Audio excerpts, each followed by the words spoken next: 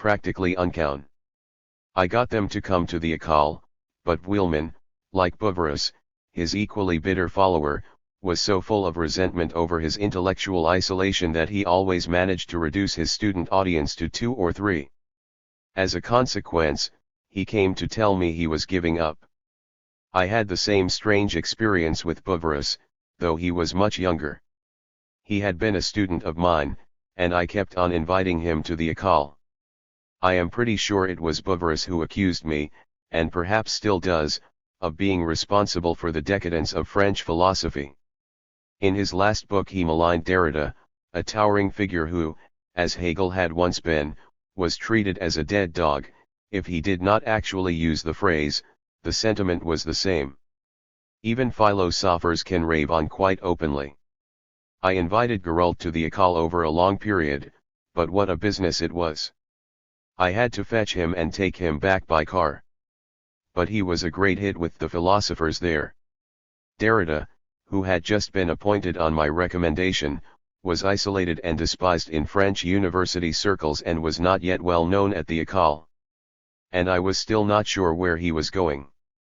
I felt I had to get involved in philosophy for political and ideological reasons and therefore accepted it as it was with the knowledge I had, a little Hegel, a lot of Descartes, not much Kant, a fair amount of Malebranche, a bit of Bachelard, Le Nouvel Esprit Scientifique, a great deal of Pascal, a little Rousseau, Spinoza, and Bergson, and my bedside book, Bruyère's Histoire de la philosophique. Naturally, I also knew a fair amount of Marx, the only one who was able to help us dispel the confusion over genres.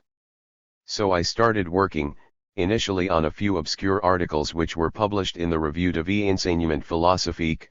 They were very heavily influenced by dialectical materialism. 182. Although I was careful to distinguish between dialectical materialism and historical materialism, without attributing any theoretical primacy to the first over the second. I also published an article on Paul Ricoeur. Then in 1962 was given the chance to contribute to La Pensée, in circumstances I have described in the preface to Pour Marx. In fact, it was due to the friendship of Marcel Cornu, who persistently stood up for me against Georges Cognat, Maurice Thorez's secretary at the time. Cognat, who edited the review, was in the habit of making cutting comments on all the articles he received with such violent exclamations as, "Bloody stupid," "idiotic," "absurd," "crazy." Try to imagine the scene when the editor came face to face with the author. Marcel quite simply threatened to resign over me, which kept Cognat in check. However, after my article Contradiction et sur Determination had appeared and been virulently attacked by Gilbert Murray in a piece on monism, inspired by Garotti who was all-powerful at the time, Cognat organized a theoretical investigation. This was held in the Henry Langevin Laboratory and presided over by Ursel, in the presence of the leading lights of La Pensée in the spheres of both politics and philosophy. Compared with the local committee, it was something of a comic performance. It went on for a month and a half and met every Saturday afternoon. Cognat did not intervene, but allowed anyone who wished to challenge me to have the floor. As usual, I outlined a few things on the blackboard and answered criticisms. After 6 weeks of this, Cognat began to smile. Basically, I was a product of the École Normale, as he was, and I realized that, even if I had not won him round, I had at least disarmed him. When the last meeting was called, after a month and a half, I simply sent a note saying, "I believe I have more or less answered you and that those responsible for theory within the party, who have a great deal on their plate, would be well advised to put an end to this investigation and deal with more urgent matters." I did not attend.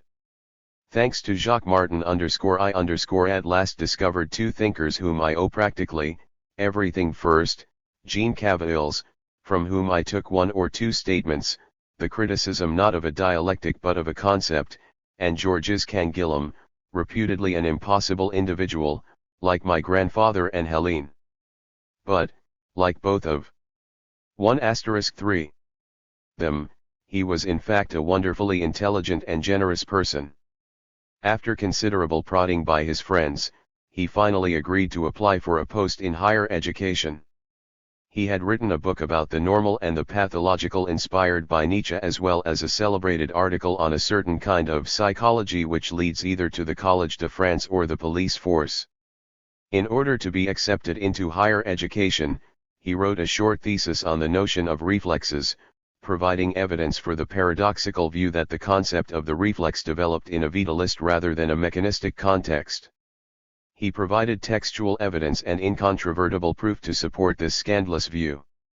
This gave me an astounding view of the consequences for the sciences of turning prevailing ideologies upside down.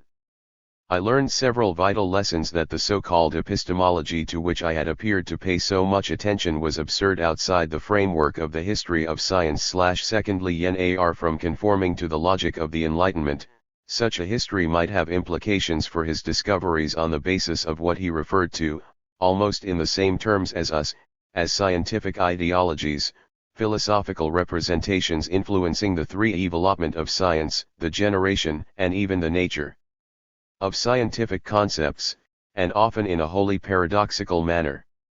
Such a crucial lesson was not lost on me. I cannot overemphasize the importance for all of us of J. Angelum's influence.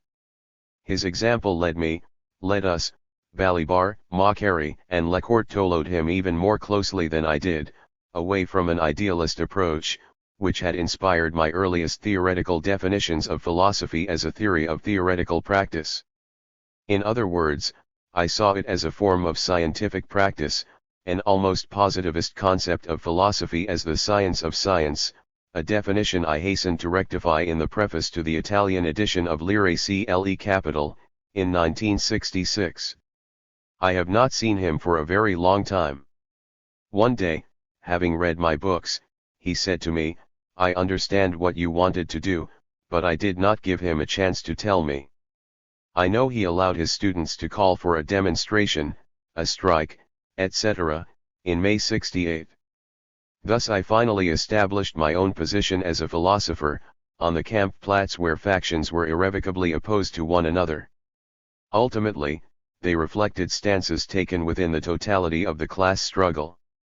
I forged my own personal philosophy, which, though not without its forebears, was very isolated when looked at in the context of French philosophy, since those who had inspired me, Cavils and Canguilhem, were either unknown or unrecognized, if not despised. When structuralism became the fashionable ideology, with the advantage of breaking with psychologism and historicism, I seemed to go along with it. For we discovered in Marx not the notion of a comminatory, of arbitrary elements, but rather that of a combination of distinct elements fitted to constitute the unity of a mode of production. Furthermore, this structural and objectivist approach meant the demise of anthropological humanism derived from Feuerbach, with which I was extremely familiar, having been the first person in France to translate and edit him, not counting the partial and very mediocre translations of Joseph Roy, who also translated Das Kapital badly. From the outset we had insisted on drawing a structural distinction between a comminatory, abstract, and a combination, concrete, which created the major problem. But did anyone acknowledge it? No one took any notice of the distinction. In structuralist circles I was everywhere accused of defending the unchanging nature of structures within the established order and the impossibility of revolutionary practice, whereas I had more than outlined a theory of conjuncture in relation to Lenin. But this was of no importance, since what they really wanted was to hold up to public ridicule an isolated individual who claimed that Marx had grounded his ideas on the rejection of a philosophical basis in man, in human nature. Marx, who had written, start not from man but from the given historical period, and society does not consist of individuals but relationships, etc. I certainly was isolated both politically and philosophically. No one, not even the party which subscribed to a self-satisfied socialist humanism, was willing to recognize that. I-85. Only theoretical anti-humanism justified genuine, practical humanism. Demagoguery, based on emotion and experience, captured the mood of the times and was reinforced, if that were possible, by equivocal leftist attitudes revealed in the enormous upheavals of '68. No one was interested in theory. Only a few individuals understood my reasons and objectives. And when the party abandoned the notion of the dictatorship of the proletariat as you might abandon a dog, nothing happened. Those against me included not only the band of philosophers who wrote books for men against Foucault and me, Michel Dufresne and others, but also all the ideologues of the party as well, who made no secret of their disapproval and who supported me only because they could not have me expelled, given my notoriety. It was a marvelous period. I had at last achieved what I wanted, to be right, alone, and against the world. Actually, I was not quite alone. I derived *som co for kil Lacan. In a sly footnote to an article for the Revue de vie enseignement philosophique, I made the point that just as Marx had rejected Homo economicus, Lacan had rejected Homo psychologies, and then drew the logical consequences. Lacan called me a few days later and we had dinner together several times. Naturally, I once again played the role of father's father, especially as he was in a bad way. I remember the extraordinary cigar he always had in his mouth and me saying to him by way of a greeting, "You roll your own." I obviously did not. In the course of conversation, he made some disparaging remarks about some of the people he was analyzing, and especially the wives whom he analyzed at the same time as their husbands.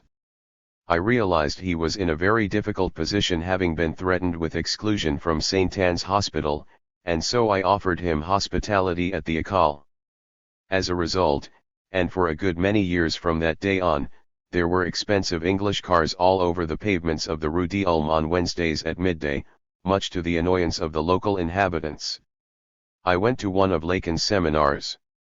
He spoke to a room full of people so thick with smoke that he was later asked to leave, because impregnated TK precious books in the library immediately above.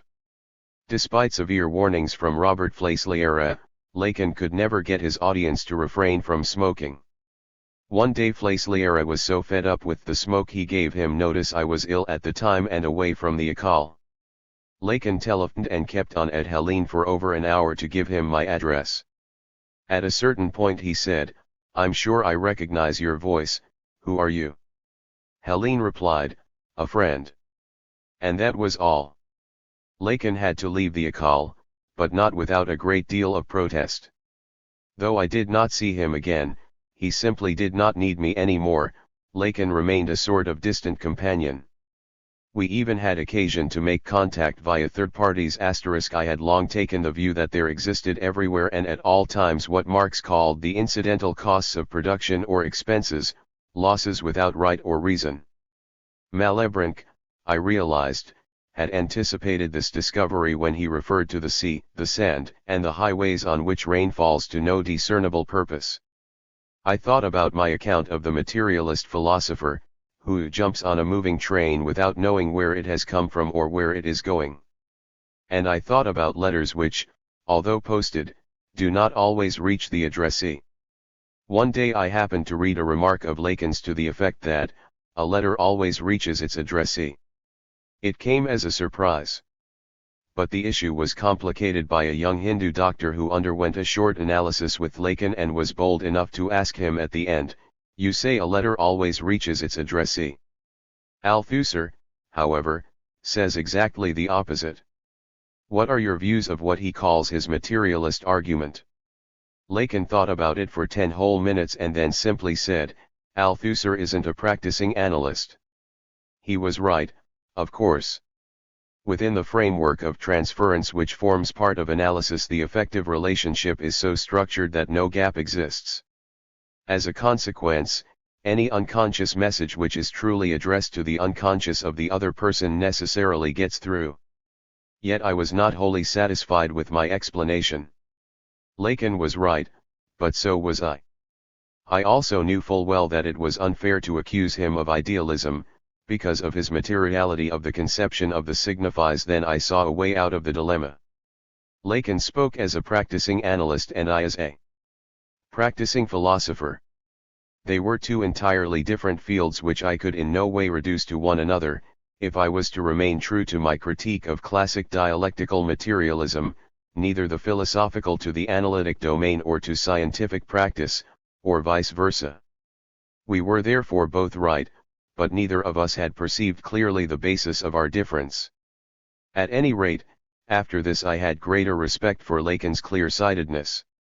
Despite the ambiguity of some of his vocabulary, empty speech, full speech in his Discours de Rome, he had sensed immediately the difference and pointed to it, without perhaps having fully reflected on it. Right at the end of his life, when he was terminally ill, our paths crossed again when he made his last public engagement at the Hotel Palm. A very close friend, whom I no longer wanted to meet because of his scandalous behavior, urged me to go with him to this meeting to give him moral support. However, he neither turned up nor sent a message. I was therefore left on my own. I went into the vast foyer though I did not have a pass, and a young woman came up to me and asked under what auspices I had been invited. I replied, "See, in the name of the Holy Spirit, otherwise called the libido." Then, slowly and ostentatiously, my pipe in my mouth, I crossed the great empty space in front of the audience, which was sitting there in silence.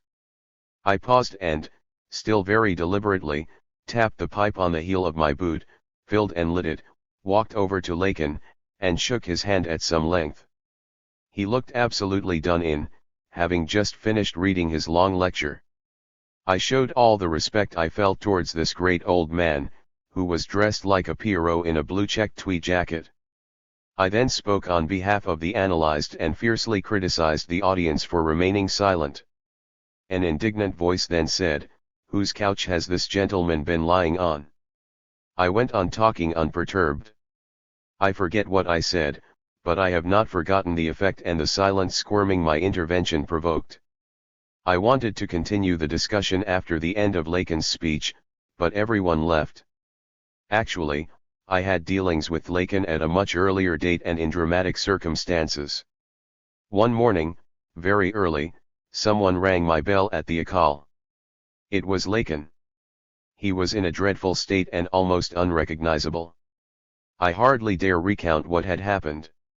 He had come to tell me of the suicide of Lucien Sebag, who was undergoing analysis with him, before I learned about it through the rumors which were incriminating him, Lacan, personally. Lacan had had to give up the analysis, as he had fallen in love with Sebag's daughter Judith. He told me he had gone round Paris explaining the situation to all those he could contact in order to put a stop to the accusations of murder and negligence on his part. He was absolutely panic-stricken and explained how he had been unable to continue Sebag's analysis once he had fallen in love with Judith. It was impossible, for technical reasons. He told me he had, nonetheless, gone on seeing Sebag every day and had even seen him the previous evening. He had assured him he would visit him at any hour of the day or night if he asked him to, and that he had an extremely fast Mercedes. However, Sebag had fired one bullet into his head at midnight and managed to finish himself off with a second around 3 in the morning. I must admit I did not know what to say to him, though I wanted to ask if he could not have had Sebag taken into hospital for his own safety. He would probably have told me that it was against the analytical rules. At all events, he said nothing about the safety angle of taking someone into hospital. He was still trembling when he left me in the early morning to continue on his rounds. I have often wondered what he would have done in my own case, had I been one of his patients. If he would have left me unsupervised. I constantly wanted to kill myself, so as not to infringe in the slightest way the rules of analysis.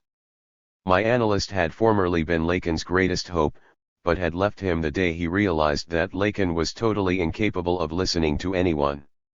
I wondered, too, what he would have done with Helene, in the context of his famous rules which neither Freud nor his followers took to be totally rigid, but simply as technical guidelines.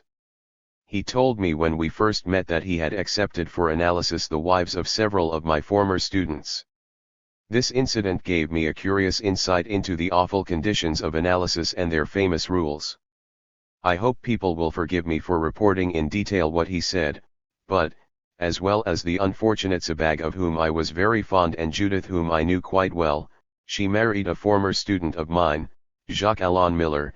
It also concerned me, de te fabula narrator. This was a tragic tale, not just for Sabag but above all for Lacan, whose principal preoccupation was his professional 189 reputation and the scandal which would rebound on him. I hope the analysts who at the time sent a petition to Le Monde, which was not published, condemning my analysts' methods will kindly take note of what I have said. Around 1974 I went to Moscow for an international conference on Hegelian philosophy. I gave my paper in the vast reception hall during the final session but did not attend anything else. I spoke about the young Marx and the underlying reasons for his development.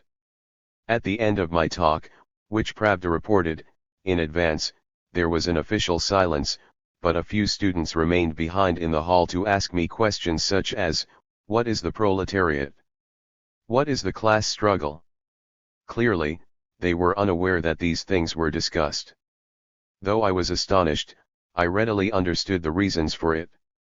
I understood because, during the 8-day conference which I did not attend, my dear friend Murab, a remarkably clever Georgian philosopher who would never have wanted to leave the Soviet Union as his friend Zinoviev had done, because here at least you see things as they really are, not dressed up, introduced me to well over 100 Soviet citizens of different backgrounds.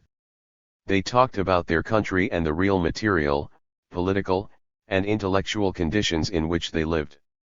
I came to understand a great many things, which were subsequently confirmed by all the serious studies of the USSR I read.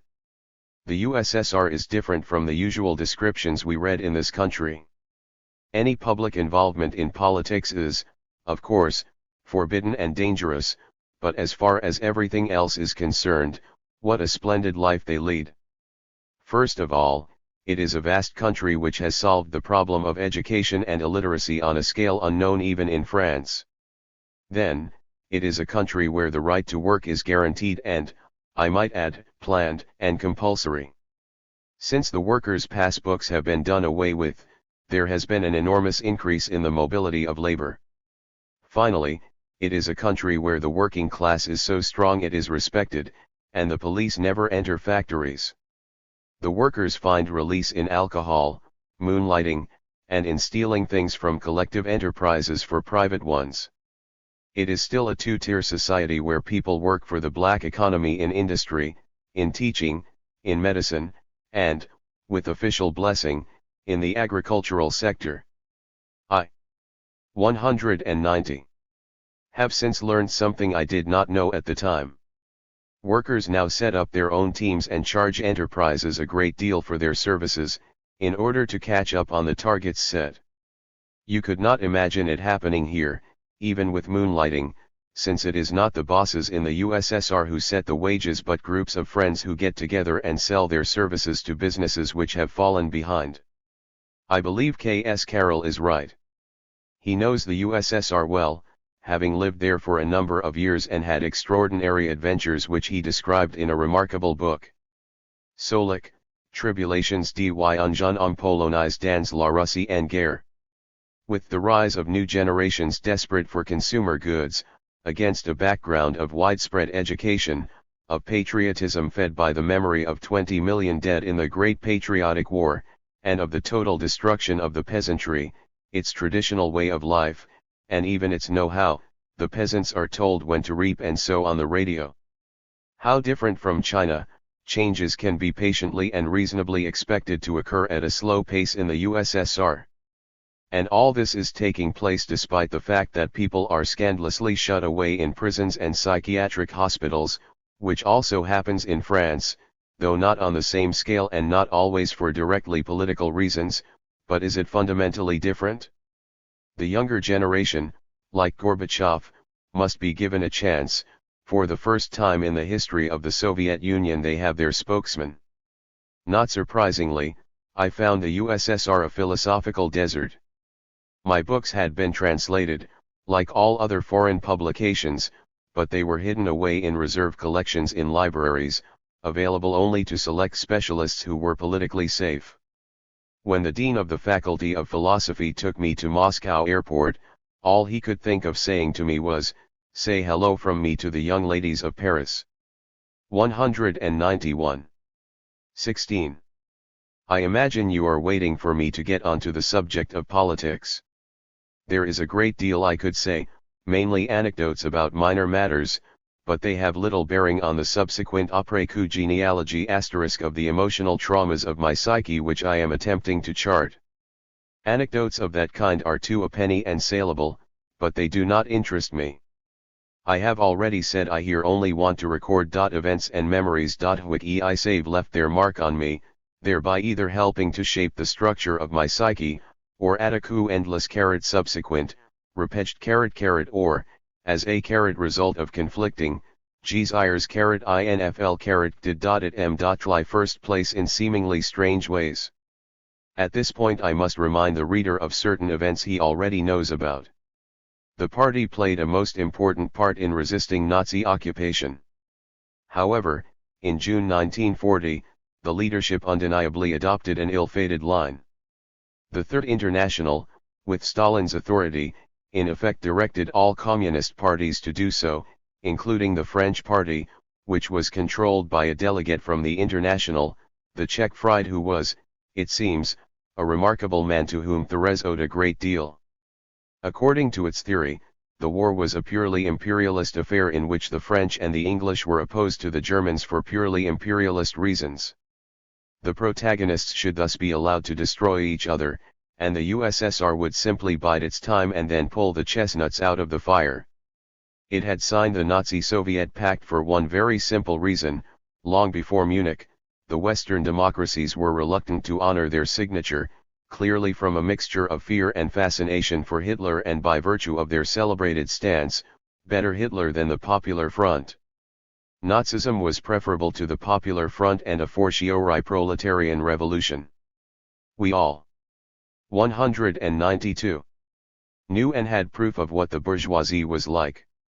The USSR had desperately sought to negotiate to achieve the agreement of the Western democracies after the first great defeat for the workers' movement, in Spain, where it had intervened on a large scale, with arms, planes, and via the international brigades. But neither Daladier nor Chamberlain had had the courage simply to respect the political and military agreements they had formally entered into. They proved as much when they openly abandoned first the Sudeten and then the rest of Czechoslovakia, though, at the time, there was nothing to prevent them from intervening, as was the case later on in fascist Poland. The case is demonstrably proven, since the facts are clear, and no serious historian would contest them. Yet despite these historical facts and the profound mistrust to which they gave rise, the USSR went on trying to establish a united front with the Western democracies against Hitler, who was becoming more and more wild in his quest for additional living space and especially the rich Ukrainian plains. He was evidently looking eastwards and therefore at territory a long way from France and England when Hitler's attack on Poland was imminent and the Polish fascist Pilsudski forbade the Red Army to cross its territory to engage the Wehrmacht. The USSR was obliged to seek a compromise with Hitler's Reich, given the circumstances and the patent historical cowardice of its Western allies. This led to the famous Nazi-Soviet pact and the inevitable division of Poland. The USSR could not allow the whole of Poland to be occupied by Hitler's troops. It was obliged to push its frontier as far as possible and if necessary retake the White Russian lands ceded to Poland at the Treaty of Versailles, which historically it was perfectly justified in doing. Thus it established a forward defensive position in the event of a German attack. Those were dramatic times for all militants belonging to the international communist movement and their allies. Some left the party, as Paul Nizan and others did in France. Not surprisingly, they were considered renegades, the word used at the time. For a long time afterwards, the party made it clear to Riert Nizan, whom Helene knew very well, and to her children, what their attitude was. Thérèse always refused to meet them. What a way to behave! Like any number of militants, Helene realized the USSR 193 could not have done otherwise faced with the threat of Hitler and the total political cowardice of the Western democracies. Indeed, What else could she have done? Those bold enough to claim there was an alternative should have the courage to tell us what it was.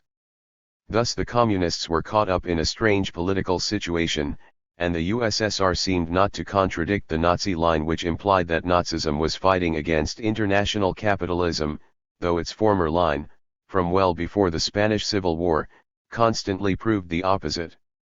For a while, the decisive factor was Stalin's unbelievable trust of Hitler. He had a deep conviction that Hitler was sincere, that he would keep his word and would not attack the Soviet Union. Helene, who had had numerous contacts and carefully sifted through documents and testimonies of the period, drew my attention to this surprising though unknown fact very early on. It was subsequently proved to be largely correct. It was also known that Stalin had considerable advance warning of the imminent Nazi attack, and this via numerous channels including Zarga and a number of Soviet spies in Japan as well as from Roosevelt himself. In addition, a German communist deserter crossed the lines at 3 in the afternoon to warn the Soviets that the German attack on the Soviet Union was to begin the very next morning. He was immediately executed. It is known, too, that Stalin ordered there should be no response to the Nazi air attacks which had gone on for many weeks, believing them to be a mistake, sick, or simply peaceful military maneuvers. All this is now well attested. What followed were the familiar catastrophes. There was total confusion in the Western parties. In France, the International had succeeded in getting Thérèse to desert, though he was fiercely opposed to it. It was, however, an order and not open to discussion. He was to spend the whole of the war in a tiny village in the Caucasus, with a radio he could not use and totally cut off, especially from France. Duclos took over the leadership of the clandestine French party.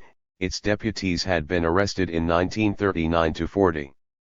Initially he defended the theory of the imperialist war without recognizing that it was simultaneously a war of liberation, a line which was only adopted at a later date. Consequently, orders were given after the defeat not only that contact should be made with the occupying German authorities. 194. So that You Humanite might be published again under the editorship of Marcel Caquin, but for something infinitely more serious. The underground leadership of the party gave firm orders to its militants in positions of responsibility, especially those who were well known to the masses, those who were union officials, political figures, mayors, etc., to appear quite openly in public and to hold meetings. It was an incredible decision which had the following consequences. Leading party militants such as Hennev, Timbaud, Michels, and others were identified and arrested by the Germans, taken to Chateaubriand, and later shot. That is how Helene's greatest friends disappeared and were massacred. At the same time, a number of militants who were no longer in touch with the party organized popular resistance in their own locality and on their own initiative, long before de Gaulle's appeal on June 18. I could mention, for example, Charles Tillon, whom Helene and I got to know very well thanks to Marcel Cornu. Not only did he organize one of the first resistance networks in the Midi, when he received orders from the clandestine leadership to follow its line of militant pacifism, but he flatly refused to obey them, and was by no means the only French communist to do so. Declared anti-communists are not interested in true facts like these. In December 1941, the International corrected its official line. The war was no longer simply an imperialist affair but a war of liberation. The whole party officially joined the resistance en masse and devoted everything to the cause. When I recall the political attacks made against the party, either at the time of the German occupation, I have a huge collection of documents illustrating this, or afterwards and even today, by people who adopted the defeatist stance of the French bourgeoisie with deep-seated, almost physical conviction, even if as individuals they remained patriotic. It gives me food for thought. And it is in this context that Mauriac's remark, "The working class alone remained faithful as a class when the country was violated," takes on its full meaning. Because the course of history is, determined NQTB_J_AE_TG Tuds auf David. The immediate post-war period, from 1945 to 1947, was marked by the consequences of these very grave events. De Gaulle was in power and there were communist ministers in the government. 195. The country had to be rebuilt and, if necessary, it was important to know how to end a strike. But the communist ministers were pushed out by the socialist Ramadier under direct pressure from the Americans, and there was a really tough struggle ahead for the party. As if by chance, this was the moment I chose to join. It was no time to shilly-sholly, given the vehemence of the anti-communist attack and the threat of war. The USSR did not yet have the atomic bomb which had killed so many people in Japan. The mass of the people had to be mobilized on the basis of the Stockholm Appeal. This was the most urgent struggle. Internal party issues were not even discussed. Having emerged victorious from the resistance, its traditions and principles reinforced, having stood the test of time, the party seemed incapable of being other than it was, for whatever reason. On the contrary, its leadership was more royalist than the king or, in other words, than Stalin, who later placed less emphasis on linguistic definitions, by fiercely and publicly defending the concept of two sciences, bourgeois and proletarian. There were countless international incidents, Berlin, Budapest, Prague, etc., before things began to change slightly even within the party, and then not much and so belatedly. It seemed not to dawn on anyone, except a few individuals like Boris Suvarin, but who listened to them, that a party based on the Leninist principles outlined in What Is to Be Done, in other words of clandestinity, which it practiced so effectively in the resistance, could or should organize itself differently once it was no longer clandestine. That is why, objectively, no form of political intervention was possible within the party other than a purely theoretical one. It was even necessary to take the existing accepted theory and direct it against the party's own use of it. And since the accepted theory no longer had anything to do with Marx, being based on very dangerous absurdities derived from the Soviet, or rather Stalinist, interpretation of dialectical materialism, the only possible course of action was to go back to Marx, to a body of political thought which was fundamentally unchallenged because it was sacred, and show that Stalinist dialectical materialism, with all its theoretical, philosophical, ideological, and political consequences, was a total aberration. That is what I attempted to do in my articles for La Pensée, subsequently brought together in Pour Marx, and, with 196. My students at the École in what became Lire, Le Capital, both of which were published, I recall, in October 1965.1 have pursued the same line of attack ever since, first at a theoretical level then in straight political terms within the party, to the extent of analyzing its incredible internal functioning, ce qui ne pent plus durer dans l'EPCF, 1978. Then came the tragedy of my life, since when I have ceased to be a card-carrying member. I am a communist without a party, Lenin. As you know, HIAYE. Y, pound IL pound 2 L S pound pound vene in politics as a philosopher and in philosophy as a politician. In fact, it would be possible to discern in my political action and experience the precise interplay of my personal fantasies, solitude, responsibility, mastery. In venturing on an enterprise of theoretical opposition within the party, I was on my own except for the help of friends who, in the early days, could be counted on the fingers of one hand. I later voiced my political opposition and became more openly critical. Certainly, my fantasy that I was in possession of the truth about the party and of the practices of its leaders led me on a number of occasions to adopt the role of father's father. I did so, for example, in laying down the law to students in 1964 in an article for La Nouvelle Critique. In other words, I allowed myself to be intimidated by the risk stemming from my attitude and by the attacks of the party leaders, who clearly understood my strategy. Nevertheless, my text, which had the strategic advantage of putting the duty of every communist towards Marxist theory above obedience to the party, quickly disgusted me and I refrained from including it in Pour Marx in 1965. Rancière failed to take the point I was making, but for numerous other readers, including for example Greek students, it was clearly of considerable political value in their situation. When Rancière vehemently criticized me in La Ligon d'Althusser, he largely based his case on this article, as if I had not excluded it from poor Marx, which is my one major complaint against him. I did so again when I demolished the unfortunate David Kaisergruber, sur une erreur politique, in 2 long articles in France Nouvelle, where I defended auxiliary teachers as the proletariat of the education service. Another example occurred in my meetings with Henry Krajewski, then the party official responsible for intellectual matters, who kept hinting. 197. What might we not be able to do, if only we were not confronted by Aragon and Garotti, who give each other support and are both supported by Thérèse. I was astonished to hear him suggest that just 2 militants could halt all the party's initiatives in the intellectual sphere, and I rebuked him for it. He did not reply.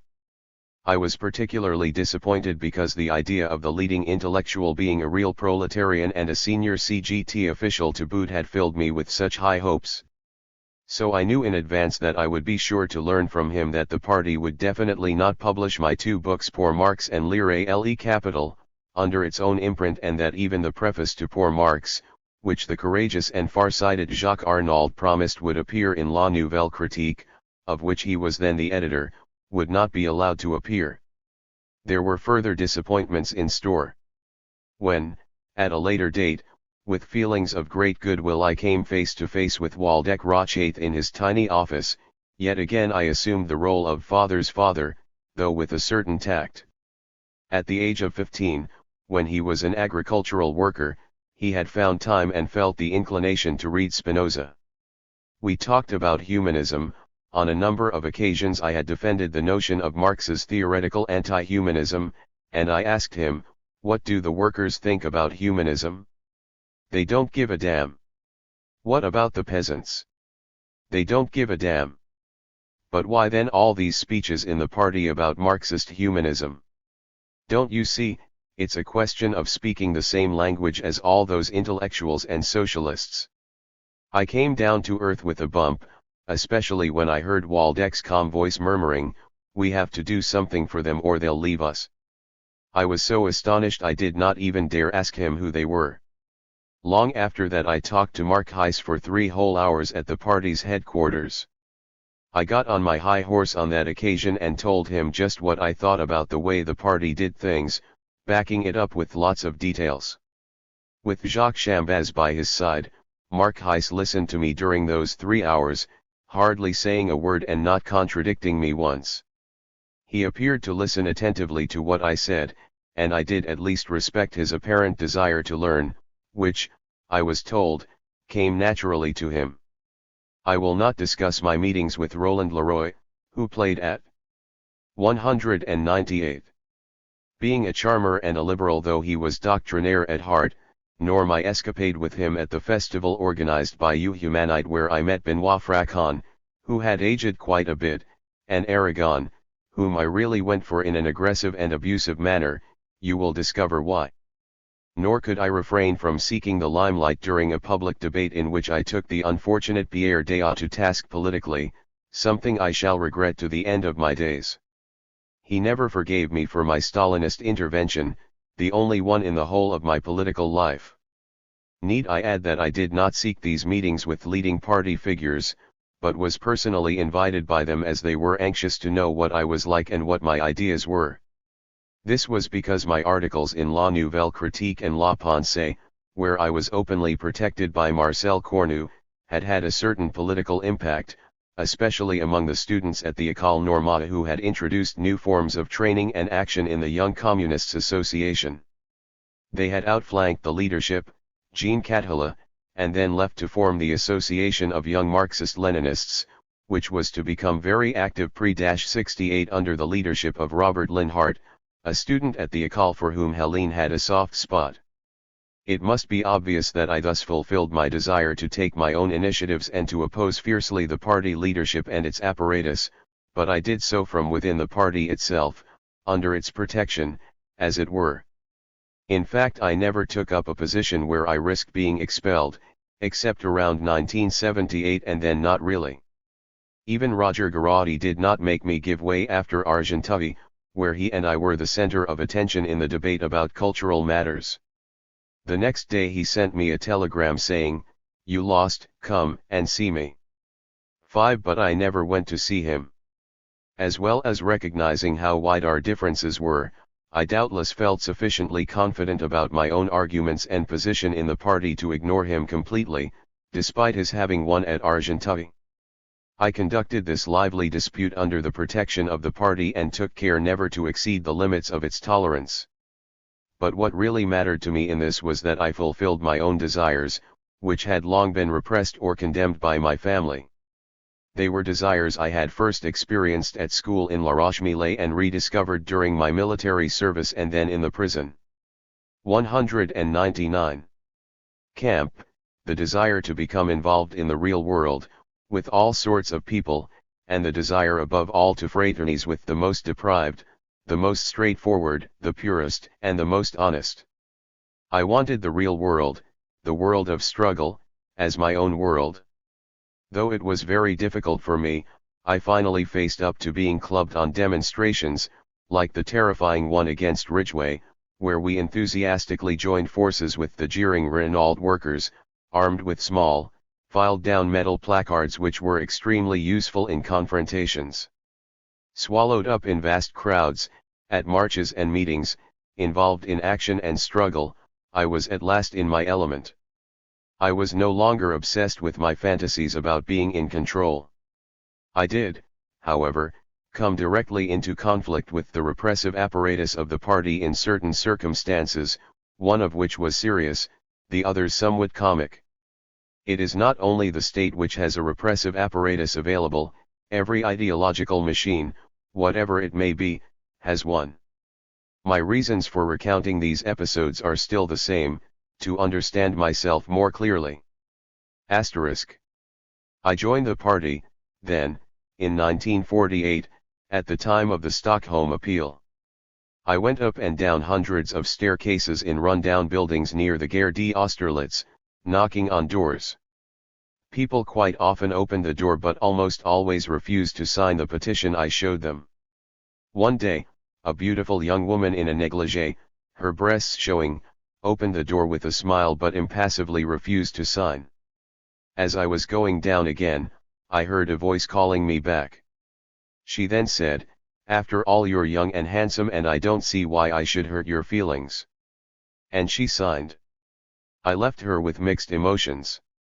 At the time I was wanting once again to save Helene from despair, from loneliness, and from being abandoned by the party, yet again, as was always the case, I did everything I could right up to and including her death. In my naivete, I was unable to understand how the party and its various organizations could possibly do without the services of such an intelligent, politically astute, and extraordinarily militant woman. As she told me we have left out a sentence at this point which provided a link in the first version of the chapter but which the author forgot to remove when he reordered his paragraphs, editor's note. 200. Had known Paul Eluard, I arranged a meeting with him which involved a great deal of scheming, without her knowing. A naked woman was asleep on a couch in the room. I addressed Eluard in the familiar tu form, as we were comrades, which he did not greatly appreciate. I passionately pleaded Helene's cause, giving him a lot of details, and asked if he could possibly intervene so that she might be allowed to join the ranks of the Thames Fran, Aces as a militant. All he said by way of reply was, "Helene is indeed a remarkable woman and I know her well, but she always needs someone to help her." That was the end of our discussion. Clearly, not all communists were like Correges. Helene ended up joining me on the local committee of the peace movement in the 5th district. Everything seemed to be going smoothly, she made friends, and I was happy for her. But one day when she was at the movement's headquarters in the Rue des Pyramids to collect some posters, she was recognized by a minor party official who had seen her in Lyon. He reported it to the leadership of the 5th District Committee and no doubt to Farge as well, and this set in motion the most odious proceedings imaginable.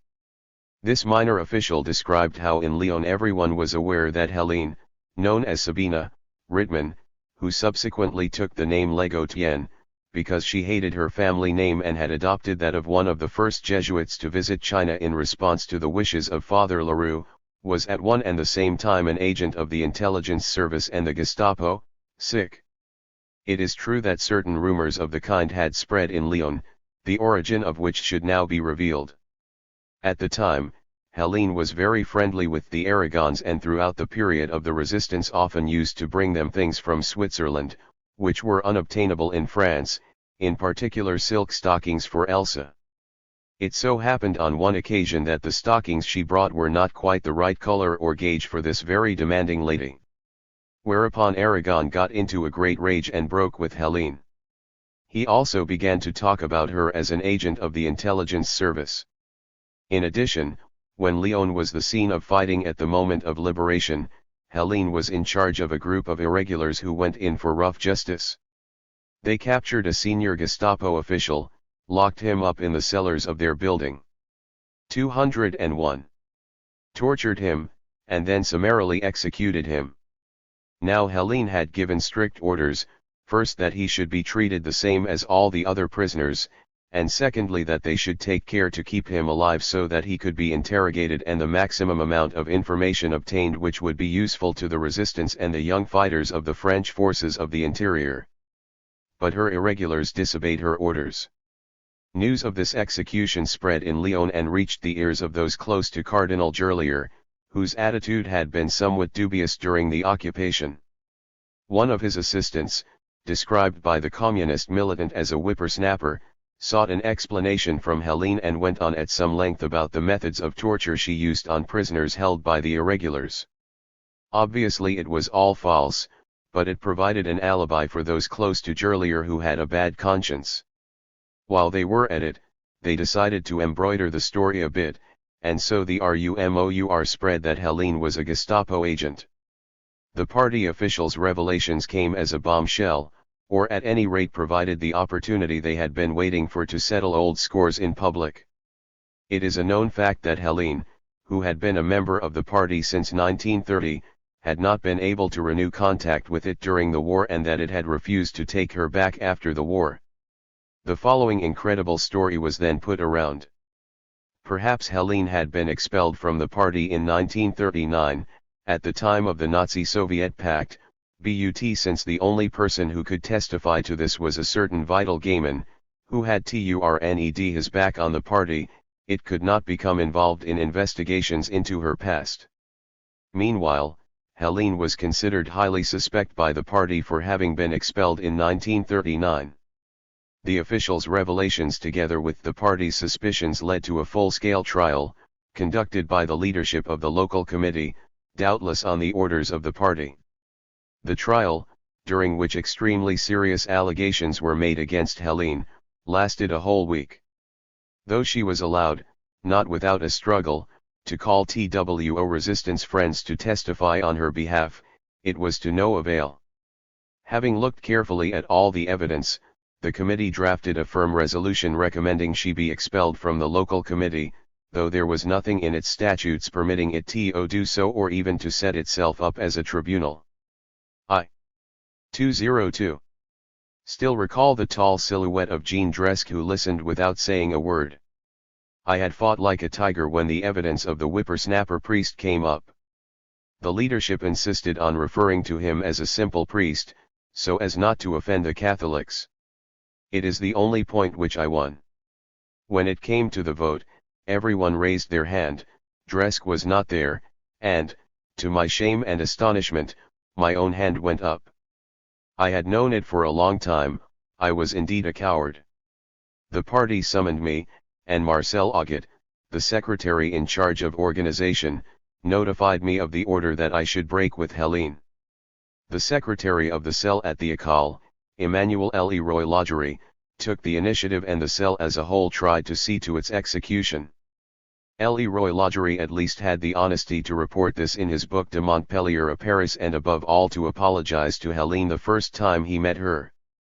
I would like to emphasize he was the only one of that rotten bunch to apologize or make the slightest gesture. The most obvious sign that we were under surveillance, however, was that everyone shunned us totally.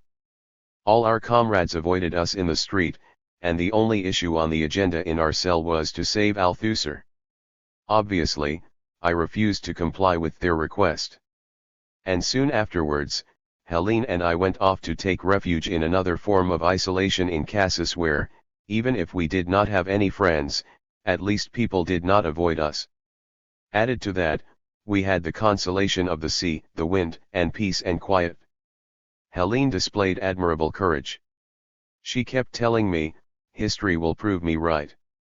All the same, we had experienced a proper Moscow-style trial in Paris, and I often thought later that, had we been in the USSR at the time, we would have ended up with a bullet in the back of the head. Not surprisingly, all this gave me an unusually realistic insight into the leadership and workings of the party. It related to another experience I had not long after I first joined.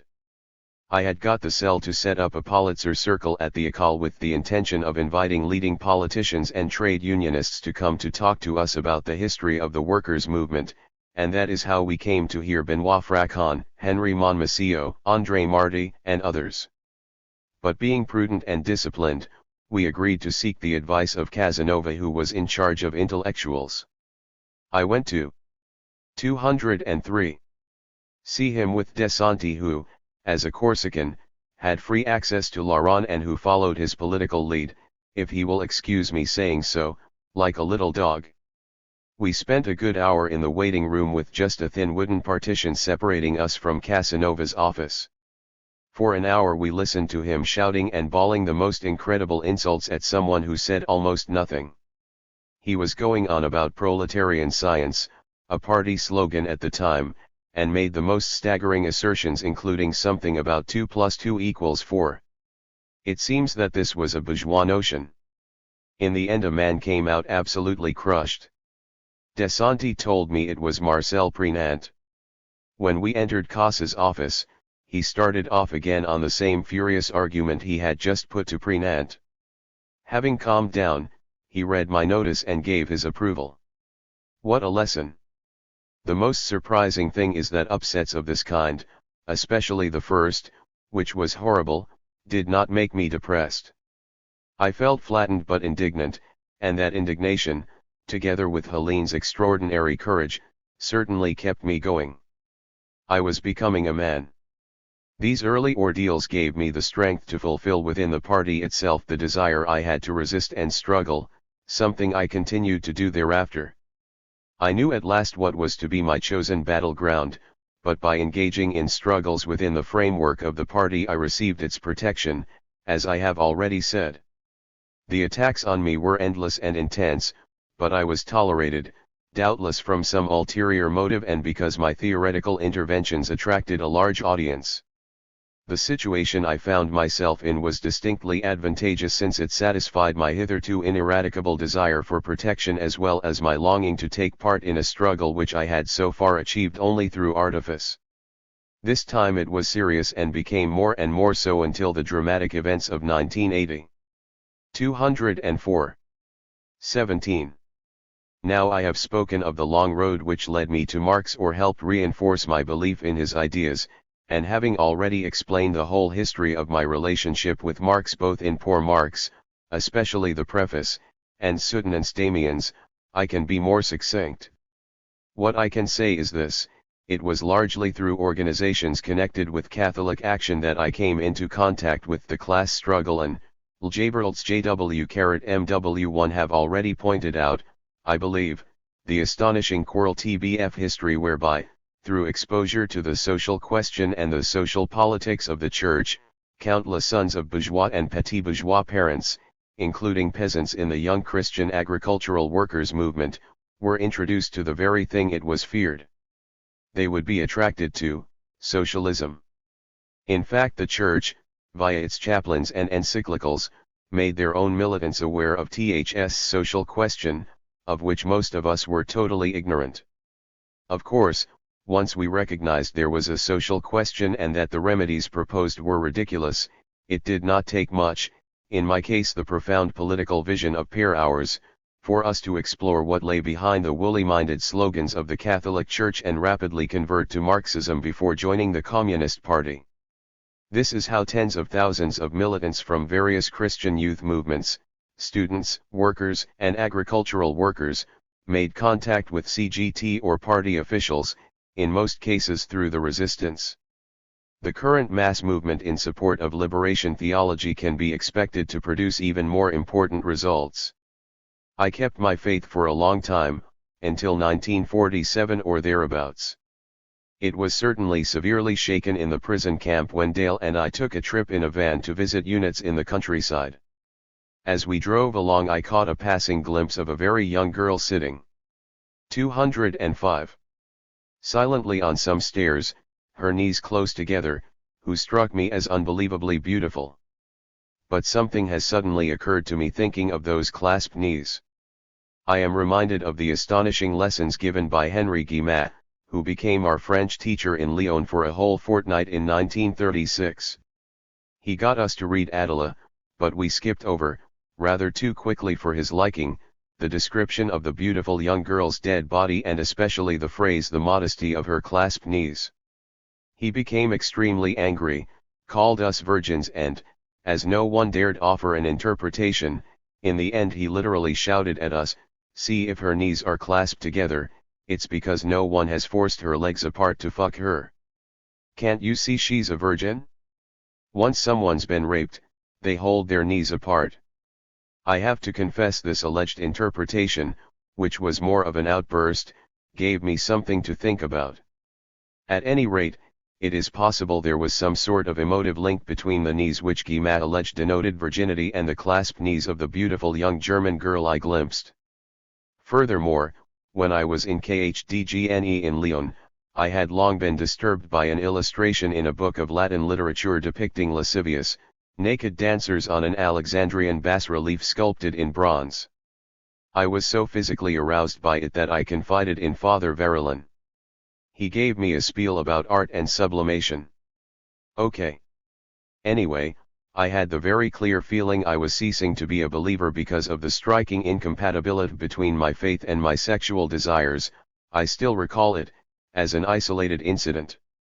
Nevertheless I remained a believer until somewhere around 1947 when, with Maurice Caving, François Ricci, and others, we set up our illegal union and fought to have it officially recognized, a situation not unconnected with my earlier problem of wanting to escape, how to get out of the camp while remaining there, but this time the situation was reversed and serious.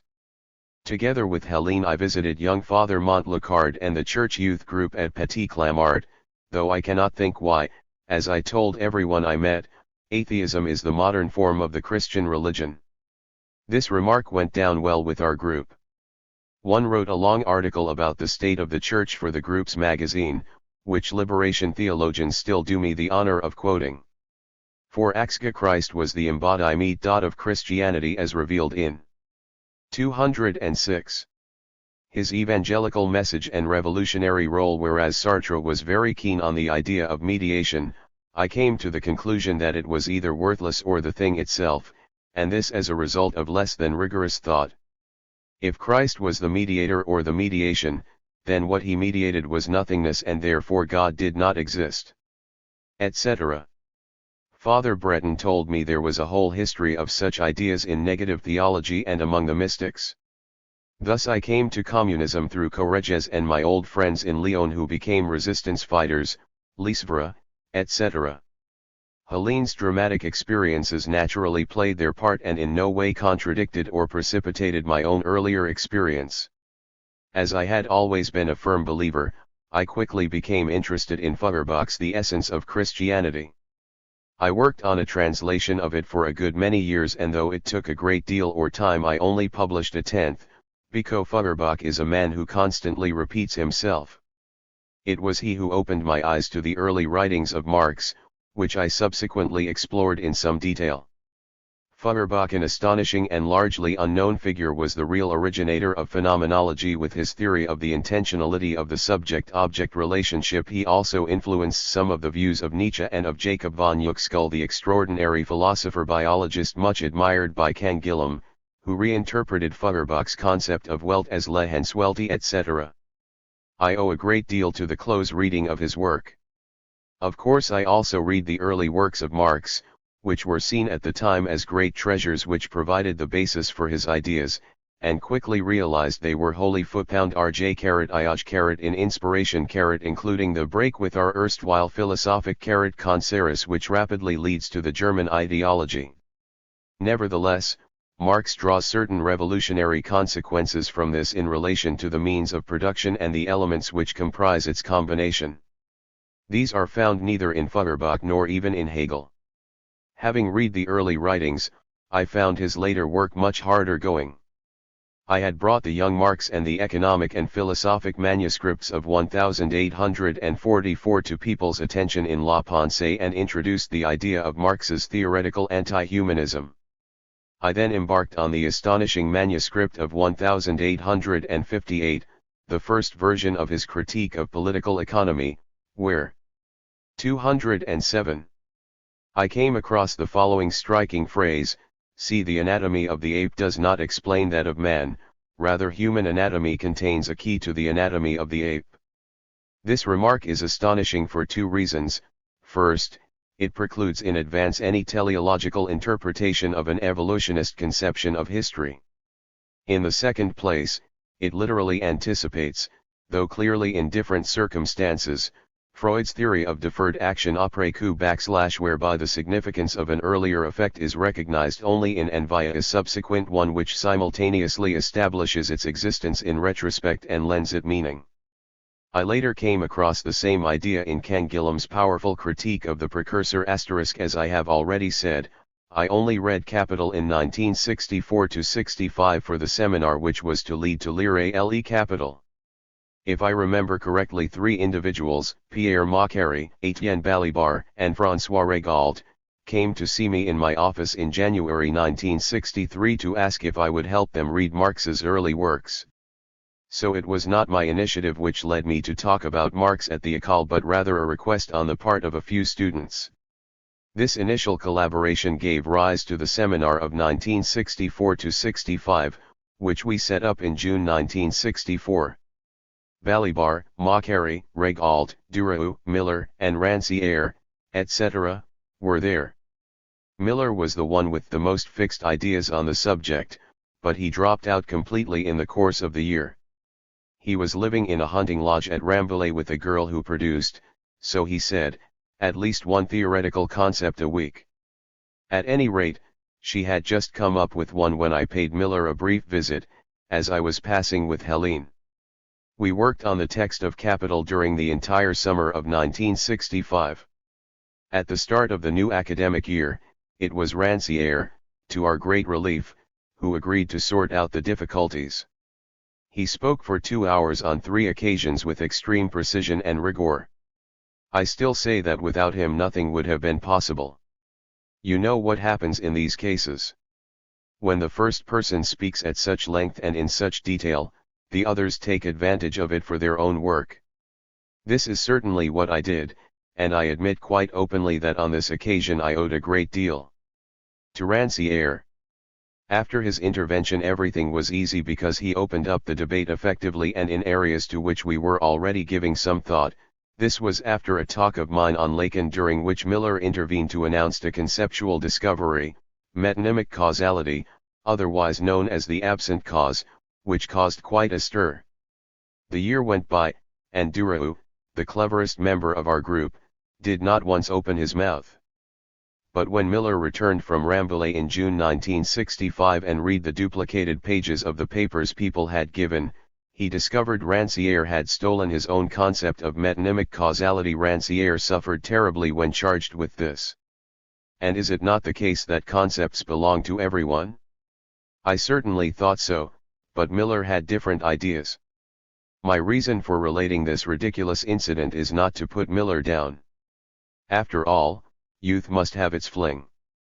Furthermore, it seems he began his magisterial course on Lacan this year by solemnly declaring, "We are not studying Lacan but being studied by him." This proves he too was capable of acknowledging someone else had invented and owned a concept. The year ended very badly. By some trick of dialectics Miller accused me rather than Rancière of having stolen his concept of metonymic causality. Happily for him, Rancière was therefore no longer implicated in this frightful business. I alluded to it in Lire Lle Capital. When I used the term metonymic causality, I referred in a footnote to the fact I had borrowed it from Miller, but I immediately changed it to structural causality, which no one else had used and was therefore my expression. What a toto! It does, however, give some idea of what that small world was like. Debray was very struck by it on his return from Bolivia, and my readers must find it astounding. I recently learned from Father Breton that the whole question of authorship has a long history. Everyone knows that in the Middle Ages, unlike today, scientific authorship was attributed to an individual such as Aristotle. Literary works, on the other hand, were not attributed. Nowadays, exactly the opposite is true. Scientists contribute anonymously to a team effort, and at most, people refer to Newton's law but usually to the law of gravity or, in the case of Einstein, to special or general relativity. Even the most modest work of literature, however, permanently bears its author's name. But Breton discovered from a colleague of his, Father 209. Chatillon, who was an extremely erudite medievalist, that in a violent controversy with the Averroist St. Thomas declared his opposition to the impersonality, in other words the anonymity, of the individual thinker, arguing very much as follows: all thought is impersonal since it is a product of the intellect as agent. But since all impersonal thought must be thought by a thinking being, it necessarily becomes the property of an individual. In law, it should therefore bear this person's name. It had not even crossed my mind that, in the Middle Ages, when, as Foucault told us at Soisy, the law of literary impersonality reigned, St. Thomas should have established under philosophical law the need for authorship, albeit in the context of his controversy with the Averroists. Nonetheless, this absurd issue of the theft of concepts touched on a point of principle which concerned me deeply and caused me great anxiety, the question of anonymity. Since in my oeuvre eyes I did not exist, you will readily understand that I sought to establish the tact ot my nonagiceld on flonimity. I used to muse over Heine's remark about a famous critic: he was known for his notoriety. I liked Foucault's critique of the wholly modern notion of the author and the fact that he personally disappeared by involving himself in militant action on behalf of those in prison, as I did within the obscurity of my party cell. I liked Foucault's profound modesty, and I know Etienne Balibar appreciated more than anything else the fierce attempt I constantly made to avoid all publicity surrounding my name. I had the reputation of being a recluse, shut away in my old flat at the École, which I scarcely ever left. And if I kept up the appearance of being a total recluse, it was in order to achieve, if I could, the anonymity I believed was my destiny and which would in addition bring me peace. And in offering this extremely personal record of my life to whoever wishes to read it, I again seek, in a somewhat paradoxical manner, a definitive state of anonymity, not the anonymity afforded by the fact I was declared unfit to plead, which was like a tombstone over me, but by publishing all there is to know about me, thus putting an end to further requests for me to be indiscreet. This time journalists and other media people will have had their fill, though you will see that they will not necessarily be satisfied. First, because they will not have done any of it for 210 themselves, and secondly because they will have nothing to add to what I have written, not even a commentary, because I have provided my own. Thus, the more philosophy I read and the more I studied Marx, the more I came to realize he had explored major doctrines elaborated by writers who preceded him, such as Epicurus, Spinoza, Hobbes, Machiavelli, partially, in actual fact, Rousseau and Hegel. Whether he did so knowingly, I am not sure. I did, however, become more and more convinced that the philosophy of Hegel and Feuerbach had served both as a basis and an epistemological obstacle to the development and even the formulation of his own concepts. Jacques Bidet offered a rigorous demonstration of this in his recent thesis Que faire du capital, published by Meridian's Klinksiak. This naturally led people to ask questions of and about Marx which he himself could not and did not raise.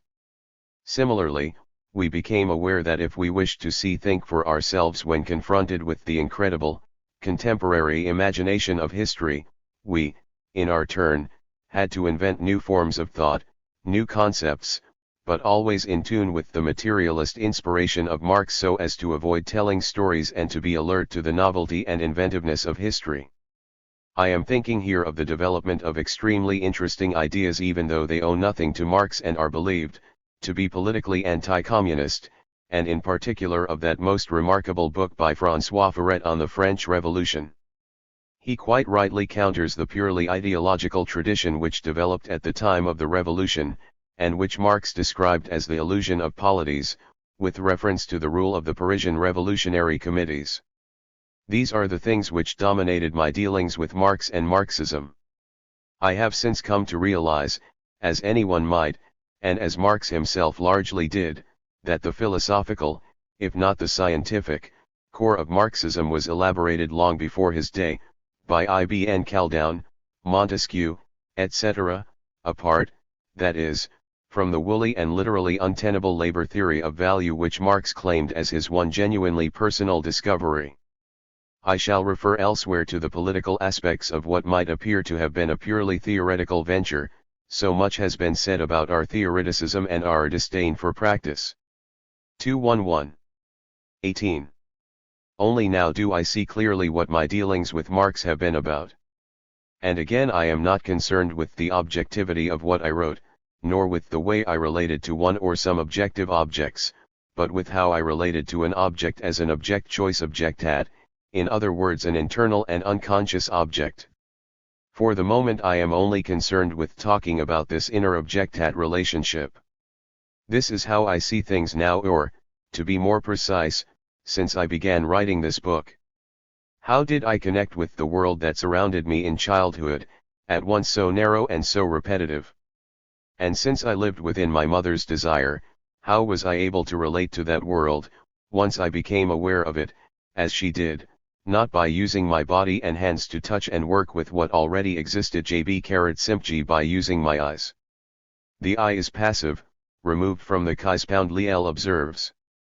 It receives an image without having to do anything, without having to approach, make contact or handle whatever it might be. My mother's phobias inducted dirty hands and dirt in general, and that is why I rather like dirt. Thus, for J.J., Jutp and Aristotle to St. Thomas and beyond, the eye is the spectacular organ par excellence. As a child I would never have felt any little girl's thing but was something of a voyeur and remained so for a long time. Distance was a feature of my life, the double distance suggested to me and imposed by my mother. In the first place, there was that distance which protected you from the intentions of others before they could touch you, theft or rape. Then there was the distance separating me from the other Louis whom my mother constantly looked to through me. I was therefore a seeing child, bodiless and bereft of touch, since all contact is physical.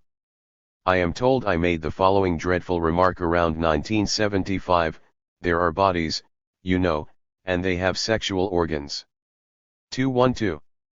As I felt I had no body, I did not even have to protect myself from physical contact with things or people, and no doubt that is why I was panic-stricken at the thought of fighting, afraid my body, or what I had of one, would be injured in those brief but violent encounters between boys, afraid its illusory wholeness could be breached. I was carried panic-stricken too about masturbating, an idea which never occurred to me before I was 27. I believe, however, my body felt a deep-seated desire to achieve its own existence. That is why I so wanted to learn to play football. It also explains my considerable skill at exercising all the different muscles in my mouth and throat, my arms and legs, speaking languages, playing football, etc. These desires were merely latent until I was fortunate enough to get to know my grandfather, first at the forestry house in the Bois de Boulogne but especially in the garden and the fields in the Morvan.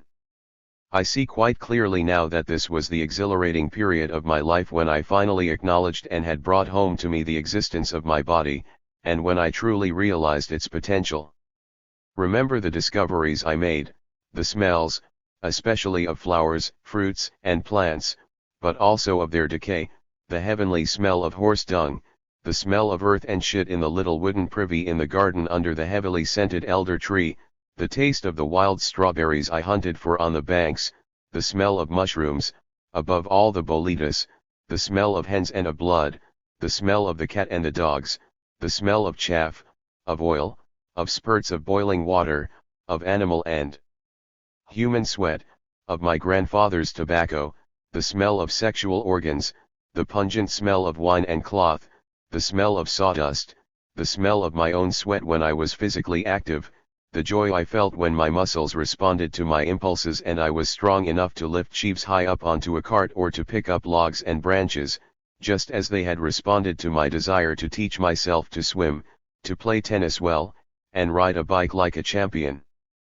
All these things I acquired in the Morvan through the active and kindly presence of my grandfather, whereas my father's violence in Algiers and Marseille filled me with fear rather than providing me with a model. That is where I began to think with my body, something which remains with me still. It was no longer a question of thinking distantly and passively by merely looking, but thinking actively. 213. With my hands, through the unbounded interplay of all my muscles and bodily sensations. When I roamed around my grandfather's field and garden or in the woods, I thought only of turning and working the soil. I was an expert at digging, of lifting potatoes, of scything wheat and barley, of parting the branches of young trees to cut them with my knife. Oh, how I loved cutting young chestnut branches for basket handles with the knife my grandfather gave me, as big and as sharp as his. How I loved cutting withies to make the framework of the basket and how I loved weaving them myself. How I loved cutting up the dry bundles of kindling with a billhook or splitting logs with an axe in the musty cellar which smelled of wine. A whole new life opened up for me, so that instead of simply looking at things speculatively from a distance I felt the thrill of physical exercise, walking in the woods, running, or going on long bicycle rides which involved exhausting climbs. As I have already said, I got the same sense of personal exhilaration from physical labor in the prisoner of war camp. It was something permanent and deep-seated which determined the course of my life and enabled me to discover my own true desire rather than my mother's. She had a holy terror of all physical contact, so obsessed was she with her own bodily purity which she defended in all sorts of ways against any encroachment which spelt danger, relying especially on her countless phobias. I felt happy at last having my own desires, happy above all in my own body and with the incontrovertible evidence of my physical existence. I had nothing in common with St. Thomas Aquinas and the theology which is still governed by the figure of speculative I, but a great deal in common with St. Thomas the Apostle who wanted to touch before he would believe. More than that, I was not content simply to believe in reality because I had touched it. I had to work it and transform it to believe not only in simple reality itself but beyond that in my own existence which I had at last achieved. When I came into contact with Marxism, I subscribed to it with my body, not simply because it represented the radical critique of all speculative illusions, but because it enabled me to establish a true relationship with plain reality, by way of that same critique of speculative illusions. It further allowed me thereafter to experience the same physical relationship within thought itself, both in 214 terms of simple contact but above all by working on social or other dimensions of reality. In Marxism and Marxist theory I discovered a system of thought which acknowledged the primacy of the bodily activity, and labor over passive, speculative consciousness, and I thought of this relationship as materialism itself.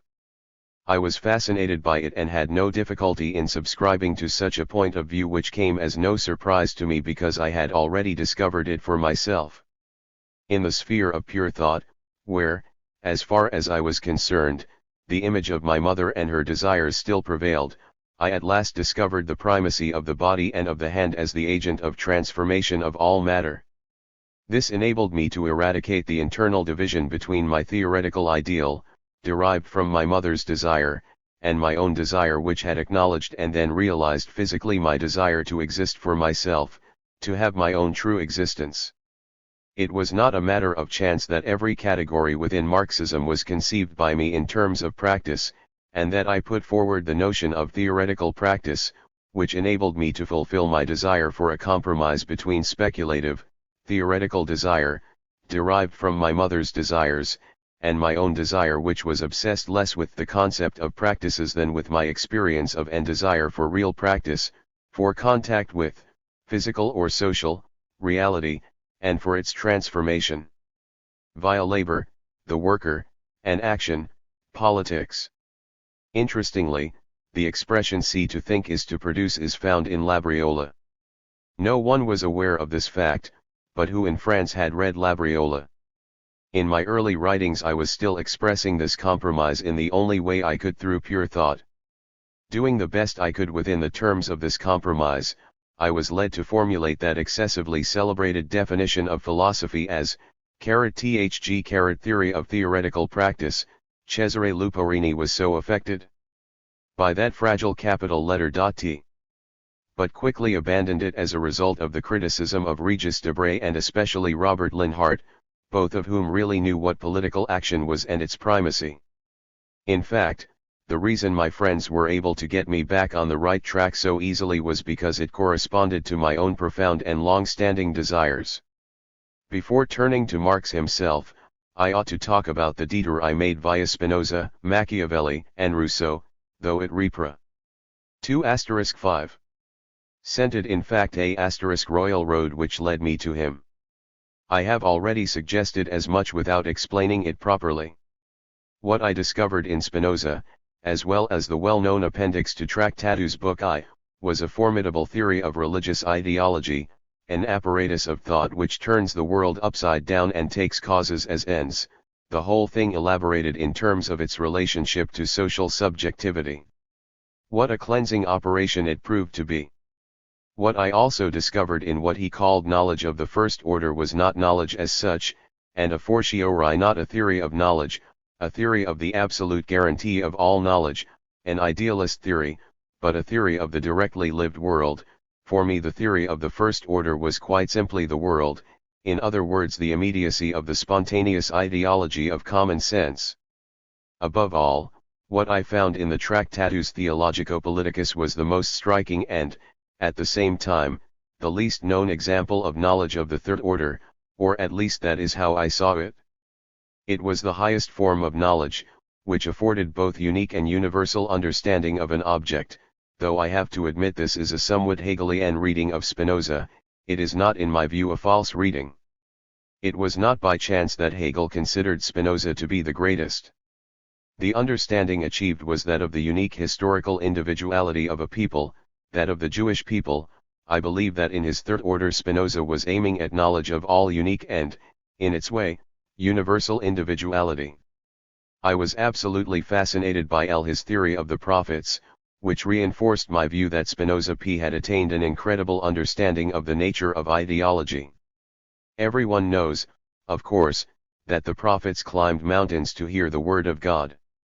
What they actually heard was the din of thunder and lightning together with a few words, which they took back, without having understood them, to the people awaiting them on the plains. The extraordinary thing is that the people themselves, with their self-consciousness and knowledge, then explained to these deaf, blind prophets the meaning of God's message. They explained it to all of them, except that idiot Daniel, who not only failed to understand what God said to him, the lot of all prophets, but even the explanation provided for him. This simply proves that ideology can, in certain cases, and maybe not 216. Urally does, remain totally impenetrable to those subjected to it. I was filled with admiration, as I was by Spinoza's conception of the relationship between the religious ideology of the Jewish people and its material existence in the temple, the priests, the sacrifices, the observances, the rituals, etc. Following his example on this point, as well as that of Pascal whom I greatly admired, I was later to insist strongly on the material existence of ideology, not only the material conditions of its existence, an idea which is found in Marx as well as in a number of earlier and later writers, but also on the materiality of its very s and ish. I had not, however, finished with Spinoza.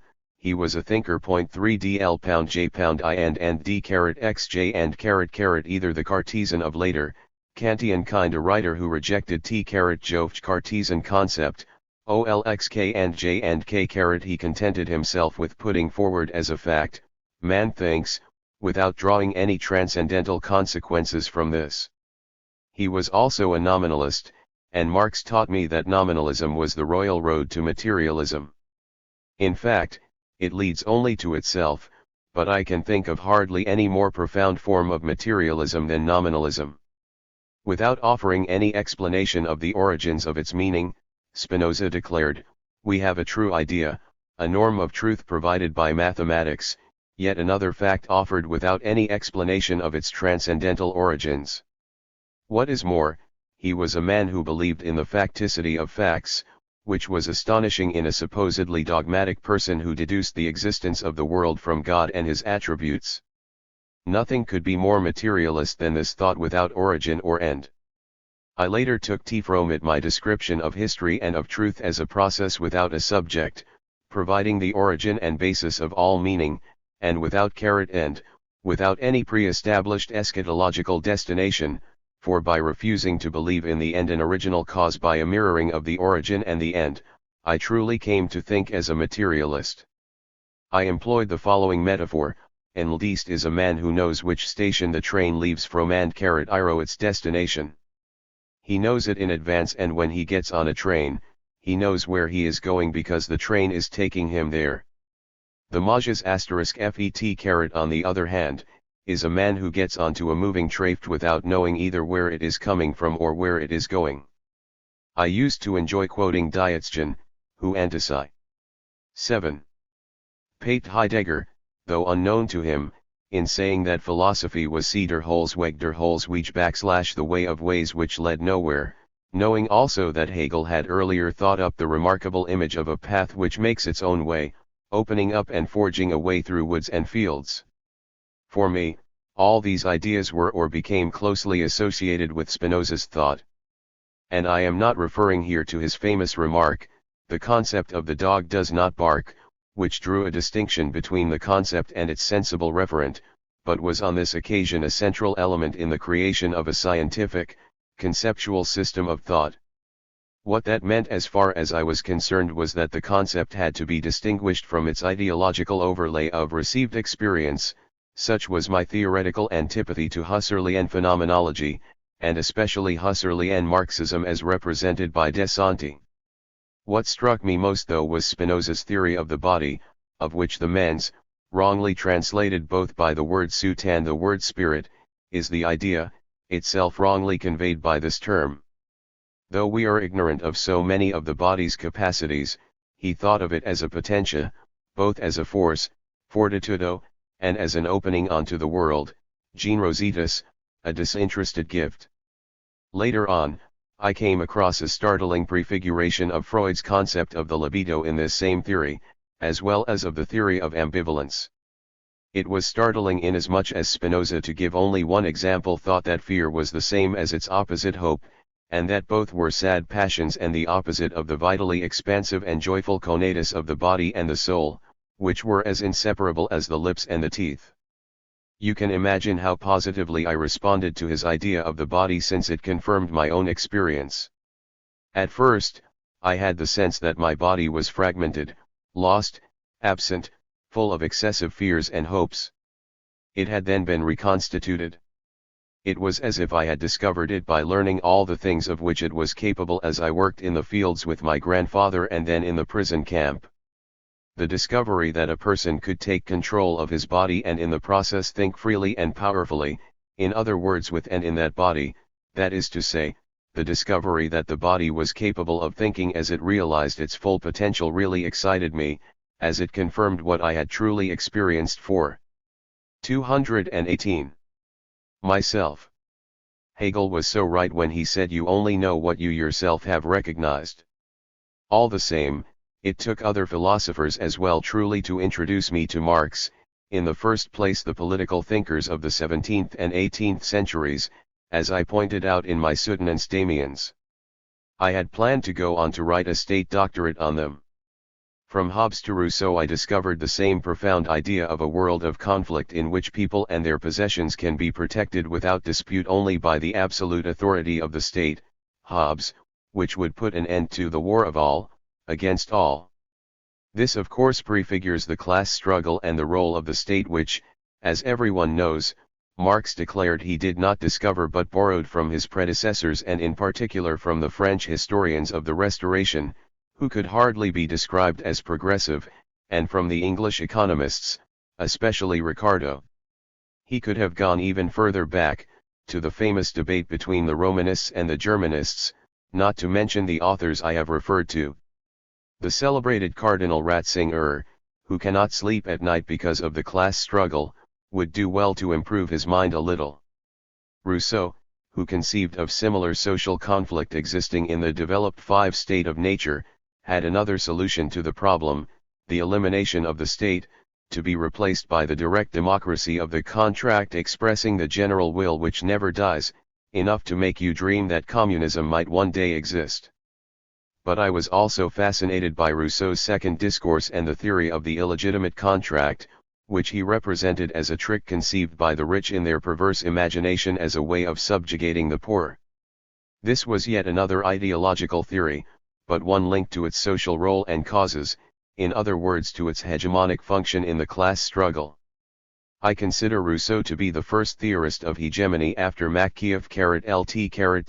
Were also his plans to reform the government or Corsica and Poland which, far from suggesting he was utopian in his thinking, showed him to be a realist who took into account the complexities and traditions of each country and respected the rhythm of time. He revealed exactly the same qualities in his remarkable theory of education, Emile, in which he insisted that the natural stages of development should be respected and never anticipated. Again. 219. It was a question of respecting the part time played in a child's development, knowing how to waste time in order to gain it.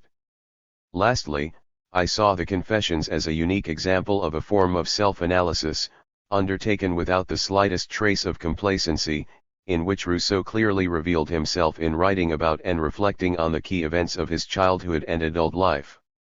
But most important of all, and for the first time in the history of literature, they dealt with sexuality and put forward a splendid theory of the sexual supplement, which Derrida interpreted brilliantly as a metaphor for castration.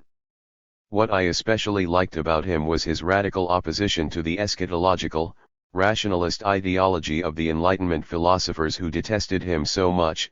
This, at least, is what he believed in his permanent state of paranoia, and believed that understanding between peoples would be improved as a consequence of intellectual reform, which was a total aberration as far as the real nature of all ideology was concerned. I found the same opposition expressed with uncompromising lucidity in the works of Marx and Freud. Another thing I liked about Rousseau was his radical independence as an individual when he came face to face with the temptations of riches and power, not to mention the immense pleasure he derived from his own self-education, which also meant a great deal to me personally. ACM-3R was a later discovery, and in my view he went a lot further than Marx on a number of issues, for example in trying to conceive the conditions and kinds of political action in its pure form, that is to say at the conceptual level. What struck me again was the radical manner in which he took account of the chance nature of every conjuncture. In addition, he revealed that what was needed, if Italian national unity was to be achieved, was for a nobody starting with nothing and from nowhere in particular, but outside the framework of an established state, to bring together the fragmented elements of a divided country, without any preconceived notion of unity which might have been formulated in terms of existing political concepts, all of which were bad. We have not yet, I believe, explored all the implications of this piece of political thinking, the first of its kind and sadly without a sequel. In short, I became a Marxist as a result of all my personal experiences, as well as the things I read and the associations I 220 made. I began to think about Marxism in my own way, though I now realize it was not exactly the way Marx himself thought. I can see that what I essentially tried to do was make Marx's theoretical texts intelligible in themselves and for us as readers, because they were often obscure and contradictory, if not deficient in respect of certain key points. I envious aware I had two driving ambitions in undertaking this task. First D most importantly, I did not want to resort to mere story-telling either about reality itself or the reality of Marx's thought. Thus I sought to distinguish between what I referred to as the ideology of his youth, and his later thought, which I believed represented nature just as it exists without any admixture, Engels. Not to indulge in storytelling still remains for me the one and only definition of materialism. Pound confi, in thinking for myself, a phrase of Kant and taken up by Marx, I tried to make Marx's thought clear and coherent to all who read him in good faith and want to understand his theory. Naturally, it meant that my exposition of Marxist theory took on its own particular form, as a result of which a good many militants and specialists had the feeling I had invented my own view of Marx and an imaginary version of Marxism, Raymond Aron, which was far removed from the real Marx. I willingly accept this, since in fact I suppressed everything which seemed incompatible with his materialist principles as well as the remaining traces of ideology, especially the apologetic categories of the dialectic, and even the dialectic itself, which seemed to me to serve only in his famous laws as an apology, justification, after the event for what had happened in the uncertain historical process, and which was used by the party leadership to justify its decisions. On this issue I have never deviated, and that is why my own version of Marxist theory, which offered a corrective of Marx's own literal thought on a number of issues, brought forth countless attacks from those who clung to the letter of what Marx had written. Yes, I accept I created a Marxist philosophy which was different from the vulgar one, but since it provided the reader with a coherent and intelligible interpretation rather than a contradictory one, I thought I had achieved my objective and appropriated Marx by restoring to him what he required, coherence and intelligibility. Moreover, it was the only possible way of breaking the orthodoxy of the disastrous Second International which had given Stalin free rein. 221. Without doubt, I opened up a new perspective to many young people at the time. It enabled them to think within the framework of my new presentation of Marx without in any way having to abandon the demands of coherence and intelligibility. It was thus possible to do both him and ourselves a service, by mastering his own thought better than he had done. He, after all, could not help being a prisoner of the theoretical constraints of his day, and of the inevitable contradictions to which they gave rise. Thus Marx became truly our contemporary, and this represented a minor intellectual revolution in the whole conception of Marxist theory. Yet it was not so much these ridiculous innovations to which our opponents took exception but the basic aim we had of distancing ourselves from the literariness of Marx in order to render his own thought intelligible. As far as they were concerned, Marx remained a basically sacred figure, even in his aberrations, the founding father who was beyond reproach. I did not care for sacred father figures and had for a long time believed that a father was simply a father, basically a rather dubious individual who found it impossible to play his role. Moreover, I had not only become accustomed to playing the role of father's father but also enjoyed doing so, and therefore I found it very easy to think for him, to have the thoughts he should have had. In addition, by basing my argument on Marx, who was after all the founding father of the Communist Party and their official source of inspiration, I acquired a peculiar position of strength. This made me difficult to attack within the party when I challenged the official interpretation of Marx which they used to justify their decisions, in other words what was effectively the party line. What I did in fact was simply to appeal to Marx's thought against various aberrant interpretations, and especially the Soviet ones which served as a source of inspiration to the party. Even Lucien Sévé, who had a very good mind, drew on them for his own ideas and trotted out unlikely, untenable, and outdated formulations on several topics including ontology, the theory of knowledge, the laws of the dialectic as a kind of movement, which was the unique attribute of matter. He did not spare me his criticisms and, as I never took the trouble to reply to what he said, he concluded from my silence that I had no objections to make.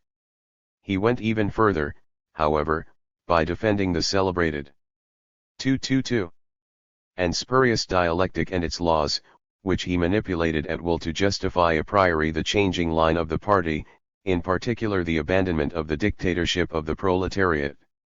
As André Tezel recently showed in an essay on the ideas of Gramsci and the Italians, he continued, without realizing it, to think within the unchanging framework of dialectical materialism, giving primacy to that dreadful term dialectical materialism 5 over all science. At a time when the leading hair-splitting philosophy, as Marx described the decomposition of Hegelian philosophy, considers Marxism dead and buried, when the craziest ideas based on the most implausible eclecticism and feeble-minded theory are in fashion, under the pretext of so-called postmodernism, in which, yet again, matter has disappeared, giving way to the immateriality of communication, the latest theoretical concoction which not surprisingly justifies itself on the basis of the impressive evidence of the new technology. I remain profoundly loyal to the materialism which inspired Marx, though without accepting it word for word, which I have never done. I am an optimist, believing that Marxist thought will survive through thick and thin even if it assumes different forms, which is inevitable in a world undergoing profound change. It will survive for another powerful reason: the feebleness of current theoretical thinking is such that the mere reappearance of those elementary but necessary ingredients of authentic thought, rigor, coherence, and clarity, will, at a certain point, contrast so markedly with prevailing intellectual attitudes that all those who are bewildered by what has happened are bound to be struck by them. That is why, for example, I appreciate the trouble taken by Regis Debray to remind those who wish to pass judgment, of such elementary facts as these, that the period of the Gulag, at least on a massive and dramatic scale, is over in the USSR, that the USSR has more important things to do than think about attacking the West. Admittedly, Debray does not go very far, but by simply reminding people of certain obvious facts in the face of the powerful, prevailing ideology, he performs, what Foucault was fond of calling, a cleansing operation. And what exactly is a cleansing operation? It involves a critical reduction in the layer of ideological notions which are simply taken as given, thus allowing contact with reality without extraneous additions. It is, I concede, a 223 simple and limited operation, but a truly materialist one. My firm belief that we shall emerge from the present intellectual desert is due to the fact that Debray's exceptional and courageous reminder of the true situation, at a time when the best minds are deadened by the prevailing mood of intellectual nullity, may have multiple consequences. When, in a void such as this, someone has the courage to speak out, his voice is heard. I have, I believe, made it clear I was not sectarian, and it matters little to me whether ideas claim or are believed to be right-wing. I shall always find them interesting, unless they are a lot of hot air, so long as they break through the stifling layer of ideology and bring me face to face with stark reality, as if I were making actual physical contact with it, yet another modality of the existence of the body. This is why, in my view, Marxists are, thankfully, far from being the only ones striving nowadays to discover and tell the truth about reality. Without realizing how close they are to the Marxists, many honest people, with real practical experience and conscious of the primacy of practical experience over mere consciousness, are already following them in their quest for the truth. Knowing this, and taking into account differences of style, temperament, and politics, there is reasonable cause for hope. I am not sure whether humanity will ever experience communism, Marx's eschatological view of things. All I know is this: the inevitable transition phase of socialism that Marx spoke about is a load of crap, as I pointed out in 1978 in Spain and Italy to audiences who were disconcerted by the vehemence of my remarks. In those situations, too, I told a story. Socialism, I said, was like a very wide river that was very dangerous to cross. Soon we would have an enormous sand barge, in the form of political and union organizations, which would hold everyone. But in order to negotiate the eddies, we would need a helmsman, namely state power in the hands of revolutionaries. Class domination by the proletariat over all the hired oarsmen in the galleys was a further requirement. Wages still exist, as does private interest, otherwise domination by the proletariat would be finished. The huge ship would then be launched, but the oarsmen would have to be watched during the entire voyage and strict obedience demanded of them. If they failed in their task, they would be replaced at the appropriate time and even punished. If, however, they succeeded. 224. In crossing this vast river of shit, then on the horizon would be the shore with sunshine and soft spring breezes. Everyone would disembark, there would no longer be strife between individuals and interest groups, as relationships would no longer be those of the marketplace. Instead, there would be fruit and flowers in profusion for everyone to gather and enjoy. It would be a time for Spinoza's joyful passions and Beethoven's Ode to Joy. I went on to claim that oases of communism already exist, in the interstices of our society. Interstices was the word Marx used to describe the early groups of merchants in the ancient world, copying Epicurus's idea of gods on the earth, poundy on the market do not prevail. I believe the only possible definition or communism, it one day it were to exist in the world, is the absence of relation based on the market, that is to say of exploitative class relations and the domination of the state. In saying this, I believe I am being true to Marx's own thought. What is more, I am sure that there already exist in the world today very many groups of people whose human relationships are not based at all on market forces. But how can these interstices of communism be spread to the whole world? No one can foresee that, and it will certainly not come about on the basis of the Soviet model. Will it be through the seizure of state power? Of course, but this would lead to socialism, and state socialism at that, necessarily, which is a load of crap. Will it be through the withering away of the state? Of course, but in a capitalist imperialist world which appears more solidly based than ever, thus rendering the seizure of state power precarious if not illusory, how can one envisage the withering away of the state actually taking place? It certainly will not be through Gastendorfer's form of decentralization, nor as a result of the idiotic slogans of Reaganite neoliberals or those who model themselves on Chirac. They will simply rid us of the state, which is essential if we are to control the hegemony of international bourgeois capitalism. If there is hope, it comes from mass movements, which I always considered more important than their political organizations, thanks to Helene, among others. Certainly, when you look around the world you see mass movements developing which were unknown and not envisaged by Marx, in Latin America, for example, and even within a traditionally reactionary church in the form of Z*5. Liberation theology, or with the Greens in Germany, or in Holland where they refused to welcome the Pope as he might have wished. But these movements perhaps risk coming under the control of organizations which they cannot do without, but which appear not yet to have worked out an adequate form of coordination which avoids hierarchical domination, trapped as they are in a tradition which relies on existing Marxist socialist models. In this respect I am not optimistic, but I cling to the statement of Marx: at all events, history is more imaginative than we are, and anyway we are reduced to thinking for ourselves. But I do not subscribe to the dictum of Searle, taken up by Gramsci, that what we need is scepticism of the intellect together with optimism of the will. I do not believe in voluntarism in history. Jail belie, rather, in intellectual lucidity and in the superiority of mass movements over the intellect.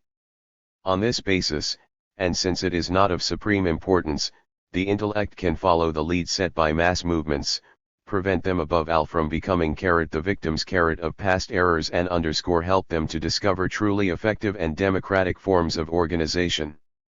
If in spite of everything we still entertain hope of helping to inflect the course of history, it will be along these lines and these lines only. At any rate it will not come about as a result of the eschatological visions of a religious ideology with which we are all utterly bored, but we have now reached politics proper.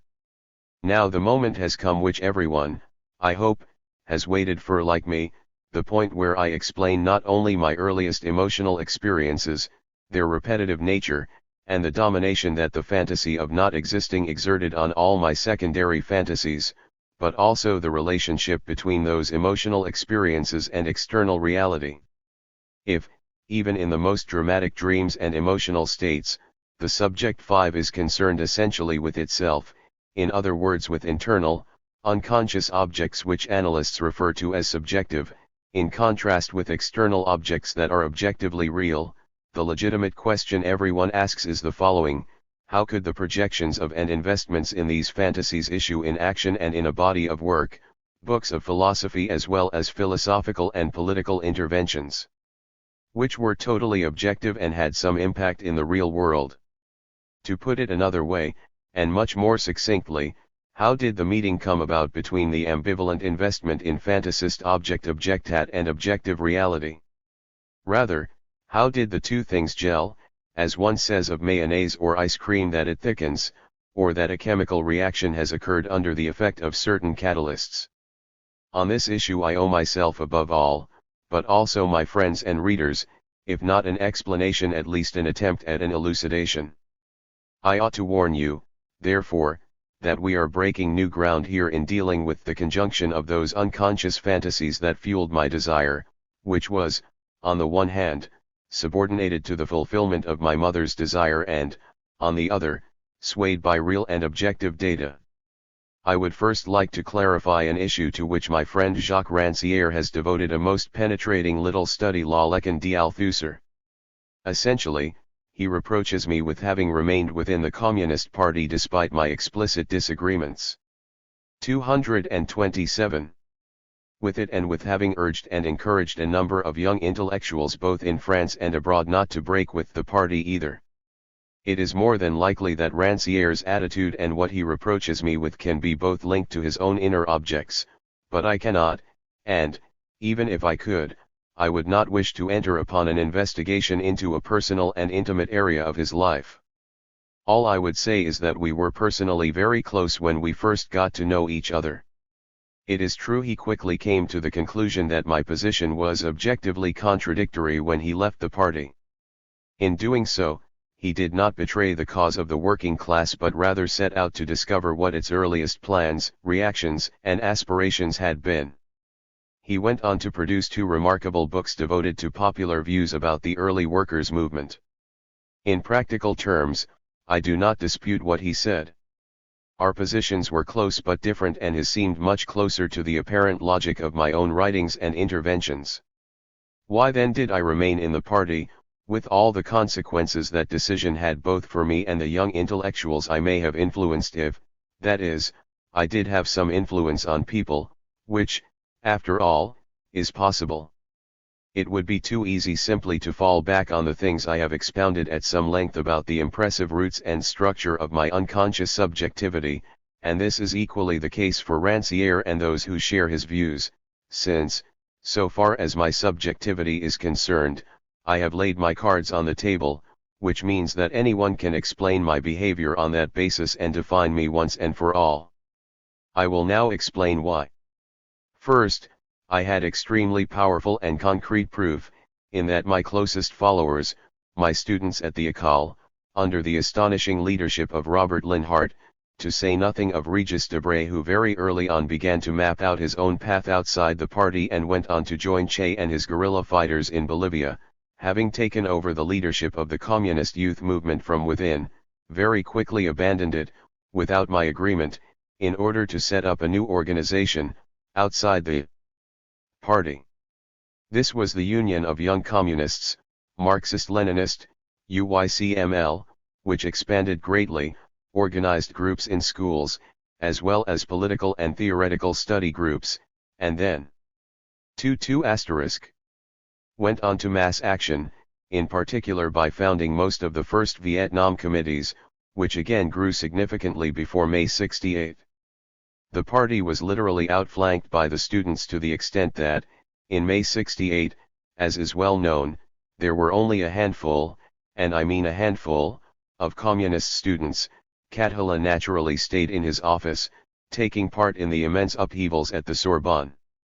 The young members of the UJCM1 were not there either. Why? Because they had adopted an apparently rigorous line which was to prove their downfall. They had gone to the factory gates in an attempt to create a unified movement of students and workers. However, it was not the job of extreme left-wing students to go to ask workers to join in the student insurrection in the Latin Quarter, but rather that of party militants. This was the fundamental error made by Linhart and his friends. Apart from a few rare exceptions, workers did not go to the Sorbonne because the party, which alone had the authority, did not call on them to do so. Such a call might have been appropriate had the party not thoroughly mistrusted the leftist revolt of the student masses, but rather seized the opportunity, the chance as Machiavelli describes it, to initiate and sustain with all its power and organizational might, above all that of the CGT, which had remained faithful since the split of 1948, a strong mass movement capable of attracting not just the working class but large sections of the petite bourgeoisie too, which would have had the strength and the resolve to open the way objectively to a seizure of power and to a revolutionary politics. Is it generally known that Lenin wrote, with reference to the Dreyfus affair, which never gave rise to mass uprisings or to the building of barricades, that the unrest at the time could have produced a real revolution in France if the Workers' Party had not remained aloof from what was happening? In his blind obsession with the notion of class against class, Guesde believed that the Dreyfus affair was a purely bourgeois affair which had nothing to do with the class struggle of the workers. It is true that in 1968 only Paris was really involved in what was happening, the provinces to a lesser extent. Is it possible to create a revolution in the capital alone, of 6 million inhabitants, in a country with a population of over 60 million? Yet, in May and June 1968, a lot of workers in a lot of factories, 229, believed that revolution was possible, expected it, and were simply waiting for the party to give its orders in order to bring it about. Everyone knows what happened. The party, which, as usual, utterly failed to grasp what was happening and was also terrified by the mass movements which it claimed were controlled by leftists, and whose fault was that, did everything it could in the very violent battles taking place to prevent a coming together of the student battalions and the fervent masses of workers who were conducting the longest strike action ever in world history. The party even went so far as to organize separate marches. Furthermore, it organized the defeat of this mass movement by forcing the CGT. In fact, given the organic links between the two bodies, force was scarcely necessary, to sit down in order to negotiate a peaceful economic settlement and, when the Renault workers declined the offer, to postpone it for a while. They also refused all contact with Mendez at Charletti. When Gaullist authority had all but disappeared, ministers had abandoned their ministries, the bourgeois were leaving the cities and going abroad, taking their money with them. I will give just one example. The French were unable to change their francs into lire, because the Italians would no longer take francs, as they were worthless.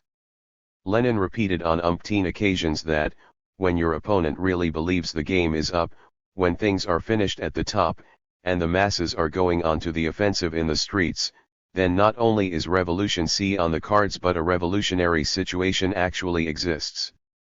Out of fear of the masses and fear of losing control, reflecting its permanent obsession with the primacy of organization over popular movements, the party did all it could to break the popular movement and channel it into straightforward economic negotiations.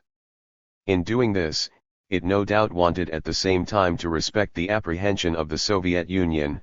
It did not need to be given explicit orders, which, as part of its global strategy, preferred the conservative security represented by de Gaulle to the unpredictable nature of a mass revolutionary movement.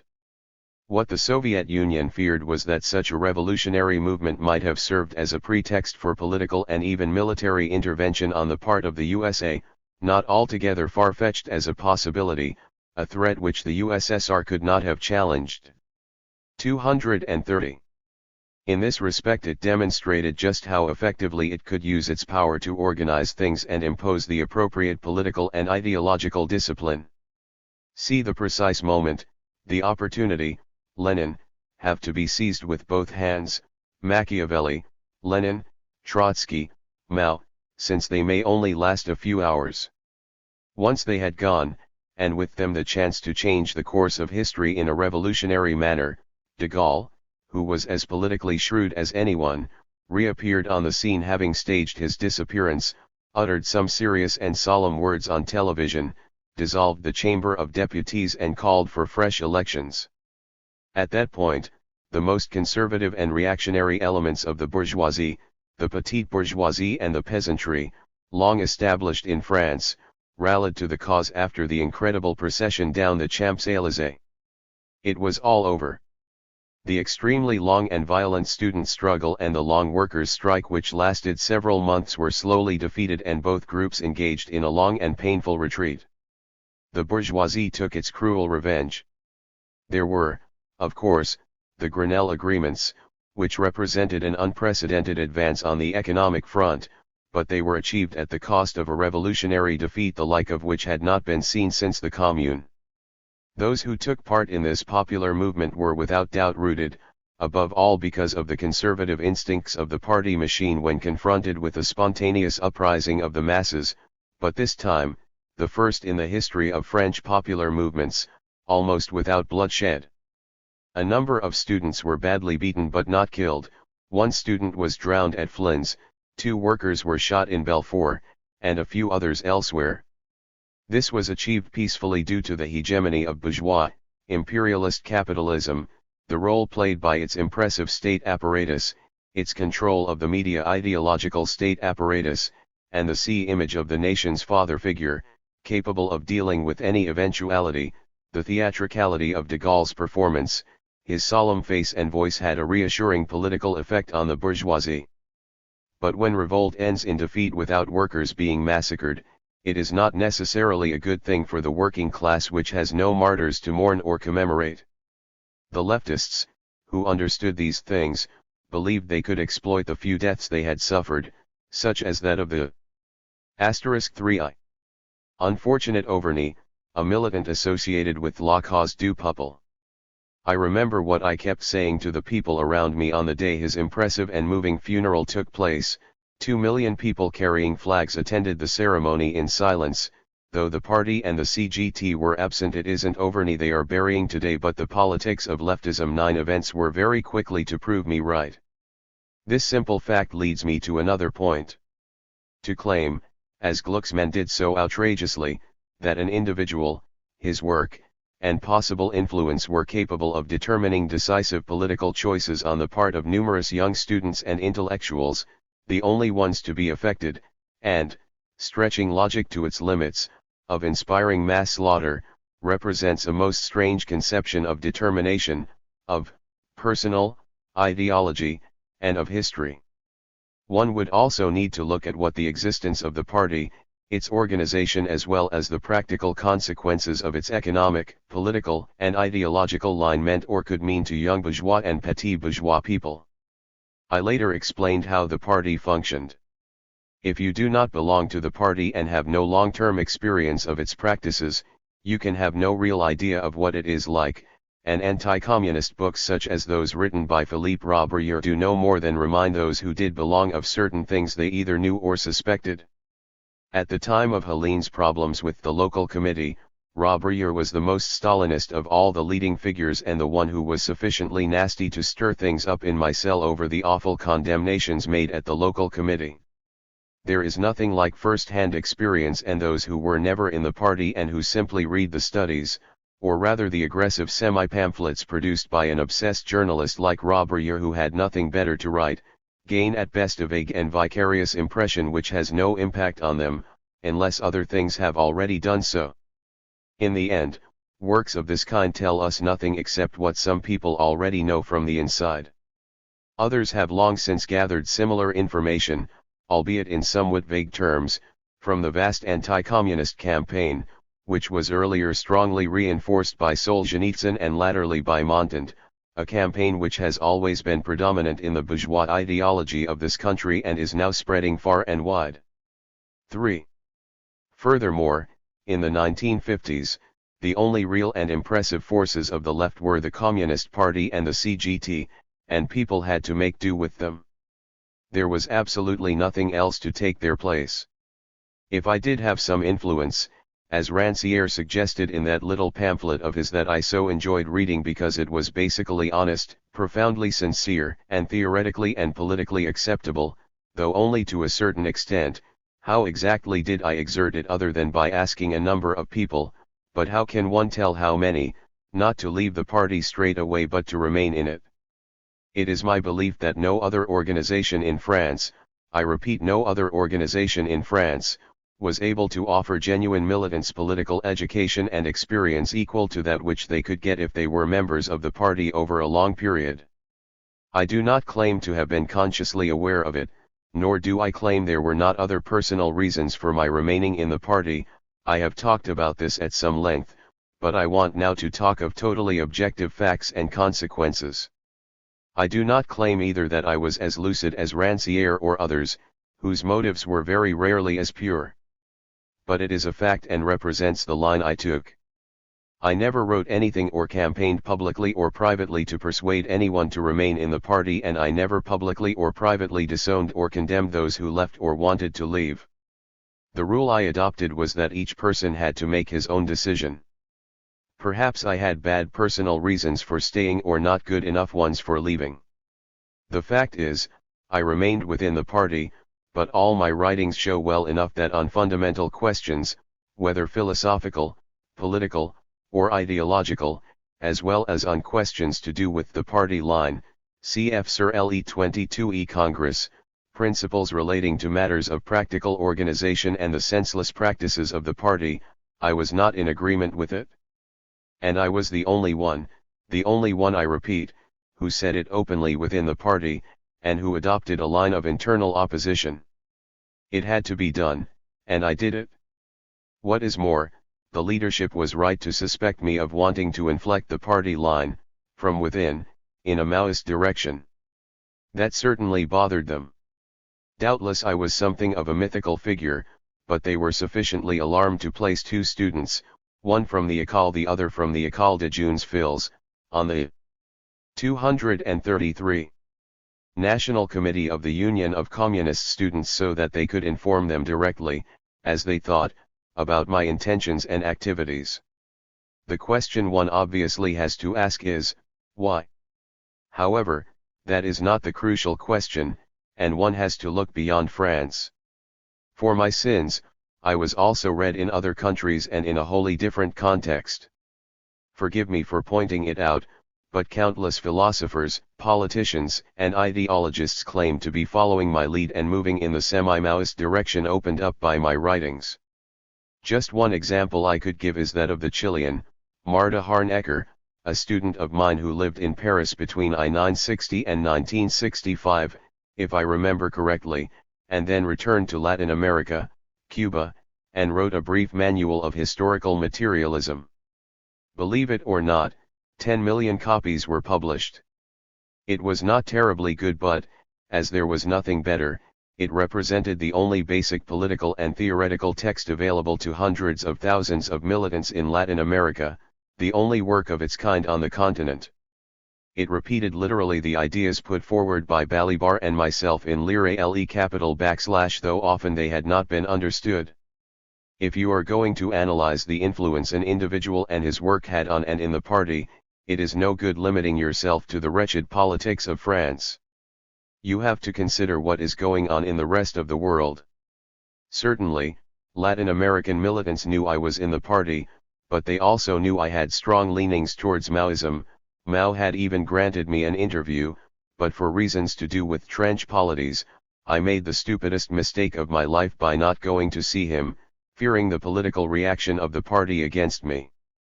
But what could the party have done, even supposing that news of my meeting with Mao had become known through an official, published communiqué?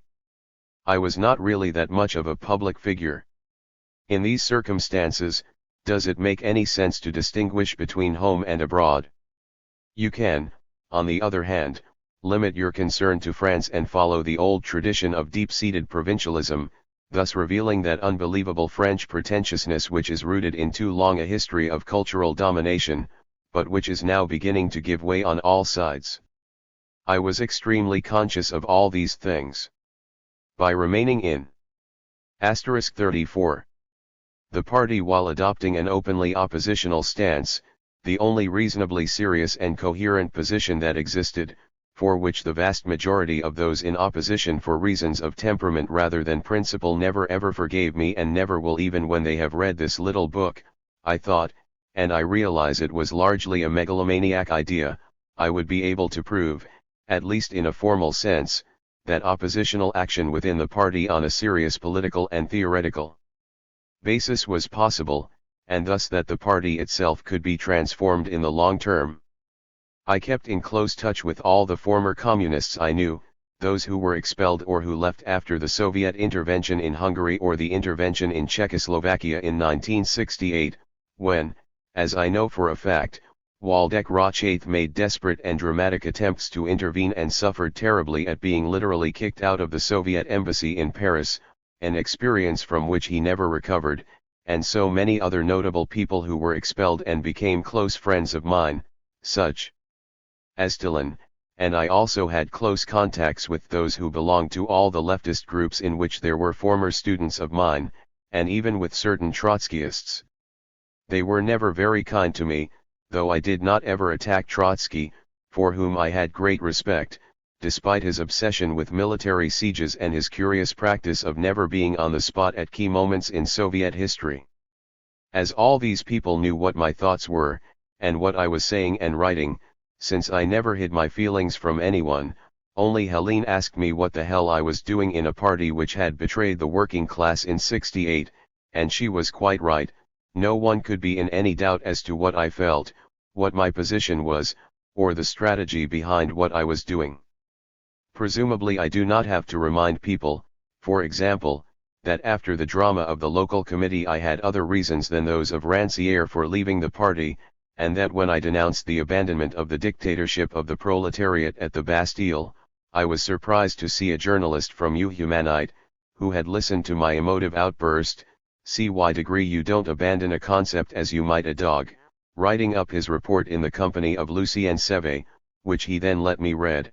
There was nothing I wished to change, and which was published the next day in Humanite in its original form. 235. Only those I was not close to or who had nothing to do with the left, people who had been expelled as well as certain others who only knew me at second hand, might have had mistaken views about me. In fact, not a single one of my former comrades who had been expelled from the party or left it at a moment of crisis ever reproached me with having remained a member. Rancière was the only one who rebuked me publicly, and quite a lot of my ex-communist or leftist friends openly told me they deplored the attitude he adopted. The crucial fact as far as I am concerned, which, I repeat, I did not perceive clearly at the time but somehow instinctively, which was often the case with me, was that being in the party was by far the best way for militants to gain unrivaled experience and even more importantly political education, as long, that is, as they were not party officials completely cut off from the outside world. In the first place, you could get to know the party from the inside and judge it by what it did, comparing its forms of organization, of leadership, and its often shameless ways of applying pressure, in other words judge its actions by its principles. Did you know that the party has often put forward a relatively unknown militant from its own ranks or from the CGT as a candidate at an election in a particular constituency, and supported his candidacy on an extreme right-wing platform in order to challenge the genuine extreme right candidate and thereby divide the vote? It happened recently in Antony, but that was by no means a unique example. Did you know that ballot rigging was common practice in municipalities controlled by the party? Other parties do exactly the same thing in their municipalities. Jean-Baptiste Dauman, that out-and-out supporter of Stalin and the Soviet Union, whom I met a couple of times and who wanted me to explain Gramsci to him, was unquestionably a millionaire and a perfectly law-abiding businessman, but, like any real businessman, he sometimes turned things to his own advantage and cheated the taxman. Poor old Dowman, a target of both Liberation and Le Canard and Chain, knew what he was doing and did not give a damn when people criticized him in a roundabout way. My conscience is clear, he would say, and it was 100 times clearer than that of his contemptible and nitpicking critics. I will not even mention what actually went on in those municipalities, in the so-called 236 offices of architecture and urban planning and in the import-export companies, a large percentage of whose profits went straight into party funds. If the other parties have kept quiet about these rather dubious activities, it is because they were involved in similar chicanery themselves, though perhaps on a lesser scale and with less risk. They were in charge of the state. As an active member, it was possible to get an extremely clear idea of the party's practices and of the obvious contradiction between those practices and its theoretical and ideological principles. I brought all this directly to the attention of Mark Heiss in 1978, but not surprisingly he made no comment. What could he have said? After all, he knew more about it than anyone. But as well as gaining knowledge of the party, its strengths, and the way it operated, the qualified voting system involving 4 ballots at the Congress which I denounced publicly in 1978 in Le Monde and in a pamphlet which is now unobtainable, you could also gather concrete information about the complexity of the working class and its organization within the party and the CGT, and I emphasize that organization within the party. Thus it was possible to discover, with some stupefaction, that the hardcore of unquestioning militants in the vanguard in the party remained unquestioningly loyal in their fierce defense of the Soviet Union and its interventions in Hungary, Czechoslovakia, and later Afghanistan, long after the XX Soviet Congress and the XXII French Congress. You discovered that these militants and the party itself were completely cut off from sections of the working class which belonged to Force Ouvrière and the CFDT, from non-unionized workers, from the mass of immigrants, remember the bulldozer at Vitry, from all kinds of employees, managers, intellectuals, and petit bourgeois people whose support the party tried to enlist for various ad hoc organizations, following the official line on the Union of the Left. The same thing was true of the Catholics who made a great fuss of those theologians, priests, and monks who agreed to sign all the petitions and appeals to vote communist. I have always curtly refused to sign anything canvassing electoral support and almost every other kind of petition. The same thing was also true of those Catholics whose underlying motives were basically despised by important figures in the party, Garotti and later Muri and then Casanova, who did not come. 237. Prehend their reactions even when they were publicly favorable to the party, and so on. You also gained considerable experience not only of party practices in its alliance with its political allies but of those allied political groups as well. What is more, you were in the advantageous position of making critical comparisons between the stridently projected official image which the party sought to convey from behind the walls of its fortress in the Rue Fabian and from within the federations which were kept under close supervision by members of the Central Committee and the Politburo, and the actual ideology, attitudes, and behavior of those political groups. And I am not talking about the peasants, whom the party never tried to understand in spite of having MODEF the movement for the defense of farming families at its disposal. Helene had direct experience and was uncompromising on this issue.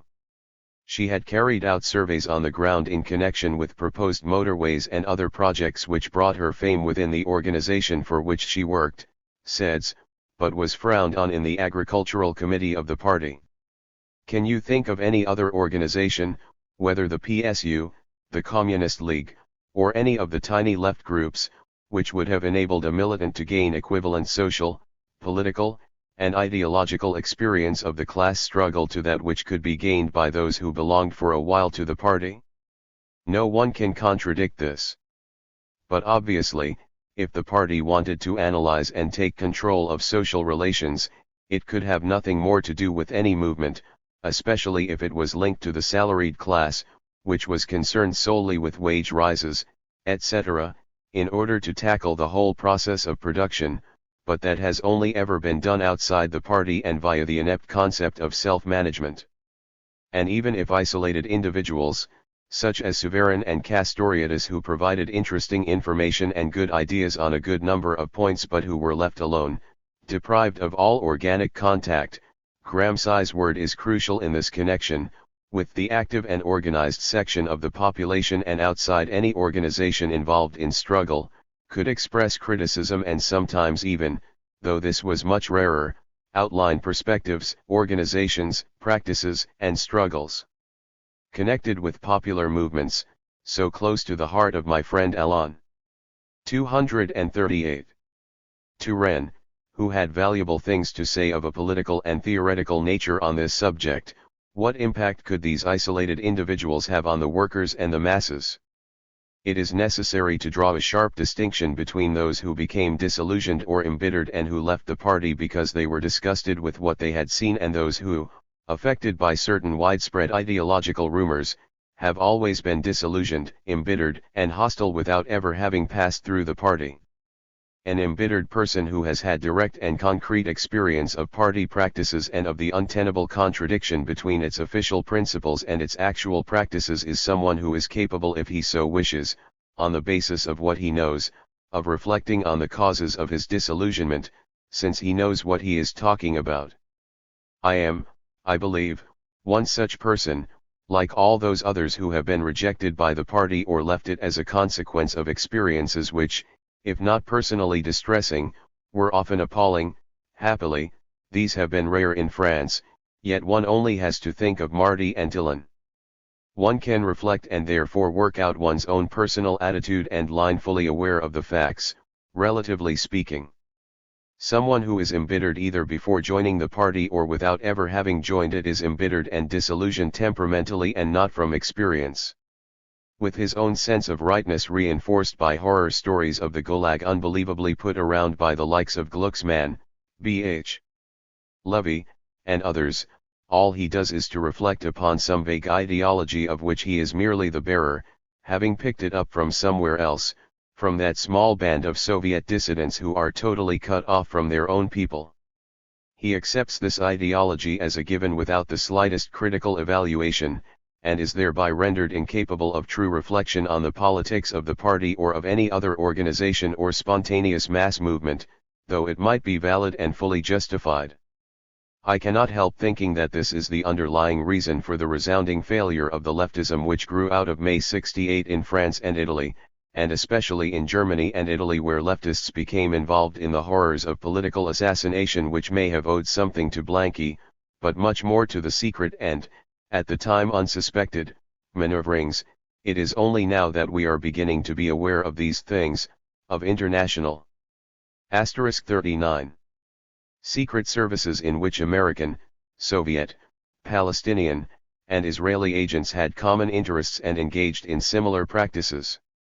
What they were involved in was an apparently insane form of subversion, the political results of which were quite considerable, above all, destabilization and demobilization of the oppressed classes whose organization was entirely legal and above board.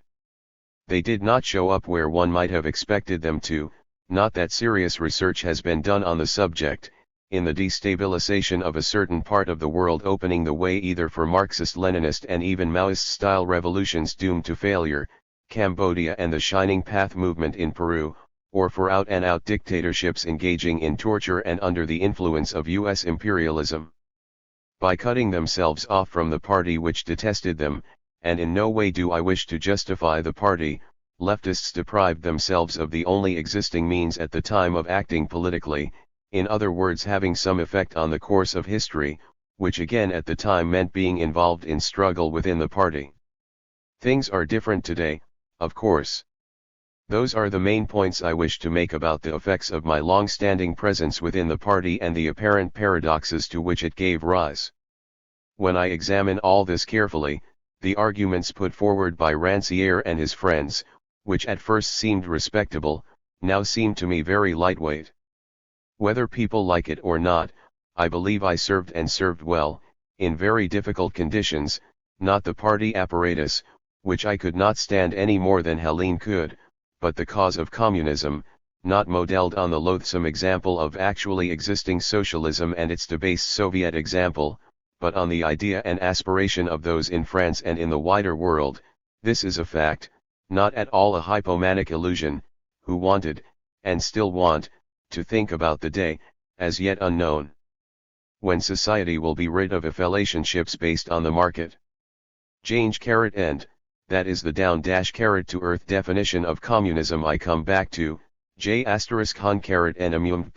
ed things have now changed a great deal.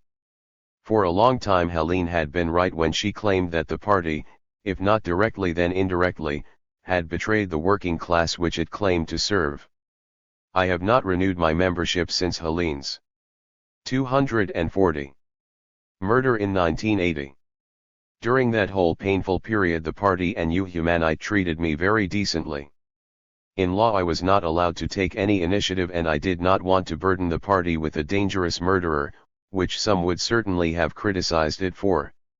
I could also offer an explanation of the subjective basis of what was, for me, an exceptional encounter with Machiavelli, Hobbes, Spinoza, and Rousseau. But I would rather save this for another little book /all lvfrj.tci.isa that the most valuable thing I learned from Philosophy was the nature of the third leap to F knowledge, that r singular and at the same time universat case, of W. Kitch Spinoza offers tastfeft and aufterlernishung verstude example in the singular history of a singular people, the Jewish people, in the Tractatus Theologico-Politicus. Given that my own case is of this kind, like any medical, historical, or analytical case, this means that it has to be recognized and treated as singular. The universality of this singular case emerges not from a Popperian verifiable falsifiable law, but from the fact that certain constants are repeated, appear in every case, and allow one to infer from them the theoretical and practical treatment appropriate in other unique cases. Machiavelli and Marx work in exactly the same way. With a logic mat has gone almost unnoticed. Jalin Tysers should be developed. Something else for which I am also personally and directly indebted to Spinoza is his remarkable conception of the body, which possesses powers unknown to us, and of the mens, spirit, which becomes ever more liberated as the body develops the activity of its conatus, its virtus, or fortitudo. Spinoza thus offered me a bodily concept of thought, or rather of thinking with the body, or better still the body's own thought. This intuition made a direct link between the experience I had of appropriating and of reconstituting my body, and to the development of my thinking and my intellectual interests. The truly astonishing thing I got from Machiavelli was his extreme idea that chance is essentially no more than a void, and par excellence the inner void of the prince, which brings to the the author is alluding to the book he planned to write and which was never completed, La Veritable Tradition Materialist. Reference is made to this work in the introduction, editor's note. 241. For in the balance and interplay of his passions his role as fox, allowing him to introduce a certain distance between those passions and the prince as subject where being can appear as non-being and non-being as being. This astonishing conception, once it has been made explicit, coincides with the most profound analytic experience, that of distancing oneself from one's own passions, or to be more exact from one's own counter-transference. What I read in Spinoza and Machiavelli, I had experienced directly in my own life, and that is doubtless why I was so interested to encounter it in them. Basically, what Machiavelli was enunciating was the problem and the question, what is to be done? And he did it long before Chernyshevsky and Lenin. Moreover, what Machiavelli revealed to us, through the figure of the prince, was the key fact that political parties, including the Communist Party, form an integral part of the ideological apparatus of the state, the political, ideological, constitutional, and parliamentary apparatus, with all that that implies for the ideological molding of the popular masses who vote and believe, with the party's help, in universal suffrage. Machiavelli, of course, was not familiar with universal suffrage, but the ideological apparatus of the state did exist in his time and was formed by the popular public image of the figure of the prince.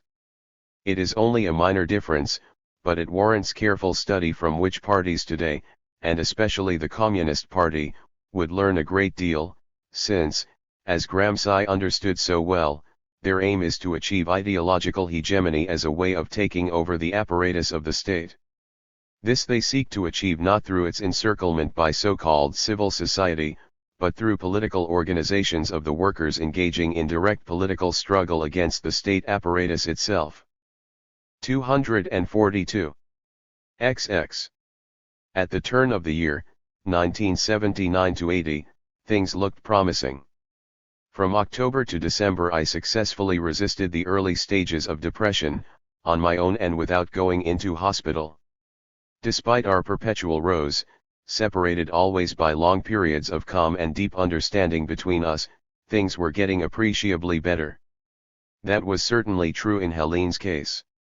Her sessions with my analyst had produced results which were plain for everyone to see.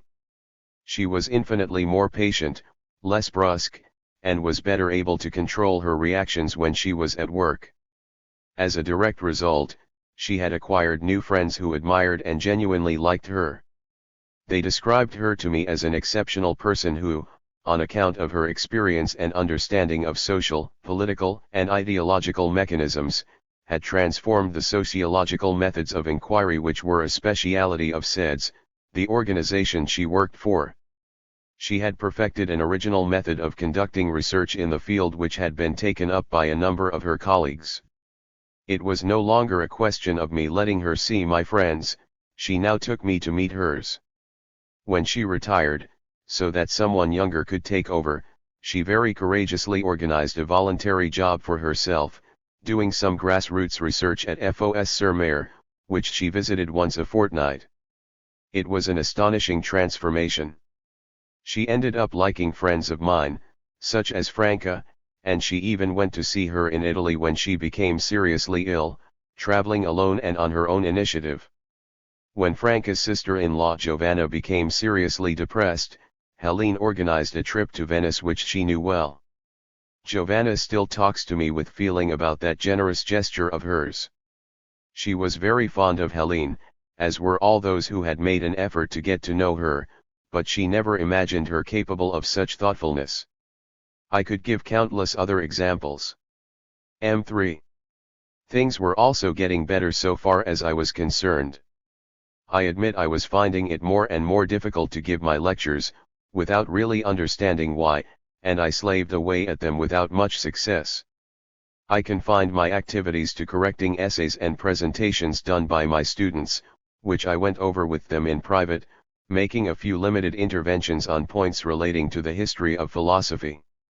My relationships with my women friends had, however, undergone a dramatic change. I am thinking in particular of one person I had known since 1969. Suspecting from the outset that she was passionately in love with me, I began by making advances and then backtracked sharply, which was my usual way of protecting myself. As she had a strong personality but was also extremely sensitive, highly strung, and given to emotional reactions, our exchanges were for a long time somewhat stormy, which was largely my fault as I readily admit. Then, either because I had sufficiently changed, as a consequence of my analysis, or because I realized she did not want to get her hands on me and had no views about me, she soon became a real friend, and our relationship jogged along and gradually improved, not without certain ups and downs though they were much less violent than previously. She did a great deal for me during the long period I was in hospital, 1980-83, which not all my friends appreciated to the same extent. According to them, and most of the nurses, she should have been much tougher with me, and it was largely thanks to her that I survived. Our friendship was mutual. But I had also become extremely conscious of the way I approached women. I was able to prove this to myself towards the end of a book fair around 1975 when, with almost all the stalls deserted and the vast hall practically empty, I happened to notice a young woman with dark hair and the famous profile. Small, slim, and rather shy, she walked across the vast hall towards the stand where I was still on duty and bought a book from me. We talked, and I assured her that if I could help her with her studies I would do so willingly. That was all that passed between us, and I would have been extremely cross with myself had I behaved differently, believing quite firmly that, rather than lapse back into my old ways, I should treat her with the utmost respect, respecting her feelings.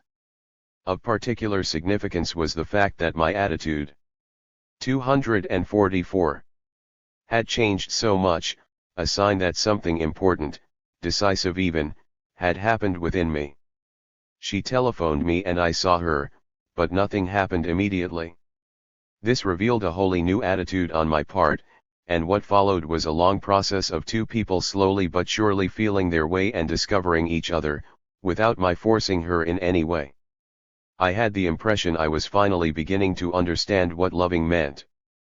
Helene and I were truly happy when one of her friends from work, a son of the economist, René Dietkine, invited us to Grasse for Christmas, to stay in the house of a friend of his, Jean-Pierre Gaiman, the son of the man who in 1939 was the famous secretary of Essel.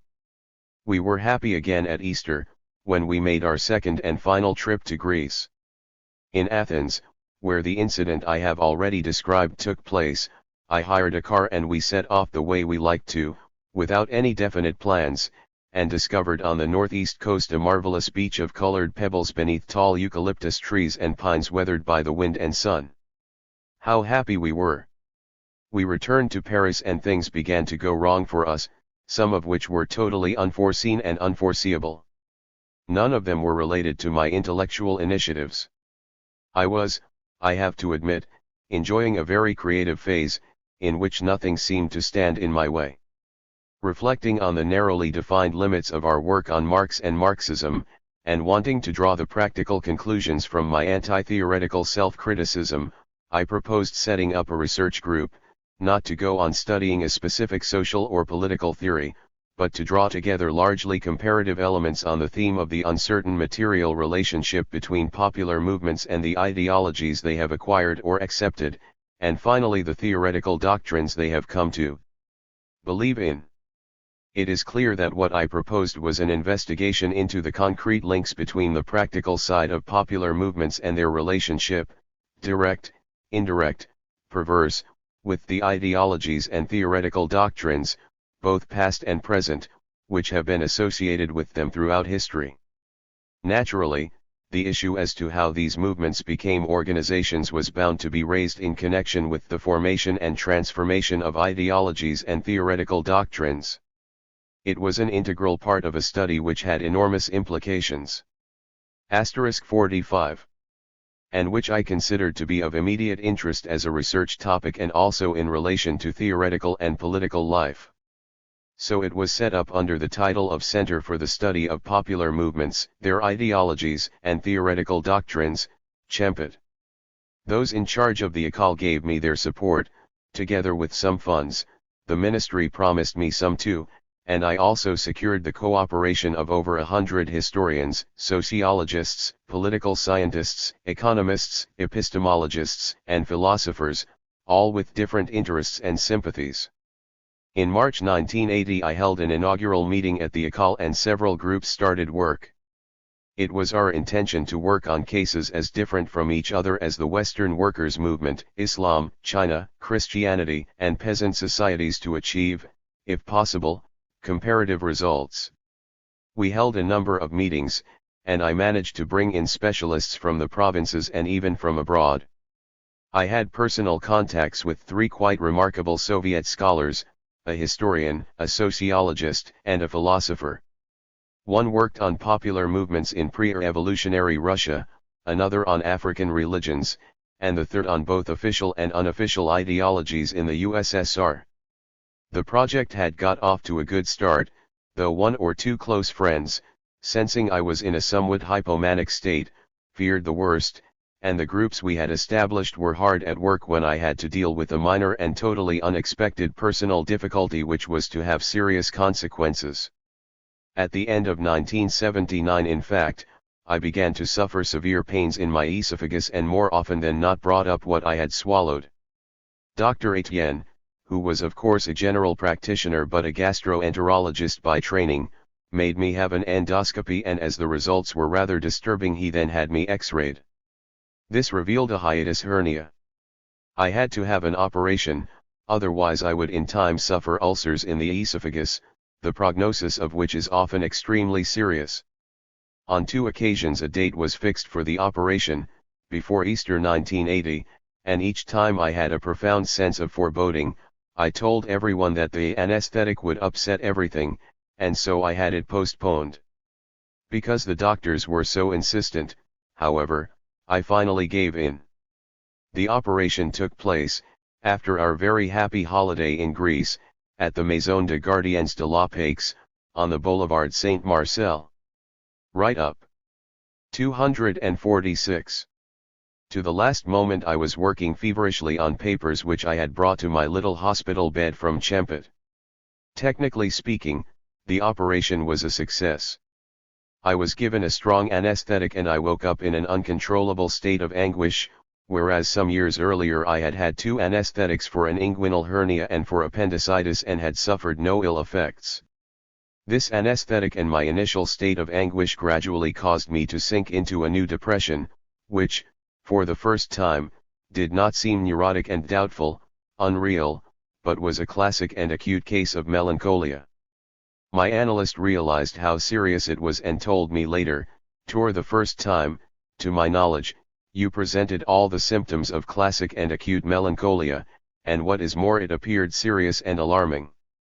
I put up with things as best I could, through a succession of days which dragged endlessly and, as usual, did everything in my power, with the support of Helene and my analyst, to overcome my state of anguish and my desire to be placed in a clinic so that I would feel secure. This time, however, I was clearly aware that it was not like previous occasions. I continued to get worse, and on June 1980, I again went into a clinic, but this time to the Parc Souris Clinic, Rue Daville, and not as previously to the Vicine. M. and Madame Lullier, who were both psychiatrists and old friends of my analyst and who ran the Vicine, had now retired, and my analyst did not know their successor. But that was not the main reason. He wanted to spare Helene the interminable metro journey. It took a good hour and a half, 3 hours there and back, between the École and the Vicine. You have to try to understand the sort of state Helene was in. For years on end, she had borne the full burden and anguish of my states of depression and hypomania, and not just my depressions but, what was far worse, the endless months, or weeks, when I was in a state of growing anxiety as I struggled along, constantly seeking her support, before deciding I had to go into hospital. Once I was in hospital, she was alone, and the only thing she had to look forward to was visiting me practically every day and then returning home alone to an empty house in a state of anxiety. But what she found most difficult, and in the end unbearable, was the succession of telephone calls from my numer. *47. Us friends and countless acquaintances who were constantly wanting to know how I was and asking for detailed reports on the state I was in. Helene found herself endlessly repeating the same phrases and suffered greatly because no one ever asked how she was, about her own unhappy mental state. As far as all these friends were concerned, with a few rare exceptions, she no longer really existed. All these phone calls were made to find out how I was, never how she was.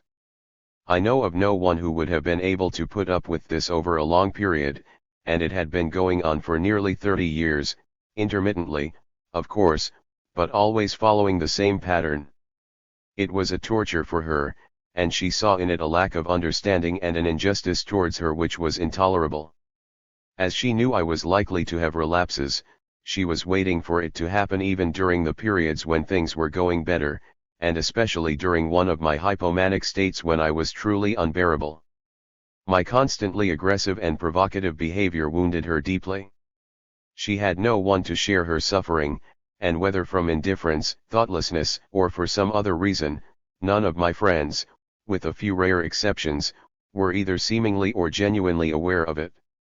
René Dietkind did at least think of sparing her that tiring, 3-hour journey every day on the metro.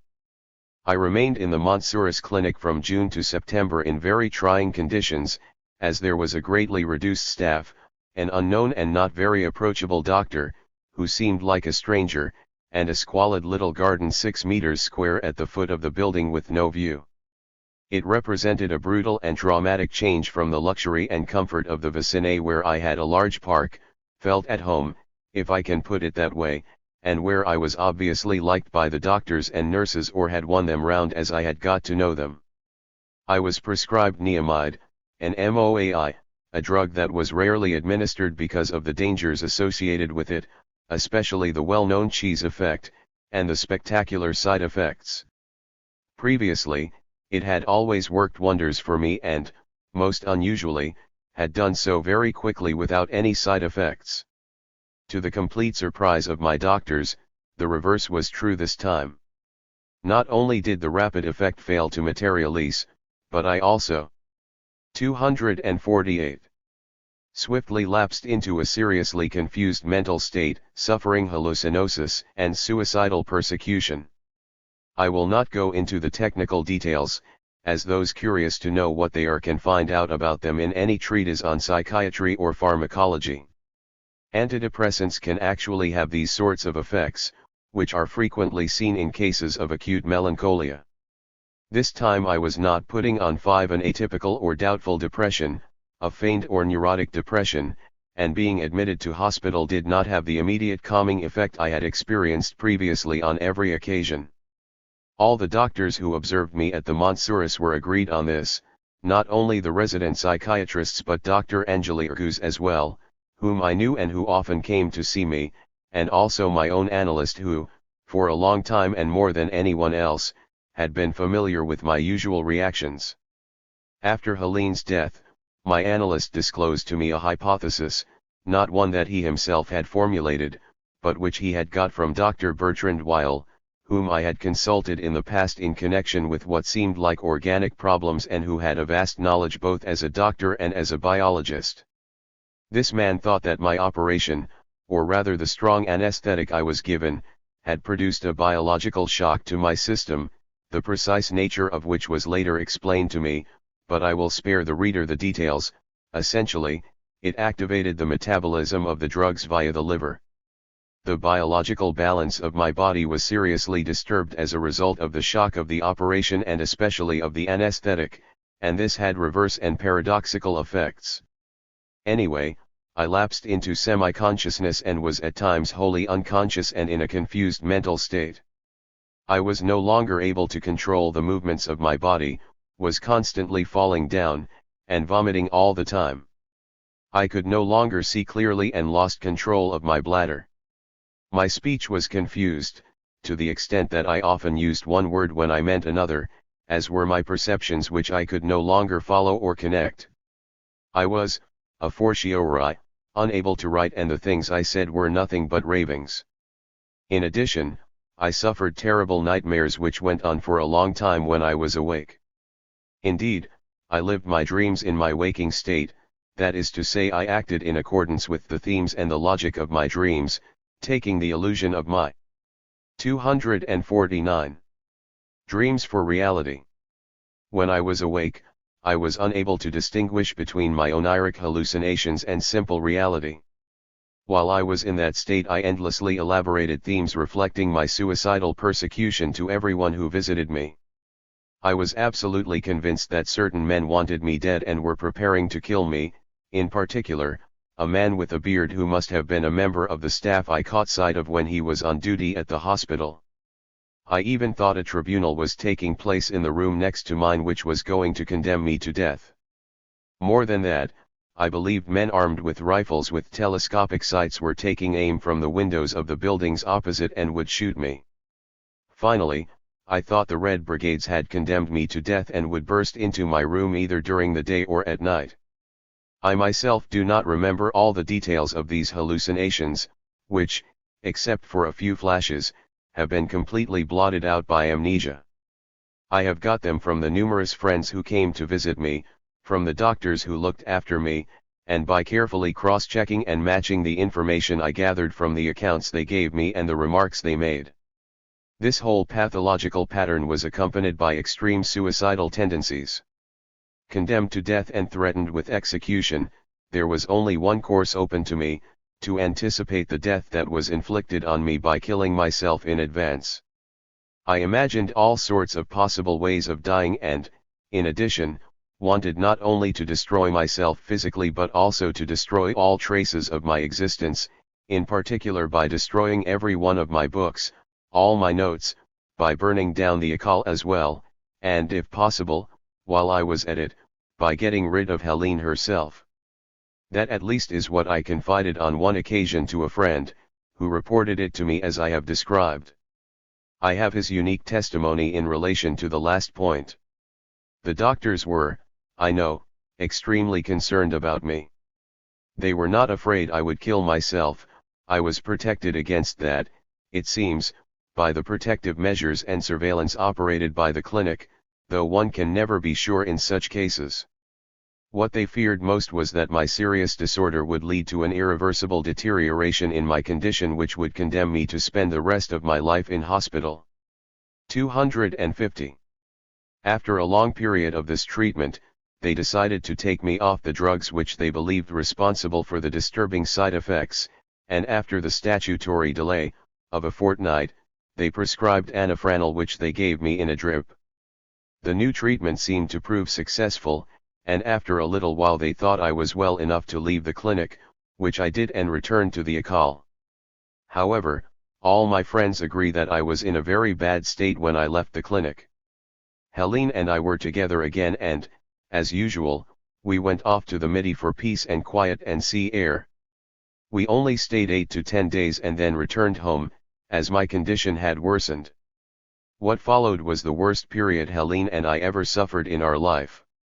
Things had begun to go wrong the previous spring, but only intermittently, and the intervening periods of respite gave us hope. Now they took a definite turn for the worse and continued without a break until the end. I do not know what exactly I put Helene through. I do know, however, that I was truly capable of the most terrible things, but she told me with a determination that terrified me that she could no longer live with me, that in her eyes I was a monster * and that she wanted to leave me for good. She began quite openly to look for a flat, but did not find one immediately. She then made practical arrangements which I found unbearable, totally ignoring me, though I was still there, in our own flat. She got up before me and disappeared for the whole day. If she happened to stay at home, she refused to talk to me and even to come face to face with me. She took refuge either in her bedroom or in the kitchen, slammed the doors, and forbade me to enter. She refused to eat in my company. It was an extraordinary experience, as if we were in hell, with the two of us closeted together in a state of deliberately contrived solitude. I was consumed with anguish. As you know, I always experienced intense anguish at being abandoned and especially by her, but being totally ignored, though I was still there, in our own home, was the most unbearable thing of all. Deep down I knew she could not actually leave me, and I tried, in vain, to ease my anguish with this thought, though I was not entirely convinced of it. Then Helene began to develop another theme, which had been there in the background for several months, but which now assumed a terrifying form. She told me there was no way out, given the monster I was and the inhuman suffering I inflicted upon her, other than to kill herself. She quite openly collected the drugs she needed to commit suicide and left them on display, but she also talked of other, more violent ways. Had not our friend, Nikos Palantzas, committed suicide recently by throwing himself from the 22nd floor of the Montparnasse Tower, in an acute state of persecution mania? She also talked of the possibility of throwing oneself under a lorry or a train, as if she were leaving the choice to me. And she assured me, in a tone suggesting she really meant it, which I knew too well to doubt her intentions, that these were not vain threats but an irreversible decision. She would simply choose the method and the time, obviously without warning me. Again deep down I believed she was incapable of killing herself. I told myself there had been too many past occasions and that basically she was too fond of me, too deeply attached to me to be capable of carrying it out. But there again, I was not entirely sure. Then one day, to cap it all, she simply asked me to kill her myself, and the very idea, which was both unthinkable and unbearably awful, made me tremble convulsively for a long time. It still makes me shudder. Was she trying to suggest in some way that she was incapable, not only of abandoning me but also of taking her own life? All in all, there was only one option open to me. I would have to allow sufficient time to elapse for her to calm down, as had happened after so many acute crises in the past, to come to her senses and accept what she really wanted deep down, not to abandon me, not to kill herself, but to continue living with me and loving me as she always had. As I have already indicated, this whole period of hell was lived out behind closed doors. Apart from my analyst, whom she saw and I saw, we saw practically no one else. The Akal had not really started up again. The two of us were shut up together in our own private hell. We no longer answered either the telephone or the doorbell. It seems I even put up some sort of handwritten notice outside my office for all to see saying, "Temporarily absent, don't keep knocking." Friends who tried to call on us and read this notice on the wall told me much later that they reproached themselves for never having tried to force my door. Even if they had tried, they 252 could only have done it by breaking it down, since I was no longer opening it to anyone. Time went by with us shut up together in this terrible isolation, in what our friends later referred to as an impasse, a hell for two, or, to be more accurate, a hell for three, if one includes my analyst as well as the two of us. They considered him fundamentally responsible for not having intervened. Yet my analyst had intervened. I must have seen him for the last time on November 15th/C, translator, and he told me that things could not continue as they were and that I had to agree to go into hospital. He had made inquiries about the new director of the Vicine, whom he did not know personally, and had obtained excellent reports. Disregarding the inconvenience of the Vicine for Helene, he considered that they would be happy to have me. I knew the Vicine very well, I recall. I had been comfortable there and the drug treatment had worked rapidly and most successfully, and that I would be well cared for. He had unhappy memories of my stay at the Montsouris, where he felt the conditions had not been right for me. He telephoned the Vicine, and they were able to admit me in 2 or 3 days. I obviously did not refuse, and in fact I do not remember exactly what my reply was. 2 or 3 days went by and nothing happened. I later discovered that Helene saw my analyst on either Thursday, November 13th, or Friday 14th, and begged him to delay my admission to hospital for 3 days. My analyst doubtless gave way to her entreaties, and it was agreed that, unless something else happened, I would go into the Vicine on Monday, November 17th. At a much later date, I discovered in my mail at the Akal an express letter from Diet Kine, dated and postmarked the afternoon of Friday 14th, asking Helene to telephone him back extremely urgently. The letter reached the Akal on the 17th, though I do not know why, a delay in the post perhaps, or the porter had not been able to get hold of me as I was neither answering the phone nor the doorbell. At any rate, it arrived after the tragic event. I recall my analyst was unable to call either me or Helene on the phone. We were not answering it anymore. At 9 o'clock on Sunday, November 16th, I surfaced after an unfathomable night which I have never been able to fathom, and 2:53. Found myself standing at the foot of my bed, in a dressing gown, with Helene stretched out before me, and with me continuing to massage her neck and feeling intense pain in my forearms, obviously due to the massage. Then I realized, without knowing why, other than from her motionless eyes and the pitiful tip of her tongue showing between her teeth and lips, that she was dead. I rushed, screaming, from our flat towards the sick bay where I knew I would find Dr. Etienne. My fate was sealed. *S4. XXI. Once he had given me an injection and made a few phone calls, Dr. Etienne quickly drove me to Saint-Anne's Hospital, where I was admitted as an urgent case. I entered another realm of darkness, and what I am about to recount I learned from him, from my analyst, and from my friends, but only at a much later date. It is standard practice for someone suffering psychological disturbance to be taken first to the police station, an anexa of Saint-Anne's, for the usual formalities.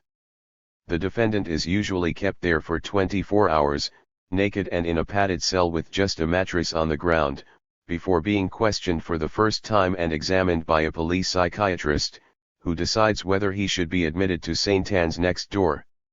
This is a standard procedure and exceptions can only be made in cases of extreme urgency and seriousness.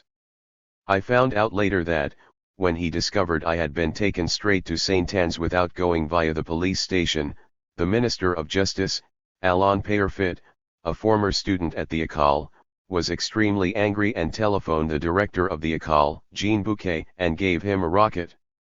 Bouquet, whose behavior was beyond reproach during this whole affair, replied that I was under his jurisdiction, that I was very sick, and that he entirely supported the initiative taken by Dr. Etienne, who also learned via a third party of Peyrefitte's anger. It was doubtless an editor with the French press agency who informed my friends of Helene's death, and they then passed the news around and quickly informed my analyst. All of them were deeply distressed and, until they received the results of the autopsy, which concluded her death had been caused by strangulation, none of them, and especially my analyst, could believe I had killed Helene, but imagined that, because I was suffering from *55 hallucinations, I accused myself wrongly of causing a death that was accidental. The news, which was quite a scoop, made the headlines in both French and foreign newspapers and rapidly gave rise in certain quarters to all sorts of analyses and commentaries, as you can imagine. I was very well known as an ex-student of the école, a philosopher, a Marxist, and a communist, married to a woman who was less well known but apparently remarkable. On the whole, the French and the international press behaved quite properly, but certain papers really had a field day. I will neither name them nor those sometimes famous individuals who put their signature to articles that were both wild and malicious. The authors elaborated 5 themes with obvious relish and self-satisfaction. They delighted in their political revenge, since the crime at last gave them the chance to settle old scores once and for all, not only with me personally but also with Marxism, communism, and philosophy, not to mention the École Normale. I will not be so cruel as to quote these extraordinary pieces of writing or to give the names of their sometimes famous authors. Let us simply draw a veil over their extravagant fantasies and the release of their pent-up feelings. Moreover, if they are in the least bit honest, they will recognize themselves in what I am about to say. It is for them to decide whether they can live with a clear conscience. In France and abroad, articles appeared on the following themes: I. Marxism equals crime. 2. Communism equals crime. 3. Philosophy equals madness. 4. It was a scandal that a madman, who had been mad for a long time, could have spent over 30 years teaching generations of philosophers at the École Normale, who were now in lycées everywhere, guiding our children. 5. It was a scandal that a criminal individual should have been openly protected by the establishment. Think what would have happened to an ordinary Algerian in the same situation, was the line taken by one centrist paper. Althusser was let off thanks to the protection in high places that he enjoyed. The university establishment and intellectuals of all persuasions automatically closed ranks to keep things quiet and to protect one of their own from the rigors of the rules, and perhaps even of the law. In short, I was protected by the educational ideological state apparatus of which I was a member. 2J6. When you realize how long these press comments went on, first because it took some time for the results of the autopsy to come through and then because of the declaration that I was unfit to plead, you can imagine how distraught my friends were, given the atmosphere of the witch hunt they were caught up in. It was made all the more alarming by the fact that it spread like the rumors which accompanied a dirty tricks campaign from a certain section of the press. I speak of my friends since I no longer had any family. My father died in 1975 and my mother, although very lucid, was very old and totally indifferent. Bouquet, who was very dignified, had to intervene personally to correct totally inaccurate and defamatory statements in the press. he was courageous enough to do so publicly and prepared to take the risk. He affirmed that I had always fulfilled my obligations and teaching commitments in a totally honorable and irreproachable manner, that I had been an admirable colleague at the école, getting to know my students better than anyone else, and that as a sick person I deserved to be defended by my director. This gentle archaeologist, who lived only, and still does, for the excavations he did at Delphi, revealed himself to be a man of courage, of action, and of generosity. I was also defended, of course, by all the tutors at the école and by all the philosophers who, according to one journalist, were united behind Althusser. Naturally, I knew nothing of all this at the time, nor for a good while afterwards. The doctor who looked after me at St. Anne's, whose attention and kindness so touched me, took care that no news got through to me. He rightly feared I would be traumatized by it and that my condition would get worse. That explains why he blocked the huge amount of correspondence addressed to me, mostly by people I did not know who showered me with insults, as a communist criminal, and most of which carried strong sexual overtones or even threats. It also explains why he took the decision to stop me having any visitors, not knowing who might turn up and what they might say to me. Above all, and the same fear must have inspired all the doctors not just at St. Anne's but long afterwards at Swansea as well, where I was transferred in June 1981, he feared a journalist might manage to slip into the hospital, take some photos, pick up vague bits of information, and publish a scandalous article in the press. 257. This was not an imaginary fear. I have since discovered that a journalist from one of the major French weeklies managed to get hold of a photograph of me, doubtless by bribing a local nurse, in which I was seen sitting on my bed in front of the three people who shared the room. The weekly intended publishing this document under the title, "The Mad Philosopher Louis Althusser Continues to Give His Lectures on Marxism-Leninism to His Co-Detainees." Fortunately, the lawyer my friends consulted, to find out what form the legal proceedings would take, doubtless having been informed by a journalist who found the whole business distasteful, intervened and the photo with its caption never appeared. But the fear of scandal-seeking journalists must have preoccupied all my doctors right to the end, even after my stay in hospital. And they were right, because long after I left hospital imaginary details about my life appeared in the papers, which were rarely very kind to me.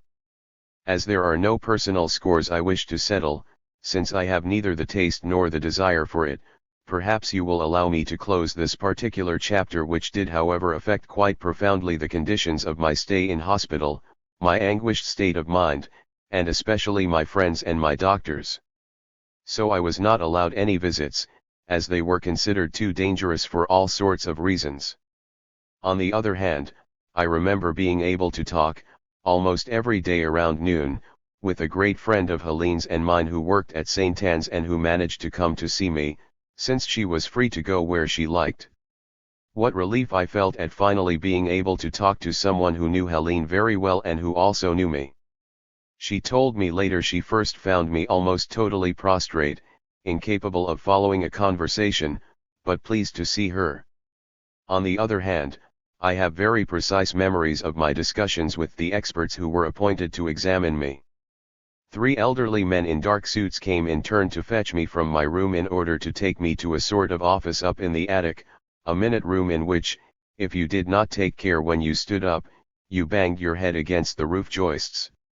They each religiously sat down in front of me, took a sheaf of papers and a pen from their briefcase, asked me questions, and wrote things down at interminable length. I have no recollection either of their questions or of my replies. 258. My analyst also came to see me very frequently, and always in the same office in the attic.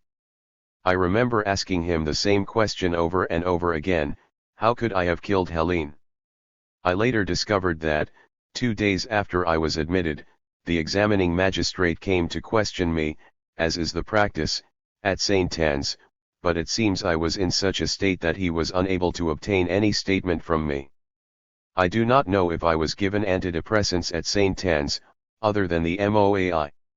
The only memory I have is of swallowing each evening enormous doses of chloral, an old and very effective drug, which, to my great satisfaction, made me sleep so well, despite the very long, curtainless windows, that I had the greatest difficulty in waking up each morning.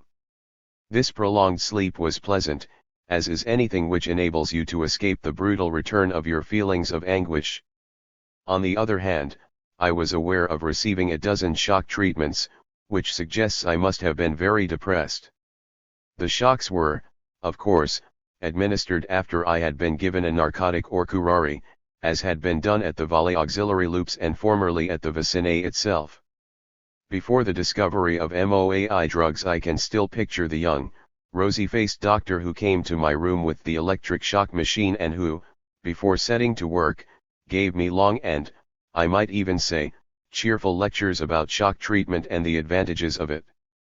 As a result, I faced my little death without too much apprehension, yet I still had my old horror of the whole business.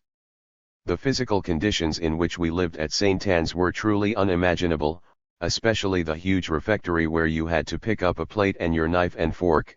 These had to be washed after the meal in a revolting sink of water, though not the plates, for some reason I never understood. We sat with whomever we liked and the staff brought huge communal dishes of basic food to the table.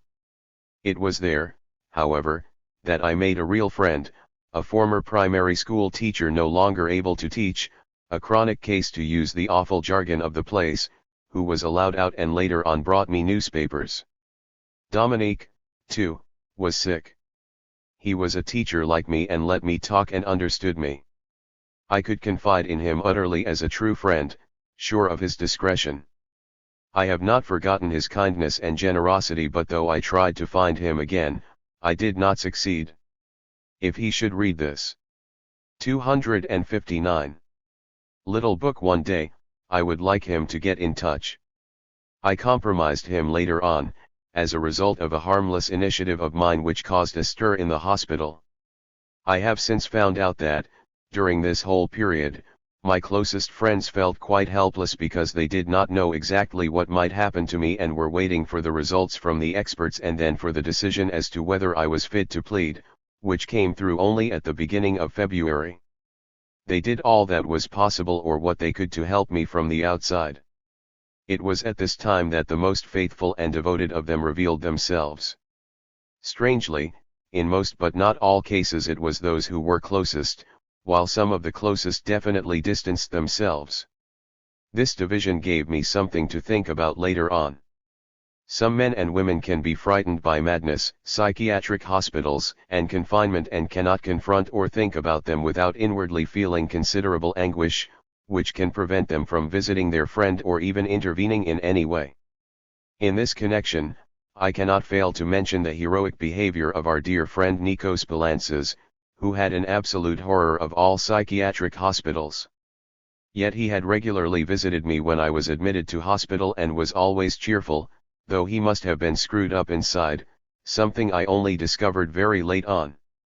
I remember he was almost the only person I agreed to see in the year preceding Helene's death. I did not know at the time that he had already tried to kill himself once. He described it as a pure accident, saying he had been struck by a lorry in the dark on a great wide avenue. In fact, I learned from his companion that he had thrown himself under the wheels. I did not see Nikos at home, but in the street near the Akal, and I later learned he was already suffering from the acute persecution mania which he ended with his spectacular suicide. Yet Nikos was cheerful with me, never said a word about his own suffering, nor about his first attempted suicide which he disguised as an accident, talked to me about his work and research projects, and asked me about mine. He embraced me warmly when he left, as if he expected to see me again the next day. When I later discovered what he had in mind, I could not contain my admiration for what had been not only an exceptional gesture of friendship on his part but also a truly heroic act. Not everyone. 260. Reacted as he did, however. I have since discovered, for example, that one female friend disappeared completely after a journalist referred to my relationship with an ideologist.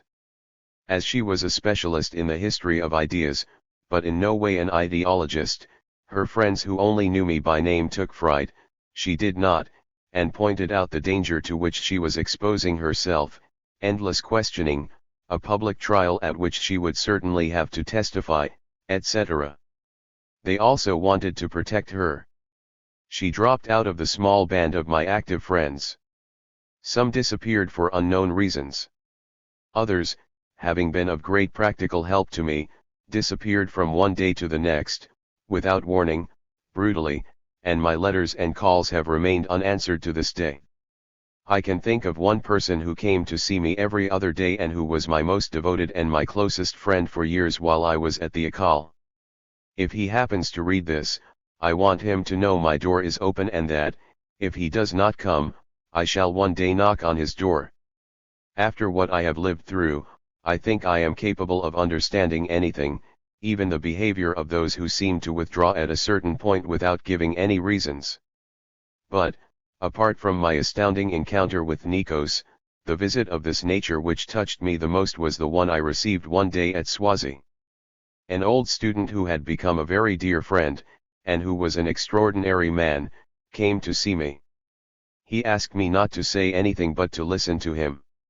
For 2 hours he talked only of himself, of his terrible childhood, of his father who had been in and out of psychiatric hospitals, and he finished by telling me, "I came to explain why I can't come to see you. I can't cope with it." A year later, when he was undergoing analysis, he planned his suicide over a long period and never confided in anyone, not even the courageous young woman with whom he lived and worked. He threw himself into the Marne, having cut his wrists and weighted himself down with heavy stones. My reason for recounting these facts is not just because they distressed me deeply after they happened, but because they also gave me unusual insights into the behavior of very close friends when confronted with the drama in my own life. It was not just the drama itself, however, but their own anguish and perhaps even the perverse and insistent public rumors about me which. 261. Certain media people kept alive, unaware or disdainful of people's suffering and tragedies, and who found some personal satisfaction, I do not want to know what it was, in keeping these perversely ambiguous rumors alive. These circumstances also have to be borne in mind if certain aspects of the behavior of my doctors are to be understood. At last, after the shock treatment and its beneficial effect on me, my doctor agreed, little by little and with a great deal of caution, that I should be allowed to have visitors, initially 2, then 3, then 5 but no more, and having completely satisfied himself that these friends could be trusted.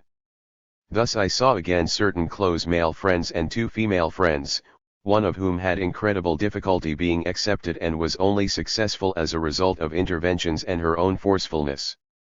I did not always find these visits restful. They stirred up past memories and reminded me of the outside world and the terrible fear it inspired in me. I believed myself finished for good, and the outside world, which I thought I would never see again, caused me enormous anguish. In one respect my doctor was right, visits can reawaken feelings of anguish or make them worse. But I could not bear being alone, an old obsessive fear of mine which later had such a devastating effect on me, and I begged them to allow my friends to come. My doctor was wise enough to accept a compromise which I was able to live with throughout my stay at St. Anne's. One day, however, I thought I would play a clever trick on him.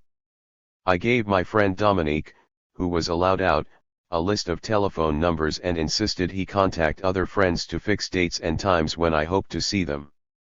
He carried out this commission.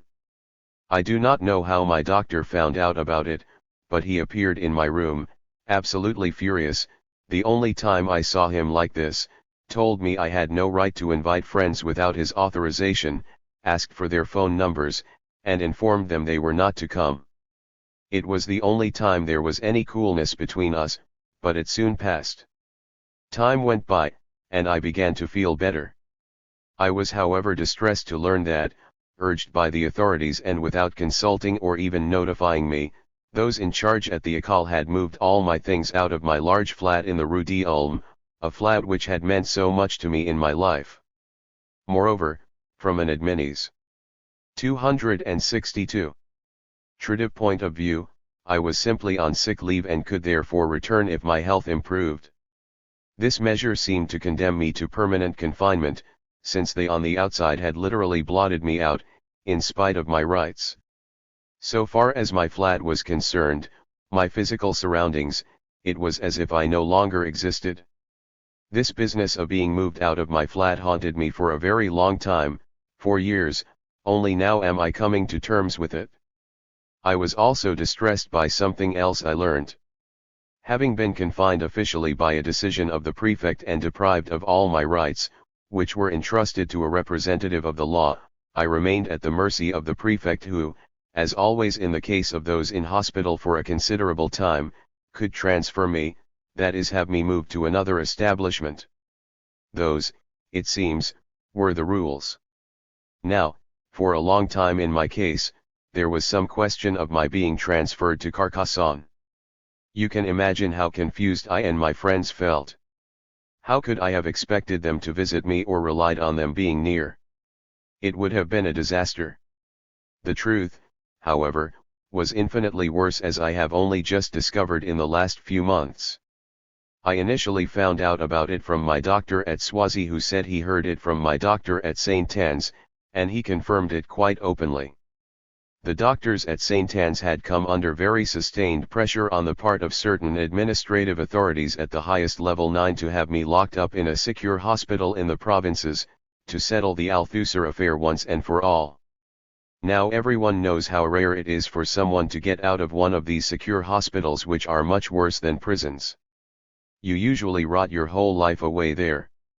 Thank goodness my doctors at St. Anne's had the courage, that is the right word, as medical law was on their side, but they needed simple courage to invoke it, to defend me, saying I was neither dangerous nor violent, which was perfectly obvious. That is how, unknown to me, I escaped the most terrible fate which I would not have survived. At any rate I would never have got out, I am sure. But my friends would certainly have publicized it, and things would not have gone as those at the highest level might have wished. At that point, the 1981 election took place, and the Minister of Justice, my friend from the École 263, Normandie, was replaced by Robert Badinter. My friends breathed again, and I was sent to Soisy-sur-Seine. However, my doctor's problems were not yet over. I did not want to leave St. Anne's and fiercely resisted the arguments of my analyst, who had to keep on wearing me down. I was rather comfortable at this hospital where, as on so many occasions in the past, I had made a niche for myself and also had a friend whom I did not want to lose. In addition, I found this huge historic building quite a lively place because the people were constantly changing. Furthermore, I had made friends with one of the nurses, a stocky West Indian from the Antilles who was full of tact and understanding and always frank and good-humored. I had a great fear of change and naturally was not short of arguments for staying. I knew Soisy, of course, but it was 40 kilometers from Paris, and how would I have been able to have visitors?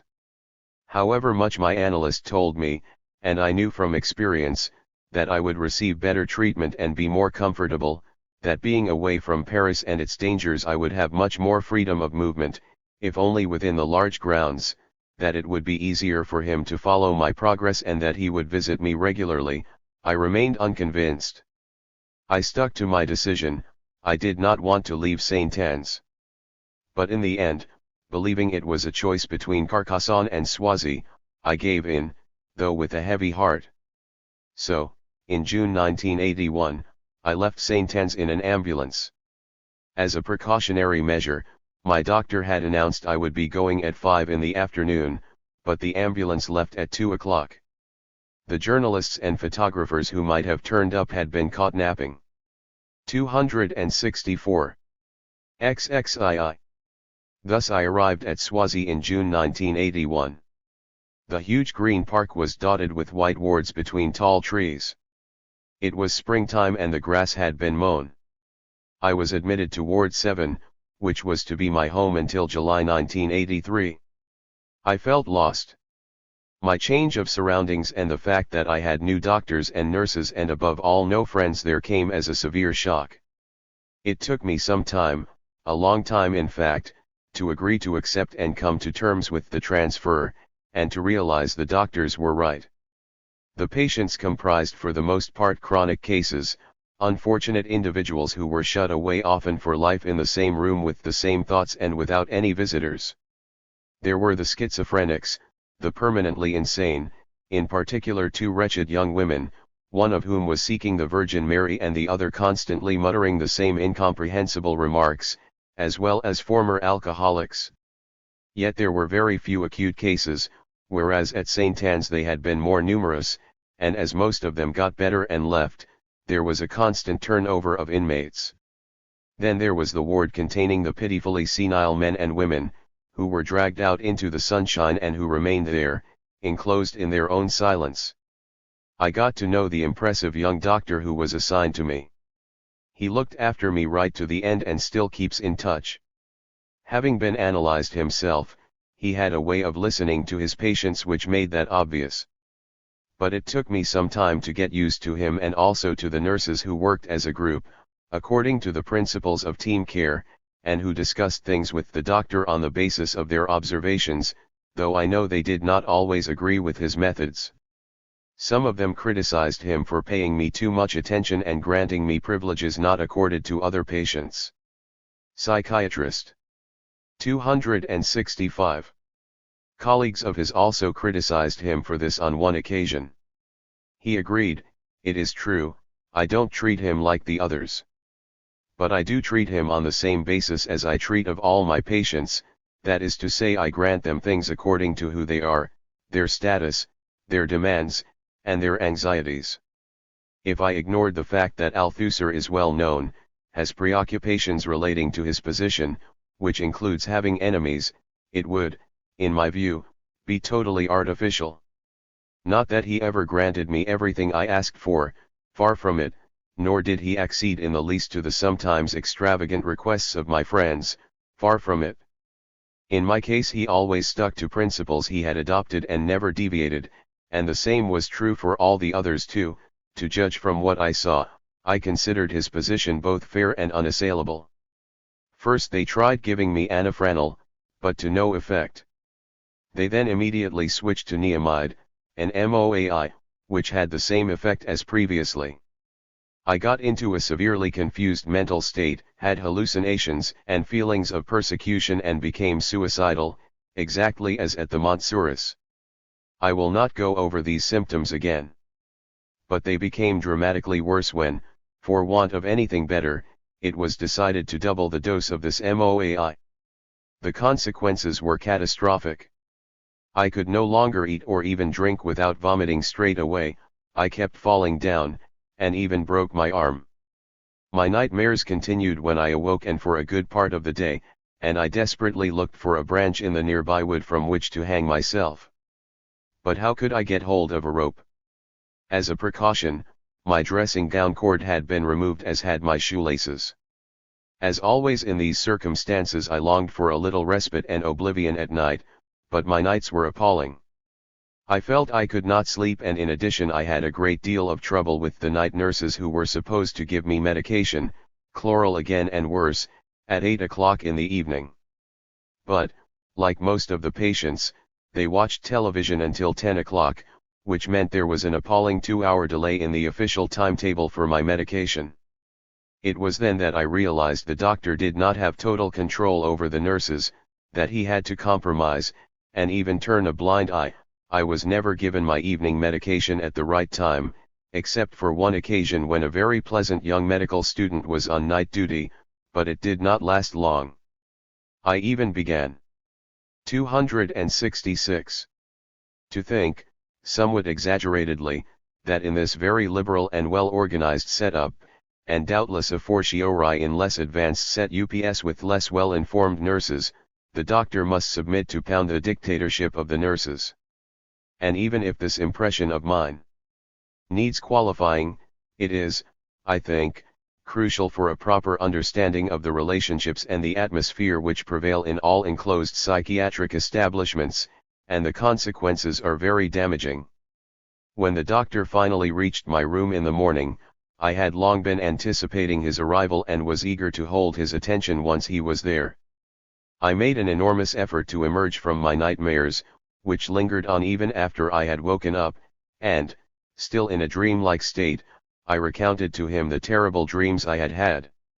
He listened and said a few words, but this listening on his part was what mattered most to me. Sometimes he ventured an interpretation, always cautiously.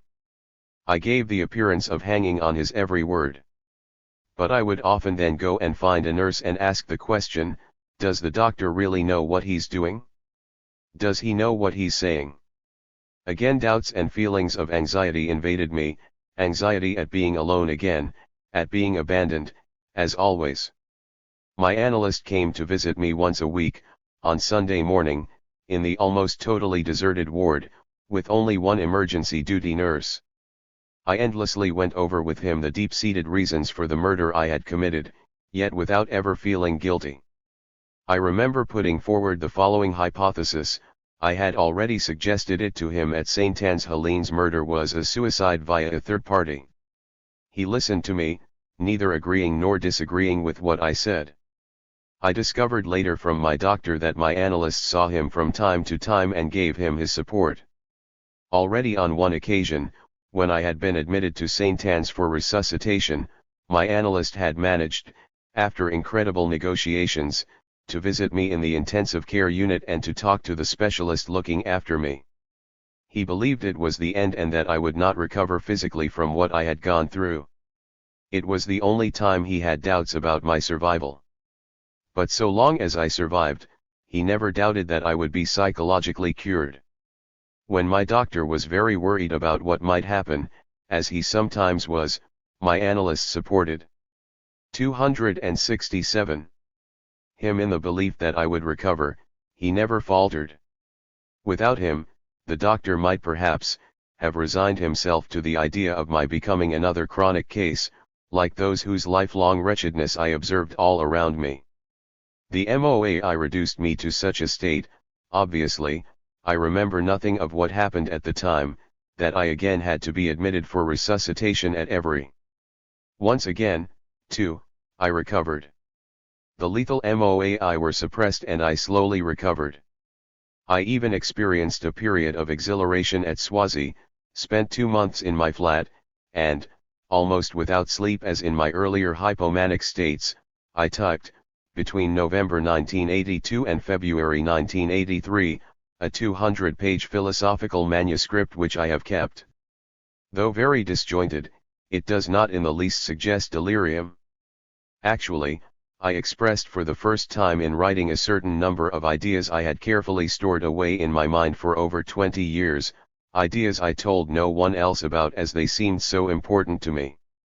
I had kept them for future publication, when they were fully developed.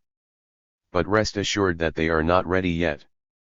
Contrary to what I feared, I received countless visits from my friends, one a day. Indeed, they had arranged things so that I should not be left alone for a single day. I owe them so much. Yet I have to tell the truth and admit that I absolutely and tyrannically demanded these visits, both of them and the doctor. My doctor understood their importance, and since the conditions at Swazi were different from those at St. Anne's, he gave me ample latitude. I thus spent long afternoons in the company of my men and women friends. The important thing was their presence.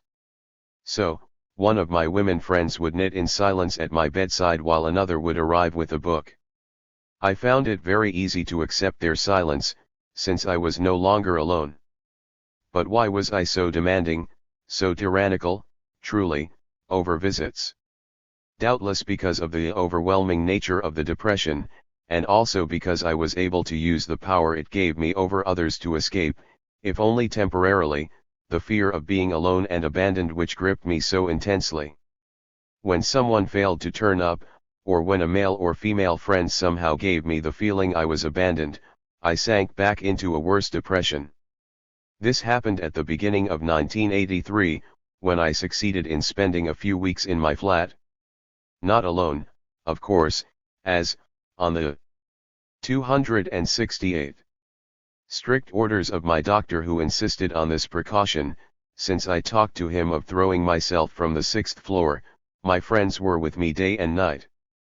But the impression of being abandoned cast me back into an extreme state of depression, which meant that my doctor had to readmit me to hospital. He sent me to the Vivalan, which slowly produced some sort of a recovery, and then, in the end, my extremely precarious departure from hospital in July 1983 to spend a holiday in the country in the east of France. But so much happened in the intervening period. My doctor felt, he later confided to me, that I was so seriously ill and had been for so long that I would never recover, and that I was so defenseless I would never be able to leave the security and protection of the hospital. That was what he feared the most. But he held on, which was the one basic line he quickly adopted. He held on, and though he followed the ups and downs of my illness, he stuck to his position. Yet things were not easy for him. On the contrary, I did everything I could to make them complicated. I had a terrible fear of the outside world, not so much of the malicious interpretations and interventions which obsessed the doctors and nurses, though the issue did not arise at Swazi, and which my own doctor continued to fear on my account even though I was no longer sensitive to them, but of the very reality of the outside world, which I considered forever beyond my reach. For a long time this anxiety assumed a specific form. All my things had been moved. My friends spent whole days on it, from the École to a flat in the 20th district which I had bought with Helene in preparation for retirement. My friends described the state of the place to me. There was such a clutter of boxes full of books that it was practically impossible to get into the flat. What was to be done? Not only did I think I would never be able to leave hospital and return to the outside world, even if I did, I had the feeling I would be unable to get inside my flat. So it was decided I should go to have a look. A nurse I greatly liked went with me one day in the hospital van. I was dismayed to see piles of boxes right up to the ceiling and refused to enter. I came away with a sense of dread which continued to haunt me, not an empty fear of something which might happen, but of something terribly concrete. Without doubt, I was done for. 269. It was then my doctor came up with what he was later to refer to as one of his far-fetched solutions, an absolutely absurd medico-bureaucratic idea, namely, the hospital van would go to fetch my boxes of books, which would be unloaded in an empty hall in the hospital where I would sort them. They would then be taken back to my flat to be arranged on the shelves. But where was I to obtain the shelves? 3 of my friends then offered to put up some basic bookshelves which could be bought at the Bazaar de El Hotel de Ville and which they transported in pieces on the metro. However, I was not much further forward. Only I could sort out the books, but I felt totally incapable of doing it. The whole plan was going round and round in my head. Without saying a word to me, my friends put up the shelves, piled all my books onto them as best they could, and then came one day and announced that I could at last get into my flat whenever I liked. In fact, I was able to get in, as I have already said, during my first stay outside the hospital in November and December 1982, which had such an unhappy ending. The problem was I could not find a single one of my books, so I had to begin to sort them, but how was I going to tackle this mammoth task? I had thousands of books, though I had read only a few hundred of them, having put off reading the others, as I imagined, until the right moment. Again, I was filled with dread. But I have proved that it is possible to live with one's books in a state of disorder, as I have still not managed to arrange them sufficiently to find what I want, apart from the odd one or two, and yet, all things considered, I feel quite at home in this disorder. Yet another proof that everything is in the mind. But that wasn't the worst thing. For what I now want to come to was both horribly specific and most unusual. Certainly, I looked on being in hospital, as I had always done on previous occasions, as an almost complete refuge from the anxieties of the outside world. It was as if I were in a fortress, confined to solitude by the walls of my own impenetrable anguish. How would I ever get out? My doctor was fully aware of this, and, since he understood, he played along with me, with my anguish, and thus became affected by it, anguished in turn, as were all the nurses to whom I constantly conveyed my feelings of anguish. I even remember one day putting the terrible question to my doctor, thinking of one. 270. Specific occasion when I had looked in terror at the base of a woman friend's neck and asked myself in a state of anguish, what if I were to do it all over again, strangle a woman? My doctor reassured me, saying of course I would not, but without giving me any further explanation. I later found out that the women nurses were frightened of coming into my room alone, in the evening, frightened I would jump on them and strangle them, as if they had sensed my horrifying desire, cloaked in feelings of anguish. Confinement unavoidably gives rise to this contagion, which is why I have mentioned it. The anxiety of the patient, the doctor, the nurses, and visiting friends is communicated, and it communicated itself totally in my case, thereby intensifying its effects, to the extent that on several occasions my doctor's position became critical, if not in relation to the nurses, he never spoke about them to me, at least with regard to my friends, who certainly noticed it. How can the doctor escape this interplay of multiple anxieties, in which he is both actively and passively caught up? It is an extraordinarily difficult situation, which can only be resolved by making compromises, which my doctor did. There were, however, certain secondary effects. I believe I can locate the principal source of these secondary effects precisely, connected as it is with the nature, both objective and fantasist, of the fortress which afforded me protection and provided a refuge against the anxiety of some impossible contact with the outside world. Now the outside world was not solely a product of my own fantasies, but was brought to me each day by my friends who came from that outside world and returned to it again each day. I will give one example. Foucault himself came to see me twice, and I remember on both occasions he discussed everything that was happening in the intellectual world, as I did with virtually all my friends, the characters who were part of it, their projects, their books, their conflicts, as well as the political situation. I was quite normal, wholly in touch with everything, my ideas started to come back to me, and I would sometimes even get in a dig at Foucault, who went away convinced I was getting a lot better. When he came on another occasion, Father Breton was with me. There then took place between them, under my aegis as umpire, an extraordinary exchange of ideas and experiences which I shall never forget as long as I live. Foucault spoke of his 271 research into Christian values in the 4th century, and made the very important observation that, while the Church had always valued love highly, it had always profoundly mistrusted friendship, which classical philosophers and especially Epicurus placed at the heart of their ethical practices. Naturally, as a homosexual, he could not avoid drawing a parallel between the Church's repulsion against friendship and the repulsion against homosexuality, that is to say, ambivalence again, the predilection for homosexuality, of the whole apparatus of the Church and of the monastic life. At this point Father Breton intervened quite astoundingly, not to make various theological points but to share his personal experience. As a baby, without knowing who his parents were, he was taken in by the local priest. This man realized he had a lively mind and sent him to the seminary at Agen, where he completed part of his secondary education.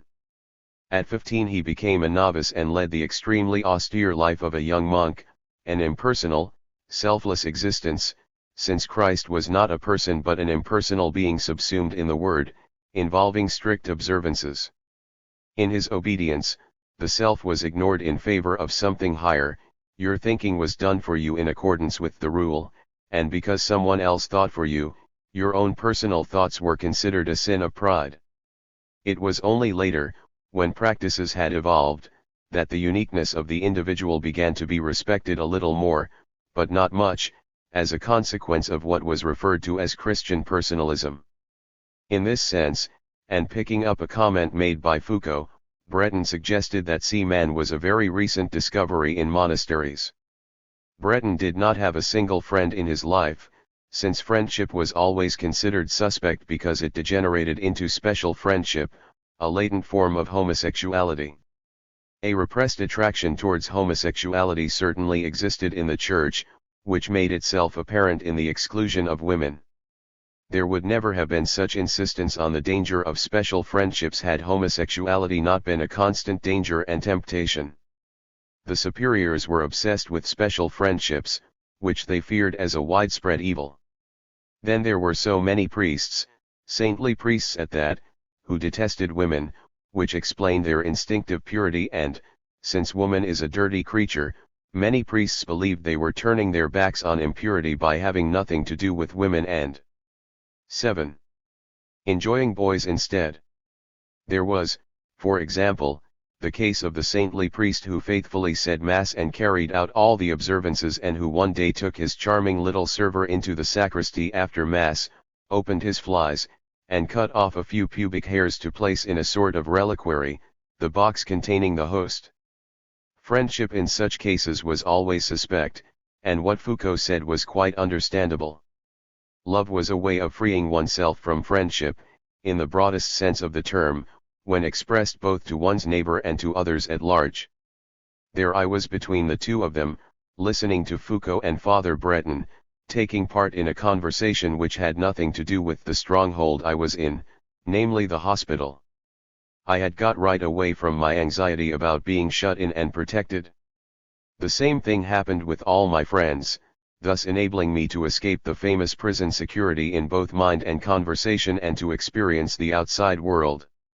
Obviously, my doctor knew relatively little about this aspect of my life, and I did not tell him about it.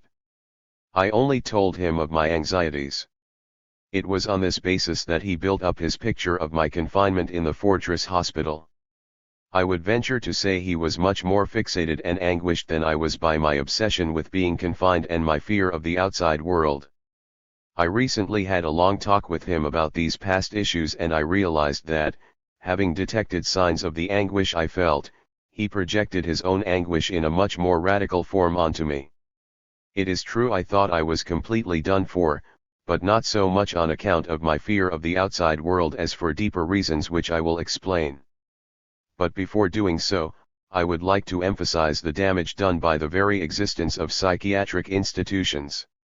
It is a well-known fact that a number of sick people, suffering from an acute and, therefore, transitory crisis, who are automatically and routinely confined in a psychiatric hospital, can, because of drugs and their confinement, become chronic cases, truly mentally ill and incapable of ever leaving the hospital grounds.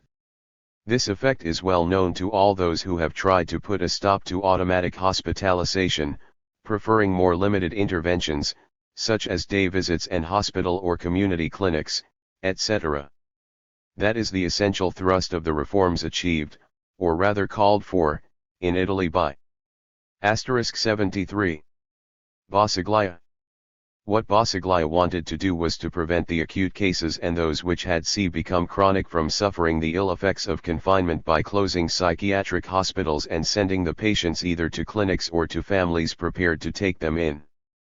Naturally, such a reform could only be conceived of during a period of great popular upheaval, with the help of the unions and workers' parties. It is scarcely conceivable in France, given the ever-present repressive mentality.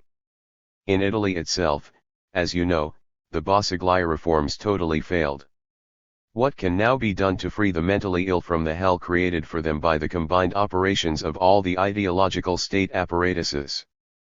But what is less known about is the effect of psychiatric confinement on the doctors themselves, on the way they see their patients and their anxieties.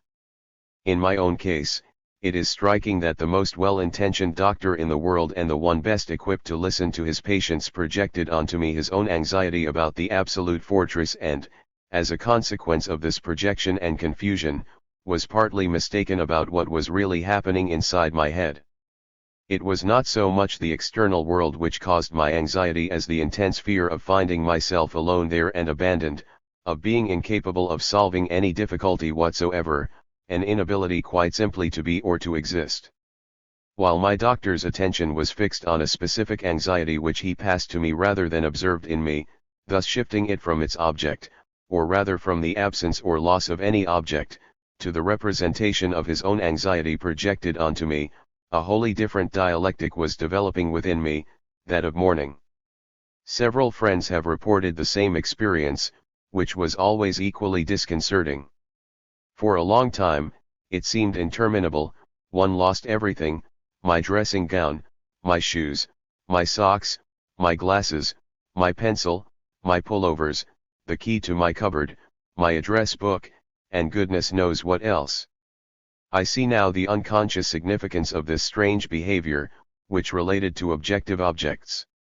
It was the coinage of a wholly different, unconscious loss, the loss of a subjective object, in other words an inner thing, the loss of the person I loved, Helene, which reawakened another, earlier loss, that of my mother.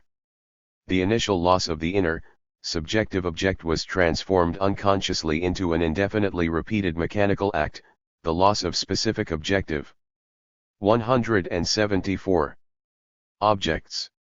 It was as if, in losing the subjective object which determined everything to which I attached emotional importance, in losing the unconscious source of all this, I lost simultaneously and indefinitely any capacity to attribute value to specific objective objects. I lost everything because I had lost the everything which mattered to me, and I was mourning that loss. This business of indefinitely losing everything was a psychological working out of my grief, the working out of that loss and of the loss of that earlier subjective object.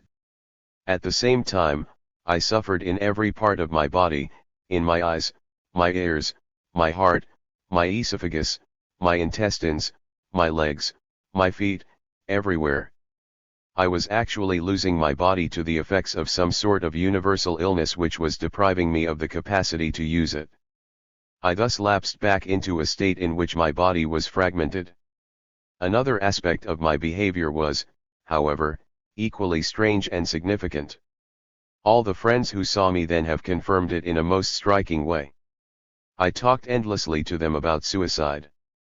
With one, I spent a whole afternoon going over the different ways of killing myself, starting with the oldest, classic forms derived from antiquity and ending in fact with an earnest request to bring me a revolver. I asked him equally insistently, "What about you, do you exist?" Above all and at the same time, I was constantly destroying, the word itself is important, any prospect of getting out of the wretched state in which I found myself. I was never short of arguments; on the contrary, it seems my reasoning was implacable, and I spent my time proving to my friends the absolute futility of any help, whether physiological, neurological, chemical, or psychiatric and psychoanalytic, and especially psychoanalytic. Resorting to philosophical arguments, I demonstrated the fundamental limitations of all forms of intervention, its arbitrary and, in the end totally futile, nature, at least in my case. My friends were unable to say anything and finally fell silent, even those who were experienced in the dialectics of philosophical debate, and I was often confronted by extremely talented philosophers, and they went away completely bewildered and in despair.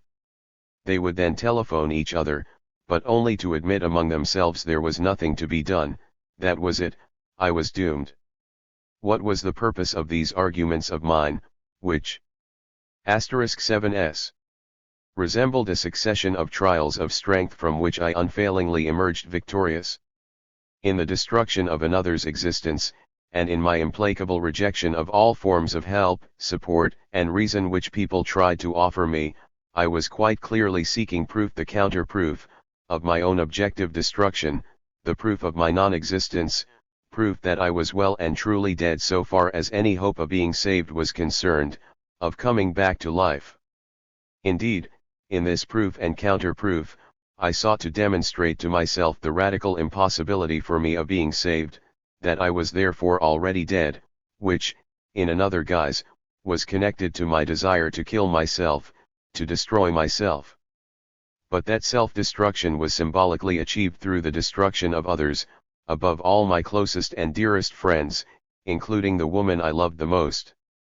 It was truly the working out of the process of mourning, the process of self-destruction in which I was engaged, at the time of Helene's destruction which I caused, but it was not just Helene's destruction. One day I had a visit from an analyst friend of long standing. I told him of my anxieties and of the question I turned over and over in my mind: what exactly was the explanation for Helene's murder? To my great surprise, he told me that through Helene I had unconsciously wanted to kill my own analyst, a slightly wild interpretation, at least in a formal sense. I had not thought of it in those terms and was most astonished and incredulous. But in fact my attempt to effect the radical destruction of any reality attached to psychoanalysis fitted in with this.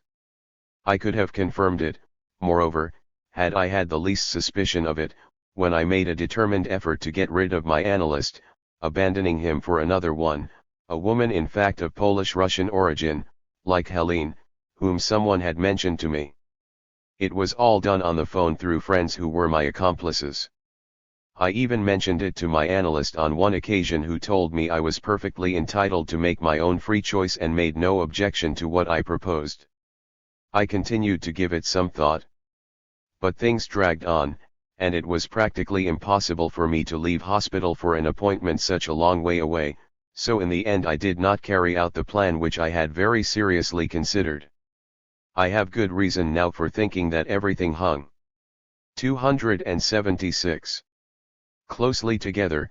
The loss of the subjective object was translated into the loss of countless real objective objects, just as my generalist hypochondria revealed itself simultaneously as a desire to lose and destroy everything: Helene, my books, my reasons for living, the école, my analyst, and myself.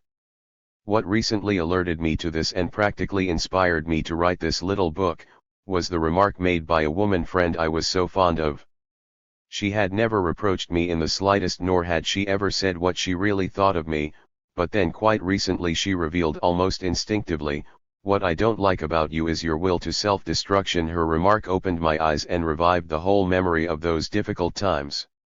In fact, I did want to destroy everything: my books, Helene whom I had killed, my analyst, but all because I wanted to be sure of destroying myself, about which I fantasized in my suicide plans. Why was I so bent on destroying myself? Deep down, unconsciously, and my unconscious desires endlessly found expression in reasoned arguments, I wanted at all costs to destroy myself because I had never existed. And what better proof of my non-existence could there be than to draw from it the conclusion I should destroy myself, having destroyed those closest to me, all those on whom I could rely for help and support? It was then I began to think that my life consisted of nothing but endless artifice and deceit, that it was totally inauthentic, with nothing true or real about it, since that old original compulsion of mine, which had recurred so often and in so many guises, cf. the episode with the rifle, had begun to resurface as a consequence of the terrible, primitive anxiety brought on by depression. In the meantime, however, I had found a way of living as a teacher, a philosopher, and a political animal. I also thought that death had been part of my very existence from the beginning, via Louis's death, which held my mother's attention, beyond me. She thus condemned me to the same death that had befallen him in the skies over Verdun, and which she compulsively relived in her heart and in her repulsion at the desire I constantly embodied. It was then I understood, and I did so on the basis of my friend's most perceptive remark, that my mourning for Helene did not date from her death, from when she was killed. I had been living it, working it out from the beginning. In fact, I had always been in mourning for myself, for my own death. 77. Brought about by my mother and with other women assuming the same role. As tangible proof that I did not exist, I had desperately sought to destroy any evidence of my existence, not just Helene, the supreme evidence, but secondary evidence such as my work, my analyst, and finally myself. I had not, however, noticed that there was one exception to this generalist slaughter: the woman who had recently opened my eyes by saying that what she did not like about me was my will to self-destruction. This was not a chance occurrence, given that I had tried to love her in a quite different way from the other women I had known before. She was thus the one exception in my life. Indeed, I had never stopped mourning for myself, and it is doubtless the same grief I have experienced in those strange, regressive depressions of mine which were not genuine attacks of melancholia, but a contradictory way of being dead to the world by behaving in the same all-powerful way that I did in my hypomanic phases. A total incapacity to be equals total omnipotence. We are constantly faced with the same terrible ambivalence, the equivalent of which is found in medieval Christian mysticism, totem equals nihil. May I skip the rest, which is of no interest to anyone. I do, however, now see where the changes I was undergoing were leading me. They were all part of a process of my, taking in hand my own existence. It began with an initiative of mine to have my lawyer come and free a trade unionist from what I considered to be political imprisonment, the CP. My doctor never knew anything about this intervention. The next occasion was when I asked my doctor to prescribe me a new drug, Upson, which in fact did me some good. I left Swazi in July 1983 and spent an uncomfortable period holidaying in the country house of some close friends of mine in eastern France, but I was still feeling under the weather. I succeeded in not being readmitted to hospital on my return in September 1983, and my doctor took a considerable risk in this respect. My friends organized the equivalent of day and night supervision for me in my flat. Thanks to them I got used to my new abode in the end and was no longer frightened by it. Since then, I have deliberately treated my analyst as just an analyst and refrained from asking him to be a psychiatrist or a doctor. Since then I have also gradually reassumed responsibility for my affairs. 278. My friendships, and my attachments. I have also, I think, learnt what it is to love, being capable, not of exaggerated initiatives, of always going one better, but of being thoughtful in relation to others, respecting their desires, their rhythms, never demanding things but learning to receive and to accept every gift as a surprise, and being capable, in a wholly unassuming way, of giving and of surprising the other person, without the least coercion. To sum up, it is a question simply of freedom. Why did Cézanne paint the Montagne Sainte-Victoire at every available moment? Because the light of each moment is a gift. So, despite its dramas, life can still be beautiful. I am 67, and though it will soon all be over, I feel younger now than I have ever done, never having had any youth since no one loved me for myself. Yes, the future lasts a long time. 279. XXIII*. I showed this text to an old doctor friend of mine who had known Helene and me for a very long time, and naturally I put to him the following question: what did take place between Helene and me on that Sunday, November 16th, which resulted in such an appalling murder? This, word for word, was his reply: I would argue that an extraordinary set of events came together, some of which were purely accidental, others not. Yet the whole configuration could in no way have been foreseen but might very easily have been avoided at little cost if. In my view, three things stand out. On the one hand, as three expert doctors have already pointed out, you were in a state of dementia, and therefore not accountable for your actions. You were suffering from mental confusion and hallucinations and were totally unaware of what you were doing both before and during the act. At a deeper level you were in an acute state of melancholia and could therefore not be held responsible for what you did. This explains why you were declared unfit to plead, which is statutory in such cases. C2. On the other hand, one thing struck those conducting the police investigation: there was no trace of disorder in either of your two bedrooms, or on your own bed, nor was Helene's clothing in any disarray. The story of the blanket which had protected Helene's neck from any marks of strangulation was the hypothesis of a journalist seeking to explain the absence of external marks of strangulation. But this hypothesis, which in any case was only found in one article and rejected by a number of others, was formally rejected. This chapter, numbered to follow on from the others, was also entitled No Ground, editor's note. 280.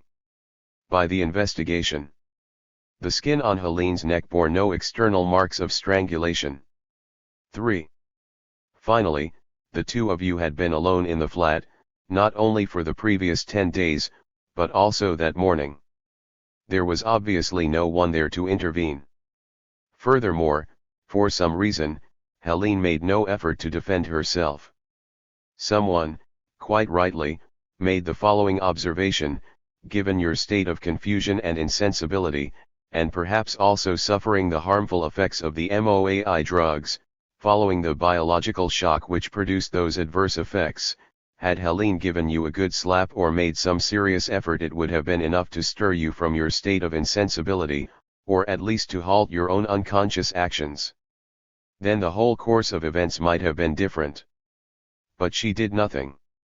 Does that mean she was aware of her impending death and wanted to die at your hands, and thus passively let herself be killed?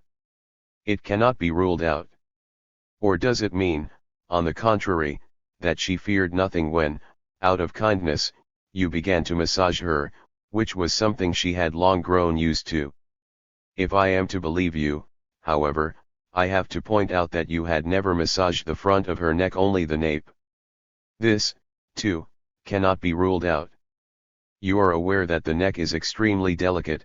All anatomists, anyone who engages in armed combat, and also killers are fully aware of this. Only the slightest of blows is needed to fracture the cartilage and small bones, causing death. Fundamentally, did Helene wish to end her life? She had talked incessantly of killing herself during the previous month, but you knew she was incapable of doing so. Did she passively accept death at your hands, having begged you to kill her? That again cannot be ruled out. Or did you so want to help her, as you had done throughout your life, help fulfill her most fervent and helpless desire, that you unconsciously satisfied her desire to end her life? It is what is known as suicide via an intermediary or altruistic suicide, something one comes across quite frequently in cases of acute melancholia such as yours. This again cannot be ruled out. But how can we choose between these different hypotheses? Almost anything is conceivable in these circumstances. But 281. Basically, one can never be absolutely certain, since so many elements combine to trigger the dramatic event, and they are both subjectively complex and interminable and objectively uncertain for the most part.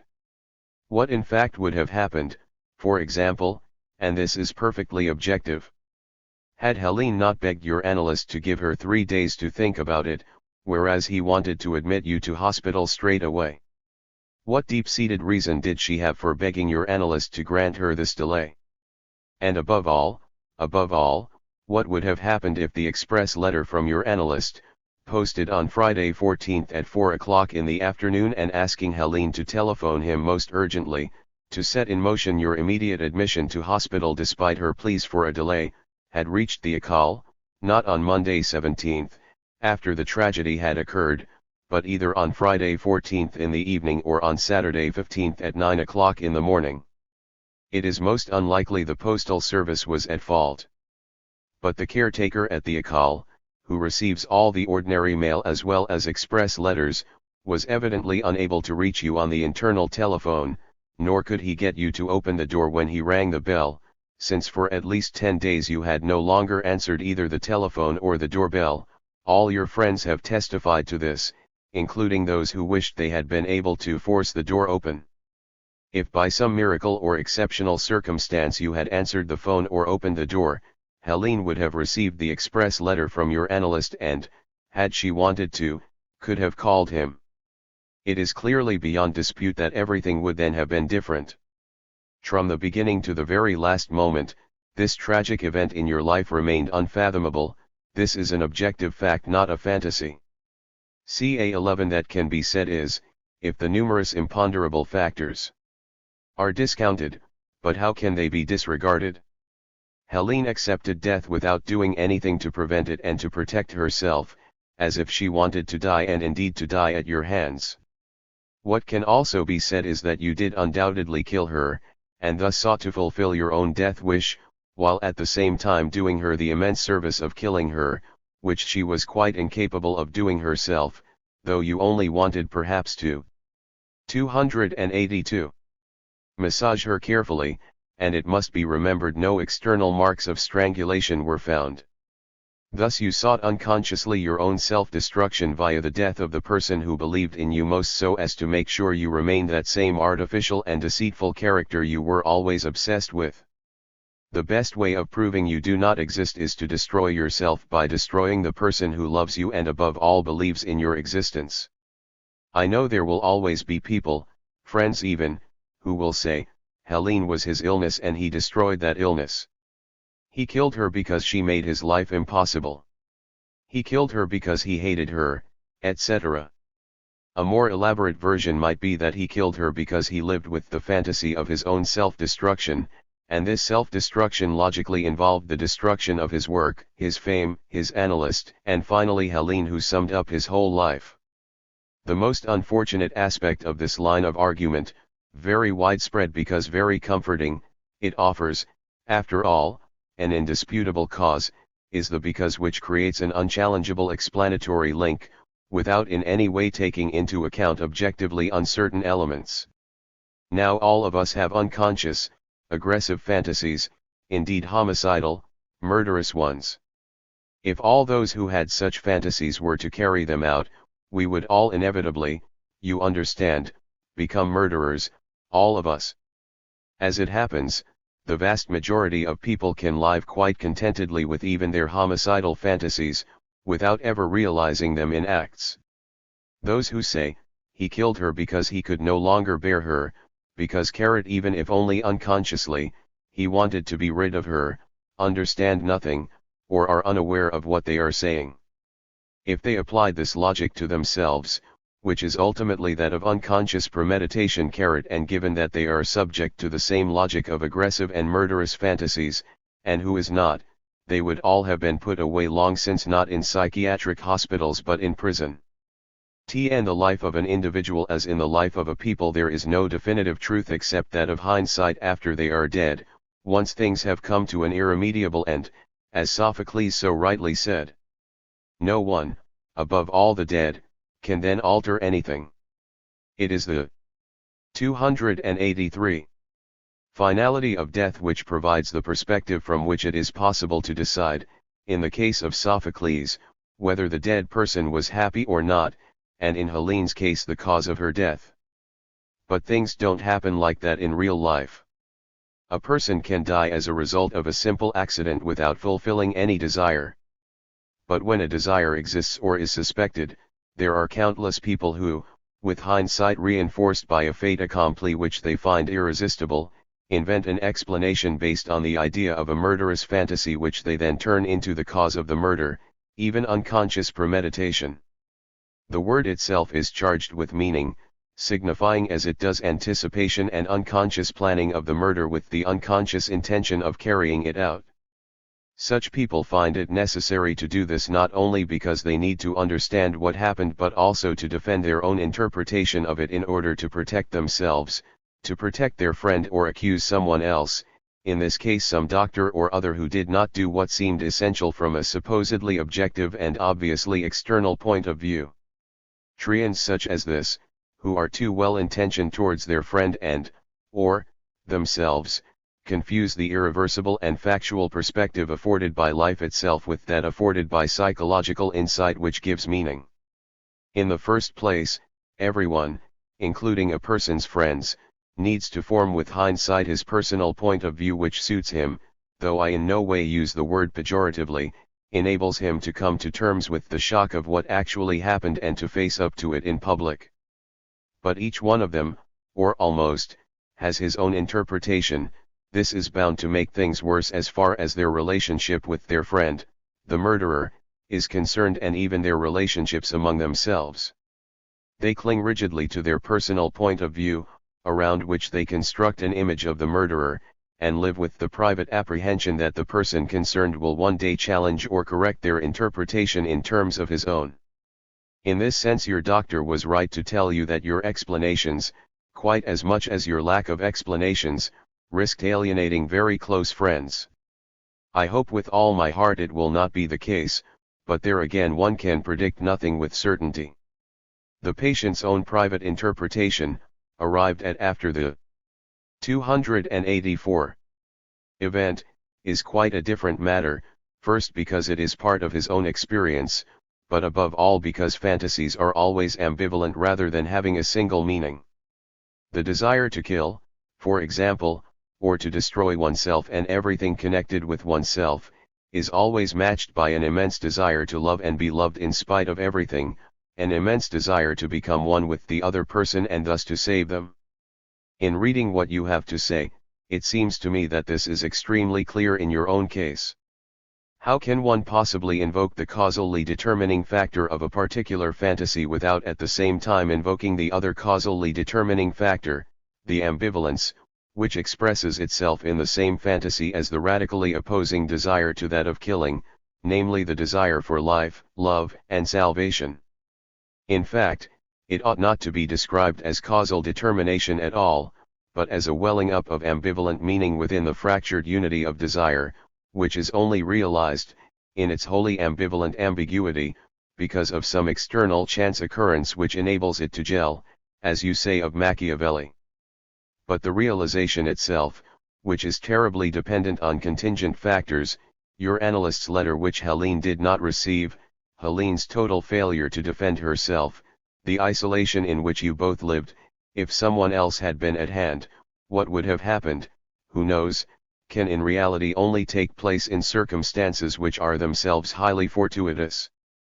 Those who claim to be in possession of some causal explanation understand nothing of the ambivalence of fantasies and of inner meaning, in life rather than with the definitive perspective afforded by deaths, nor do they understand anything of the role of those fortuitous, external circumstances which enable the fatal event to occur or, as happens in the vast majority of cases, to be averted.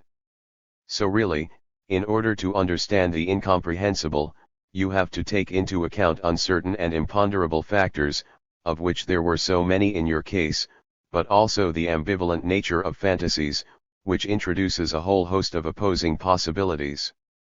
Have, I believe, put all the cards on the table, only some of which, the most obvious to any observer, are needed for one to argue that you were not responsible for your actions when you committed the murder.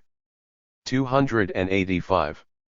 Having said that, you cannot prevent anyone from thinking differently. The essential thing is that you have explained yourself clearly and publicly for your own satisfaction. If there is anyone better informed, let them, if they wish, make something more of it. Anyway, I interpret this public account of your behavior as a way of taking responsibility again for yourself, your grief, and your life. As they said in ancient times, it is an actus essendi, an act of being. One final word, I hope those who think they know more or have more to say will not be afraid to do so. They can only help me live. L.A. The Facts. 1976. As I am the one who has organized everything, I should introduce myself straight away. My name is Pierre Bergen. Actually, that is not true. It was my maternal grandfather's name and he died of exhaustion in 1938, having ruined his health working on his own as a forest ranger for the National Forestry Commission in the mountains of Algeria. He lived out in the wilds with his wife and 2 daughters.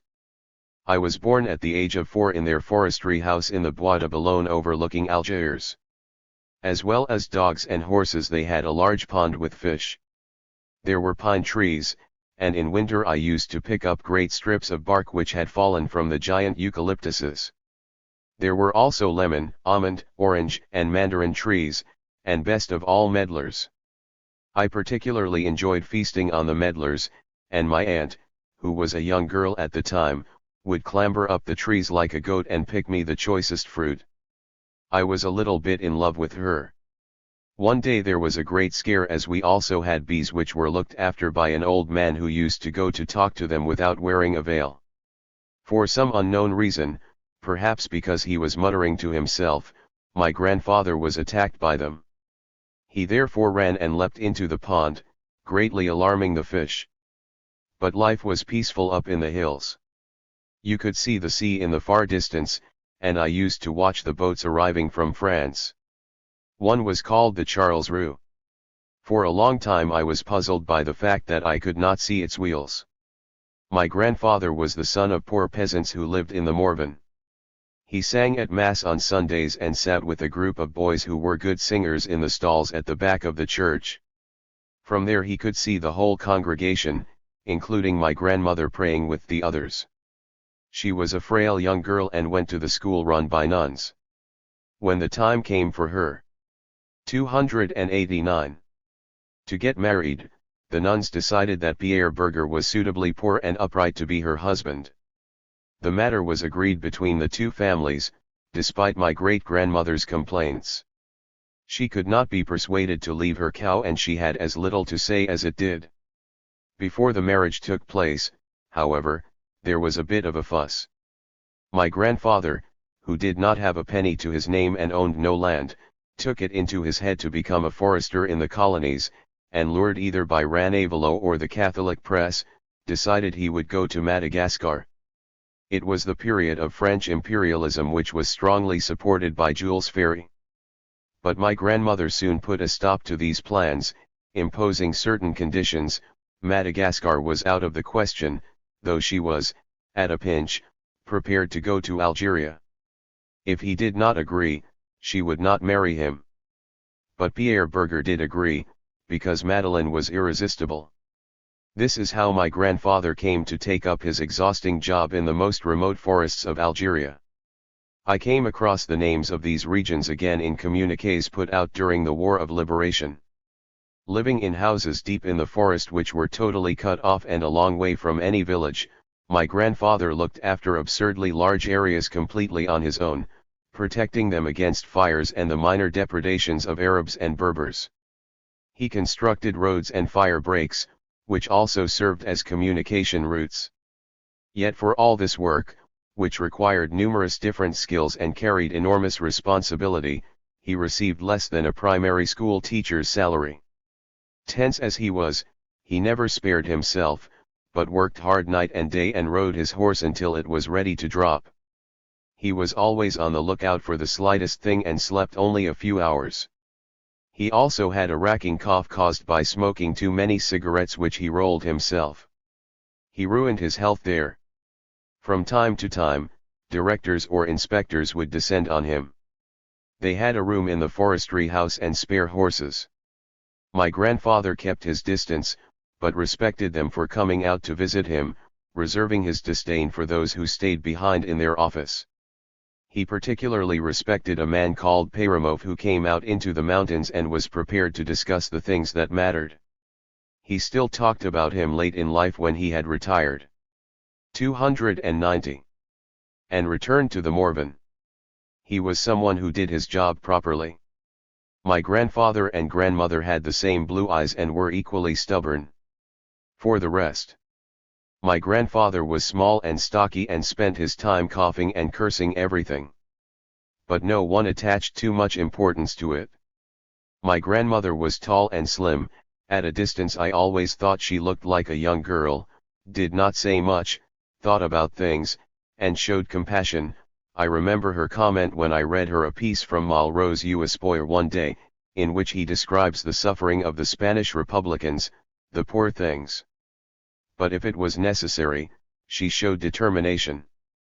When the popular, armed uprising, known as the Margaret, occurred in Algeria at the beginning of the century, the events took place in the mountains not far from the forestry house.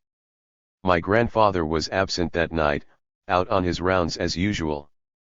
My grandmother was alone in the house with her two daughters, who were about 3 and 5 years old. Though she was loved by the local Arabs, she was under no illusions, recognizing that an uprising was an uprising and that the worst might happen. She stayed up all night with a rifle and 3 cartridges, which were not intended for the Arabs. The night passed and dawn finally came. My grandfather returned shortly afterwards, grumbling about the rebels he had met.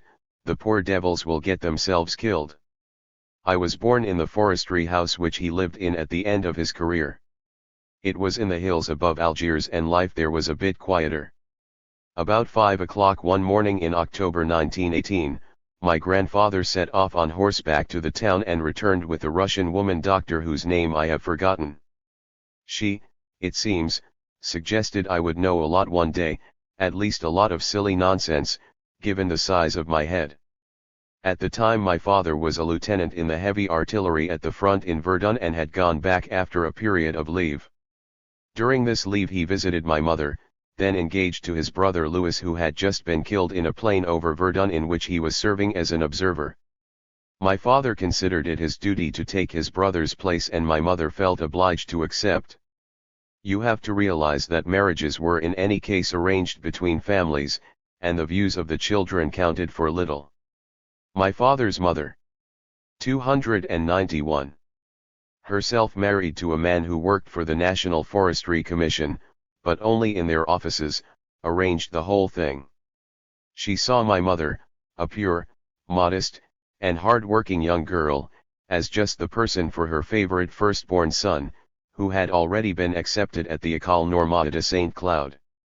Louis was the favorite for the simple reason they did not have enough money to educate two sons and therefore had to choose.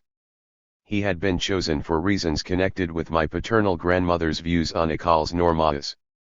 My father, on the other hand, was obliged to go to work at the age of 13, initially as a messenger in a bank. Being intelligent, he had then climbed the ladder even though he lacked formal education. He often talked to me about the Fashoda incident as an example of his mother's tough and calculating approach to life. She counted every penny and made provision for the future. Immediately there was a threat of war, she sent him straight out to buy kilos of dried beans, the best thing to have at a time of food shortages. In doing this, perhaps without realizing it, she was following the age-old tradition of poor people in Latin America, Spain, and Sicily. Provided you protect them against insects, dried beans keep indefinitely, even in time of war. I have never forgotten this same grandmother shelling out for a tennis racket for me one July 14 as we watched from her balcony the troops parading on the quayside in Algiers. My father often took me to the football stadium where there were epic encounters between French teams or French and Arab teams. Things got very heated. It was there I heard a shot fired for the first time in my life. People panicked, but the game continued as the referee had not been wounded. My father also took me to the races, this time with my mother. He could get in easily as he knew someone, through the bank, who worked on the gate and let him in without any fuss. He gambled, not very large sums of course, and though he always lost he enjoyed it, as we did too. My father also eyed the beautiful women a little too keenly, judging from my mother's silences, which I also noticed on other occasions. He took me just once on my own to a huge military firing range, which echoed with the noise of shots hitting the distant targets. It was quite different from the fairground shooting gallery, which I was good at, having worked out how to hit the egg bobbing around on the water and win the bar of chocolate. It 292 was much more difficult and frightening at the range. When I held the rifle to my shoulder and pulled the trigger, I felt a violent kick, as if I had fired behind me. The bullet had, however, gone straight ahead, to judge from the flags being waved above a trench indicating I had completely missed the target. My father told me I had done all right as a beginner and began to give me quite a lecture about artillery fire, how you adjusted your aim if a shell went too high or how you hit a target you could not see, my first introduction to the principles of Machiavelli, which I only got to know later. We also went as a family to play tennis and to the beach. My father had an excellent serve, a bit like Tilden's, and my mother had a formidable lifted backhand. I tried as hard as I could. I was taught to swim by my mother, who did the breaststroke and was less idiosyncratic than my father. He liked to swim on his back, taking care to keep his toes out of the water so that he could look at them without getting them wet. Much later, I started to do the crawl, having taught myself, and it still shows. I was of course a good pupil at school, following the example set by my mother. She became a good schoolteacher, and the friend of other good teachers who used to ask me before class what the fruit of the beech tree was. When I replied, the beech nut, they told me I was a good boy. I attended a mixed primary school, by which I mean little Arab and French boys of the same age, rather than boys and girls. I was ceremoniously taken to school by our cleaning lady, which made me ashamed, as, apart from being accompanied, I was allowed into the schoolyard before everyone else, which was where I used to meet the nice master who asked me about the fruit of the beech tree. My first period of schooling was marked by two dramatic events. One day in class, the pupil behind me decided to let out a fart. The master looked at me reproachfully for a long while. "You, Louis." I did not have the courage to say to him, "It wasn't me," as he would not have believed me. The second occurred in the schoolyard when we were playing marbles, which I was very good at. We were also swapping plain and colored marbles. I do not know why, but I began quarreling with another child whom I suddenly slapped. As a result, I got into an absolute panic and ran after him, offering him everything I had on me if he would. 293. Keep quiet about it? He did. I have to confess, this episode still makes me shudder. Compared with this incident, what happened in the bois was insignificant, though it surprised me as much as the slap. My mother, my sister, and I were out enjoying the fresh air, sitting on the grass with a friend of my mother's who had brought her two children, a boy and a little girl. Again, for some trifling reason, I suddenly heard myself calling her a nincompoop, a word I had read in a book and thought was offensive and which I applied to her for no apparent reason. My mother apologized and the incident was forgotten. I remained astonished that you could have ideas which you were unaware of. On the other hand, an incident which occurred later in Marseille made a lifelong impression on me. I was walking with my mother along a fairly wide though slummy street near the Place Garibaldi, when we saw one woman being violently insulted by another and dragged along the ground by her hair. A man who was standing motionless and enjoying the scene kept repeating, "Be careful, she has a revolver." My mother and I pretended we had seen and heard nothing. It was quite enough that we each carried away an image of the scene we had witnessed and tried to come to terms with it. I never did cope with it very well. After primary school, I entered the first form of the lycée in Algiers, of which I have only one memory, of a magnificent, white, open-topped voisin car with a chauffeur who wore a cap and waited for another boy at the school who never spoke to me. I also remember visiting an Arab landowner, whom my father knew, and being given candied gourd before tea, which I have never seen since. We also used to be taken to the mountains by one of my father's friends in his old Citroën. We visited the place where, many years earlier, my grandfather had saved the lives of a team of Swedes, I believe, who had gone out in a blizzard which caused them to lose all sense of direction. My grandfather, who detested decorations, as did my father, was given the Military Cross with a special decoration and citation for this exploit. I kept all these things after my grandmother's death. The forestry house in the Bois de Boulogne remained in my memory because of its exceptional situation, overlooking the whole of Algiers, the bay and the sea, which stretched away to 294. The horizon. I used to spend a long time on my own, under the carob trees, looking out to sea and rubbing the scented leaves of this tree between my fingers. When we came for 2 days at the weekend with my parents, we used to look in spring at the anemones which grew in the part of the garden bordering a medical laboratory and another bourgeois residence belonging to a former army man, who was married with 2 children. There were often dramas in this family. I was interested in the little girl. She had long hair and said nothing, but I never dared speak to her. Their almost grown-up son rebelled against his father, who got into violent tempers and locked him in his bedroom on the first floor. One day we heard loud banging on the door which suddenly gave way, and the young man fled into the woods. The father took down his gun and went after him, while the mother wept. But it was just histrionics and order was soon restored. As we were about to leave, my father regularly picked a large bunch of gladioli which he gave to a mysterious lady who lived on the Square de Galland.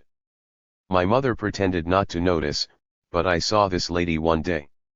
She had languorous eyes, was wearing scent which smelled of wisteria, at least that is what I thought, and was waiting for him to speak to her. As always, my father said something amusing, which did not fool anyone. My father had had an affair before he married with an impecunious young girl called Louise and broke with her the moment he married my mother. He never saw Louise again, because he was a man of principle, even when she became ill and died. He did not seem to have many friends. There was one who worked with him at the bank, a gentle, unenterprising character, who always needed propping up. He was married to a woman called Suzanne who had many attributes and was bursting with energy. My father saw them often and flirted with Suzanne in his own way, always joking and making fun of her figure, which she greatly enjoyed. I remember on one occasion when my sister had scarlet fever and we had to be kept apart, I was sent to stay with these friends and spent over a week with them. Early one morning, I got up and went to the kitchen where I suspected I would find Susie. You have certain intuitions at that age. I half opened the door and saw her standing there naked, making the coffee. She said, "Oh, Louis." So I closed the door again, wondering what all the fuss 295 was about. She had a way of embracing me, hugging me to her bosom, something she did quite readily, which made me think seeing her naked was less significant than being hugged like that. It was in her house that I had a strange dream, which I still remember. I dreamt that an enormous shapeless creature, like some gigantic, endless worm, was emerging from the top of the cupboard at the end of the room which had slowly opened. It terrified me. Much later in my life, I came to understand what might be the meaning of this incomplete dream I had had while staying with a woman who clearly wanted to sleep with me but decided not to out of respect for convention. I also wanted to sleep with her though the idea scared me. Meanwhile, her husband suspected nothing. He smoked a long-stemmed pipe filled with mild tobacco and had a little dog which he took for a walk on Saturday afternoons in the Père Galland. Someone once took a photo there of me. I had a thin body crowned by a heavy-looking head and a high forehead, which was out of proportion with my slender, frail-looking shoulders. I resembled a pale stem of asparagus which had been forced in a cellar. The sun was high in the sky, and I cast a thin shadow, though shorter than I actually was. I was completely alone, holding the dog on the end of its lead. Alone. The relationship between my mother and father was a strange one. My father had divided his life into two rigidly separate compartments. On the one hand, there was the world of work which absorbed him completely, on the other, the family which he left entirely to my mother. I do not remember him taking any part in the upbringing of his children. He handed the whole task over to my mother. This meant that my sister and I were at the mercy of all my mother's fantasies and fears. She made my sister learn the piano and me the violin, so that we could play together, which she saw as part of a good, cultured upbringing. She became infatuated with a progressive doctor and decided one day to put the whole family on a vegetarian diet. Thus, for 6 or 7 years, we ate natural products, without any meat or animal fats and without butter or eggs. Only honey was acceptable in her eyes. My father refused to go along with it. A steak was ostentatiously cooked and solemnly served to him as a sort of protest. Meanwhile we ate grated carrot and almonds and chestnuts stewed with cabbage. It 296 was a splendid sight. My father ate in silence, sure in the strength of his position, while we commented on the relative and unequal merits of meat-eating and vegetarian diets so that all might hear and take heed. But my father took no notice and continued to cut his rare steak with a firm hand. My father was given to violent outbursts which frightened me. One evening, when our neighbors on the same landing were singing, he took a saucepan and ladle, went out onto the balcony and set up a terrible din which frightened all of us, but put a stop to the singing. My father also suffered nightmares which ended in long and terrifying wails. He was quite unaware of this and when he woke up claimed he remembered nothing. My mother used to shake him to make him stop. They never said anything to each other which suggested they loved each other. But I remember one night hearing my father, who must have been holding my mother in his arms as they lay in bed, murmuring to her, "You're mine," which gave me quite a shock. I remember 2 other episodes which surprised me. One day, Just as we had got back to our flat in Algiers, having come off the boat from France, my father had a turn on the balcony. He collapsed while sitting on a chair. My mother was frightened and spoke to him, something she never normally did. I also remember being in a train one night on our way to the Morvan when my mother had a turn. My father made us get out in the middle of the night at Chalons, where we tried to find a hotel to open up and agree to take us in. My mother was very ill, and my father, who was very worried, spoke to her, something which he never normally did. These two memories carry with them a whiff of death. Doubtless they did love each other, though they never spoke to each other. In the same way, people remain silent when they are by the sea or when death is at hand. They did, however, venture the odd word just to make sure the other was still there. It was their own business. But my sister and I paid dearly. I only became aware of this much later. Talking of my sister, I also recall an incident which took place in the hills above Algiers, where we found the tiny cyclamens by searching beneath the bushes. We were walking calmly along a dirt road when a young man suddenly appeared on a bicycle. I do not know what he was doing, but he knocked my sister down. My father pounced on him, and I thought he was going to strangle. 2-97. Him. My mother intervened. As my sister was hurt, we hurried home with me still holding a few cyclamen flowers in my fingers, though I was no longer interested in them. My father's violent behavior seemed strange to me. My mother, however, was completely indifferent to it, or so it seemed, though she spent her time complaining about her great suffering and the sacrifice she had been forced to make by my father in giving up her career as a teacher, which was something she enjoyed. Though he seemed so self-assured, he would suddenly get carried away, unable to control his violent impulses. Yet I have to admit he did actually control them in a way, as he usually got what he wanted when he resorted to such behavior. He was always lucky, with things turning out to his advantage. Yet he also held back from doing things when it was necessary. He was, for example, the only manager in the bank not to join Pétain's Legion when he was in Lyon between 1940 and 1942. Nor did he support General Juin when he undertook to make the Moroccans eat straw, and, even though he had mixed feelings as a Pied Noir carrot, he was not against de Gaulle when the turning point came and agreed to Algerian independence. He grumbled a great deal, but that was all. After my father's death, I learned from members of his staff that he ran the bank in a very idiosyncratic way when he became manager. If not a principle of his, it was at least his custom not to say anything or to make absolutely unintelligible remarks. His subordinates dared not admit they had understood nothing, but went off and usually managed very well on their own, though they still wondered if they might not be mistaken, and this kept them on their toes. I never knew whether my father did this deliberately or not, as he adopted almost the same practice with us. When he was with his customers or his friends, however, he never stopped talking and was perfectly comprehensible. He was always joking, which disconcerted those he was talking to, putting them under his spell and in an inferior position. I perhaps inherited something of his delight in provocation. My father's banking methods were rather peculiar. He often lent large sums of money in the bank's name and without interest, especially when he was in Morocco. This disconcerted his rivals and placed them in a difficult position. But almost always the customers paid the interest themselves, though it had not been asked for, thus proving, as my father 298 said, that Moroccans had a sense of honor and that you could trust them. However, my father would never accept the smallest gift, other than flowers for my mother, or an invitation to visit a farm where he was offered mint tea and the local sweets. He was very critical of his superiors who, to all intents and purposes, allowed themselves to be bribed.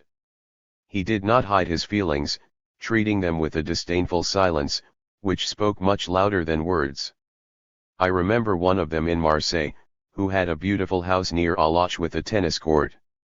He had a young wife, whom I found most attractive, and who used to say as she was about to serve, "You'll see, it'll be like the Folies Bergère."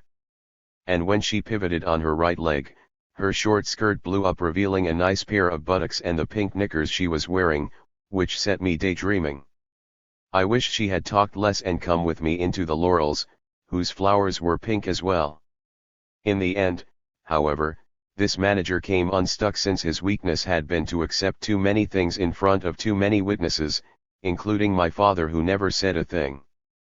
My father was later to pay for his silence when the senior management of the bank pensioned him off at very short notice, whereas traditionally a person of his caliber would have gone to the head office. No, he was pushed aside, in favor of someone less good than himself who had been to the École Polytechnique and married a daughter of the Protestant family which owned the bank. This was standard practice both for the bank and for a student from the Polytechnique. My father retired and told me it was perfectly normal, since it was a family affair and the only thing he had done wrong was to marry a woman who was not their daughter. You cannot control what you feel in your heart. But in fact he was not distressed at this outcome, which to him was like an unintentional honor. There are those who are not decorated, he said fiercely. Actually, he had refused all decorations. I continued my secondary education in Marseille, in the fine, tall buildings of the Lycée Saint-Charles, presided over by a headmaster who was an amateur painter and run in a friendly manner by distinguished teachers, including one old man who openly wept in English lessons because his daughter had died. We were all very sad. We took our revenge on the PE teacher and the caretaker. The one made us play nothing but football, which was much. 299. Appreciated. The other kept guard rather aggressively at the exit and chased away any girls who ventured anywhere near it. It was there, in opposition to the views of my father, who was thinking of the Polytechnique, that a distinguished teacher of literature began to turn my thoughts towards sitting the entrance exam for the École Normale. To start with, he entered me for the open exam for secondary school pupils. I took this exam in all subjects but did not get a single certificate of merit. I have to admit I did invent quotations and translations, which was not the done thing. My father was then transferred by the bank to Lyon. There he continued to play tennis and to go to the opera, where there are some very beautiful women to be seen. I went to and entered Hypochon at the Lycée du Père. That is where I got to know Jean Guiton, who was constantly preoccupied with proving the immortality of the soul, and Jean Lacroix, the man taking over my position and who isn't very well known, Guiton told us, is someone called M. Labanière. Unlike Jean Guiton, who taught with his back to us, bent over, clasping his forehead with his right hand, a small piece of chalk casually held between the fingers of his other hand, Jean Lacroix talked to us face to face, emphasizing what he said with blows to his unfortunate right ear and with phonetic explosions, which we identified with some difficulty as the equivalent of Buell, the name we immediately gave him, though not with his consent. There was also Henri Guimas who gave us an hysterical performance on Chateaubriand, before returning to his post in Cairo, from where he sent us a superb photo of himself wearing a red fez. We sent him a telegram in reply, the work is different, but the hat remains the same. Above all there was Père Ours, a stocky individual and a native of Lyon who was the spitting image of Pierre Laval. He was a Galilean, fiercely Jacobinic in his sympathies, who spent his time speaking ill of the Pope and Georges Bedault. He also kept his eye on the career of French politicians with the help of index cards he had on each of them. He drew some surprising political conclusions, in 1936–37, claiming that the French bourgeoisie would betray France, fearing the Popular Front more than Hitler, that it would give in to the Nazis after a phony war, and that France in return would owe any future it might have to its people, roused to resist by the left, led by the communists. The relationship between Père 300 Ours on the one hand, and Jean Guiton and Jean Lacroix on the other, were rather unusual. Ours could not stand Guiton, whom he accused of being a mother's boy. He was in political agreement with Lacroix, but found his philosophical and religious emotionalism hard to take. It was, however, greatly to Lacroix's credit that he defended his views and contributed, alongside Mounier, to the Revue Esprit. Born into an average middle-class family in Lyon, he had married a young woman who belonged to one of the most exclusive upper-middle-class families in the district. Lacroix was ostracized and denounced as the devil. When he attended a family gathering which brought together hundreds of people who were related to each other, it took a certain amount of calm courage to face the insults which were heaped upon him. Jean Lacroix always stuck to the same line, remaining faithful to Mounier, even though his successors steered the Revue Esprit into easier, murkier waters. Auers's career after the war, on the other hand, was wholly unexpected.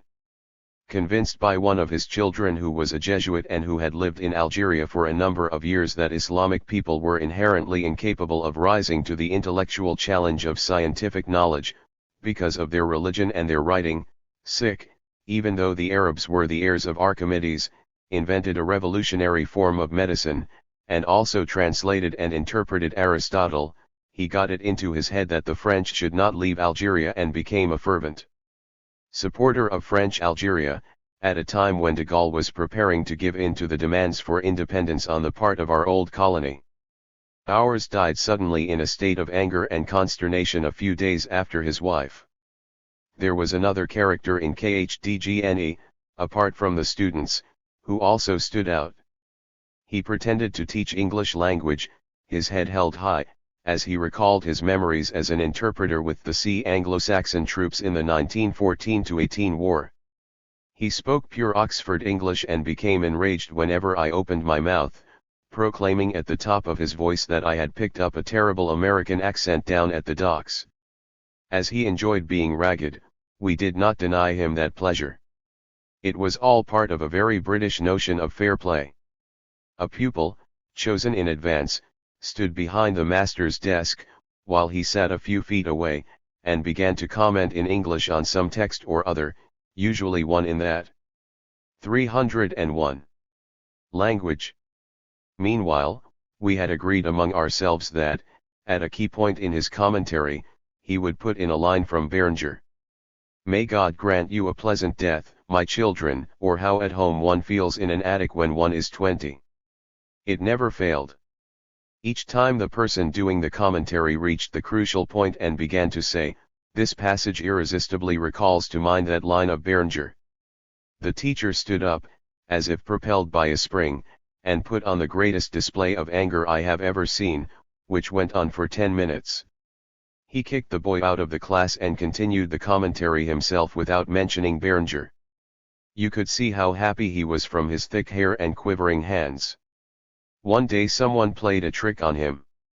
The boy in question, a splendid fair-haired lad who was himself a bit of a poet and permanently in love with a girl in our group whom I will say a word or two about in a moment, was commenting on 3 lines of John Donne. He began by giving his version of it in translation. J'étais aime 3 jours durant. J'étais aimerai 3 jours encore. Syl fait beau. It was pouring down that day, but that did not matter. He returned to the original version of these 3 lines to evoke certain associations. He began, "See, I Have Loved You irresistibly brings to mind the song by Tino Rossi," and went on in the same banal fashion. He cited all the popular songs of the day, linking each one to a specific word in the poem. The teacher said nothing until the name of Béranger cropped up. At that point, as always, he got into a rage. On another occasion another boy, who subsequently became a celebrated oratorian and who was known to everyone as Fanfouet, because he came from Savoy, and whose father was in charge of a station which had been closed, you can imagine the jokes we made about the name of the station, did a commentary on another text, in English as always, but using an original analytical method. He put forward exactly 43 different approaches, beginning with the classic ones such as the historical and geographical approach and ending up with somewhat uncommon ones such as 302. The ornithological, highly successful with the master who liked sea birds, the culinary, and other such inanities. Béranger featured, inevitably, under the poetic approach, provoking the customary rage. When it was my turn to perform, I adopted another tack. I consulted a friend of mine doing Spanish and also looked in some of his books for a quotation from a 16th century monk and seasoned inquisitor, Dom Guanger, which I introduced, lowering my voice at the right moment. Thinking he had heard the name Berenger, the master was on the verge of his customary rage, and I had immense difficulty getting him to see his error and convincing him Dom Guanger had nothing whatsoever to do with Berenger, having been born 2 or 3 centuries earlier and never having written any poetry. He bought us all a drink at the end of the year at the kiosk under the trees in the park. There were girls out on the lake in boats, and we wondered what they were doing there since it was so hot. We also challenged the authority of tier hours. Whenever he had to pronounce a word in English, such as Wellington, he usually stopped talking, went up to the blackboard, wrote up then underlined the word in question so that everyone would understand, while apologizing for the fact that he couldn't pronounce English. He extemporized, leaning with one hand on his desk and flicking through with the other, for appearance's sake, a few sheets of paper which were apparently devoid of notes. There was no stopping him. He would say, "Did I tell you England was an island?" and wait for the answer which did not come. He drew all sorts of conclusions. One day, after the war, he told me, in front of Helene who had fought in the resistance, that it would have been truly impossible in England, not because it was an island but because the English lived in cottages and the resistance fighters would not have had any secret bolt holes as they did in Lyon. I played my own trick on him one day when I had to give a talk to the class on the first consul and his foreign policy. I so organized it that the final word of my talk was the name of a famous battle. As I was on the point of saying it, I got up slowly, picked up a piece of chalk in my right hand, and approached the blackboard, saying, "Torge of me, but my Italian pronunciation is very bad." Then I simply wrote the word, Rivoli. Tier hours took it very well, as 303. A professional. So he tended to go on at great length, but there was a huge boy in our class who would have made a world-class rugby or tennis player, but who was too idle to do anything. As if to challenge everyone's expectations, he later became one of the best-known journalists working for the French press. Scarcely had ours begun talking than he would slump onto his desk and go to sleep, to our great delight, as he snored loudly. All that we were interested in was, for how long? Because tier hours always noticed him in the end. He would then creep up on the sleeping boy, shake him vigorously, and shout out, "Hey, Charpy! We've arrived. Everybody out." Charpy opened just one eye, keeping the other one closed, and went back to sleep. Tier hours, taking the view he had more than done his duty, would begin again to tell us that England was an island. Most of us were royalists at that time, except for the poet and another boy who, without telling anyone, set off for Spain one day to join the International Brigade, where he was killed like all the others. It was the fault of Chamberlain and Perrin, the one a brilliant aesthete, the other, whose father manufactured ribbon for hats at Saint Etienne, an excellent pianist, in love with a woman he had yet to meet. But you could picture her from the attitudes and feelings he expressed. Our royalism, in support of the Comte de Paris, was a thing of the moment that could doubtless be explained by the fact that Boutang had briefly and flamboyantly made his mark in Khdgne a few years previously. For us at least it was not very serious. We made a few well-chosen and pointed remarks, addressed to imaginary enemies such as the Popular Front which had delivered France up to the Jews and the common people. I saw something of the Popular Front when a huge procession of workers marched down the Rue de la République one day. Seething with rage, I watched them from a small window of the flat in which my parents were then living in the Rue Arbre Sec, a name to conjure with. But I reconsidered all this in the light of what tier hours told us about the French bourgeoisie and ordinary people, and it was enough to draw me away from my royalist friends. Our poet's mind was on other things. He spent his time making advances to one of the two girls who went around with us, a young woman with jet black hair called Mile Molino. She was a fiery individual beneath her calm exterior and would explode if one as much as touched her. There were stormy and dramatic scenes in public during the 3 years I was at the lycée. The poet declared his love for her in front of everyone, even in English, but she did not want to know. One day the two of them disappeared, and we believed they were dead, but they reappeared a few days later, seemingly in good health. Within a matter of hours, however, they were at each other again, breaking off their relationship. It was a more enjoyable sport than watching the abysmal local football team which never scored any goals but let in dozens. I ought to mention that Edouard Herriot was mayor of Lyon and spent his time running the Radical Party, refining his thoughts on culture. It seems he spent 10 years at it, and preparing to die having made his peace with the church. I learned a little of his preparation for the afterlife from a tall, thin Jesuit who had the finest nasal appendage I have ever seen, which did not however prevent him from enjoying life. I went to find him one day at the seminary where he lived up in Fourvières as I needed his help in founding a student Christian movement in Khdgne. He greeted me warmly, though he was a little surprised that I had sought him out, going over the heads of the municipal, university, and church authorities, but in the end he agreed. That is how, with his agreement, I formed my first political cell. I never needed to form another. We recruited members and held a regular meeting, and thus I came to discover that the church was concerned in its own way with the social question. Coming as it did from the Vatican, this concern made tear ours cross. One day we set off, including the royalists, for a retreat in a monastery in the Doms where there were numerous lakes. The monks were unctuous, relaxed, and bound by their vow of silence. They worked on the land by day and at night they got up 5 times to say their prayers out loud. The building had an incredible smell of wax, soap, oil, and filthy sandals. It was a wonderful way to learn something about detachment from the world and how to concentrate spiritually. Furthermore, on each floor there was a huge clock which chimed the quarters and kept everyone awake, especially at night.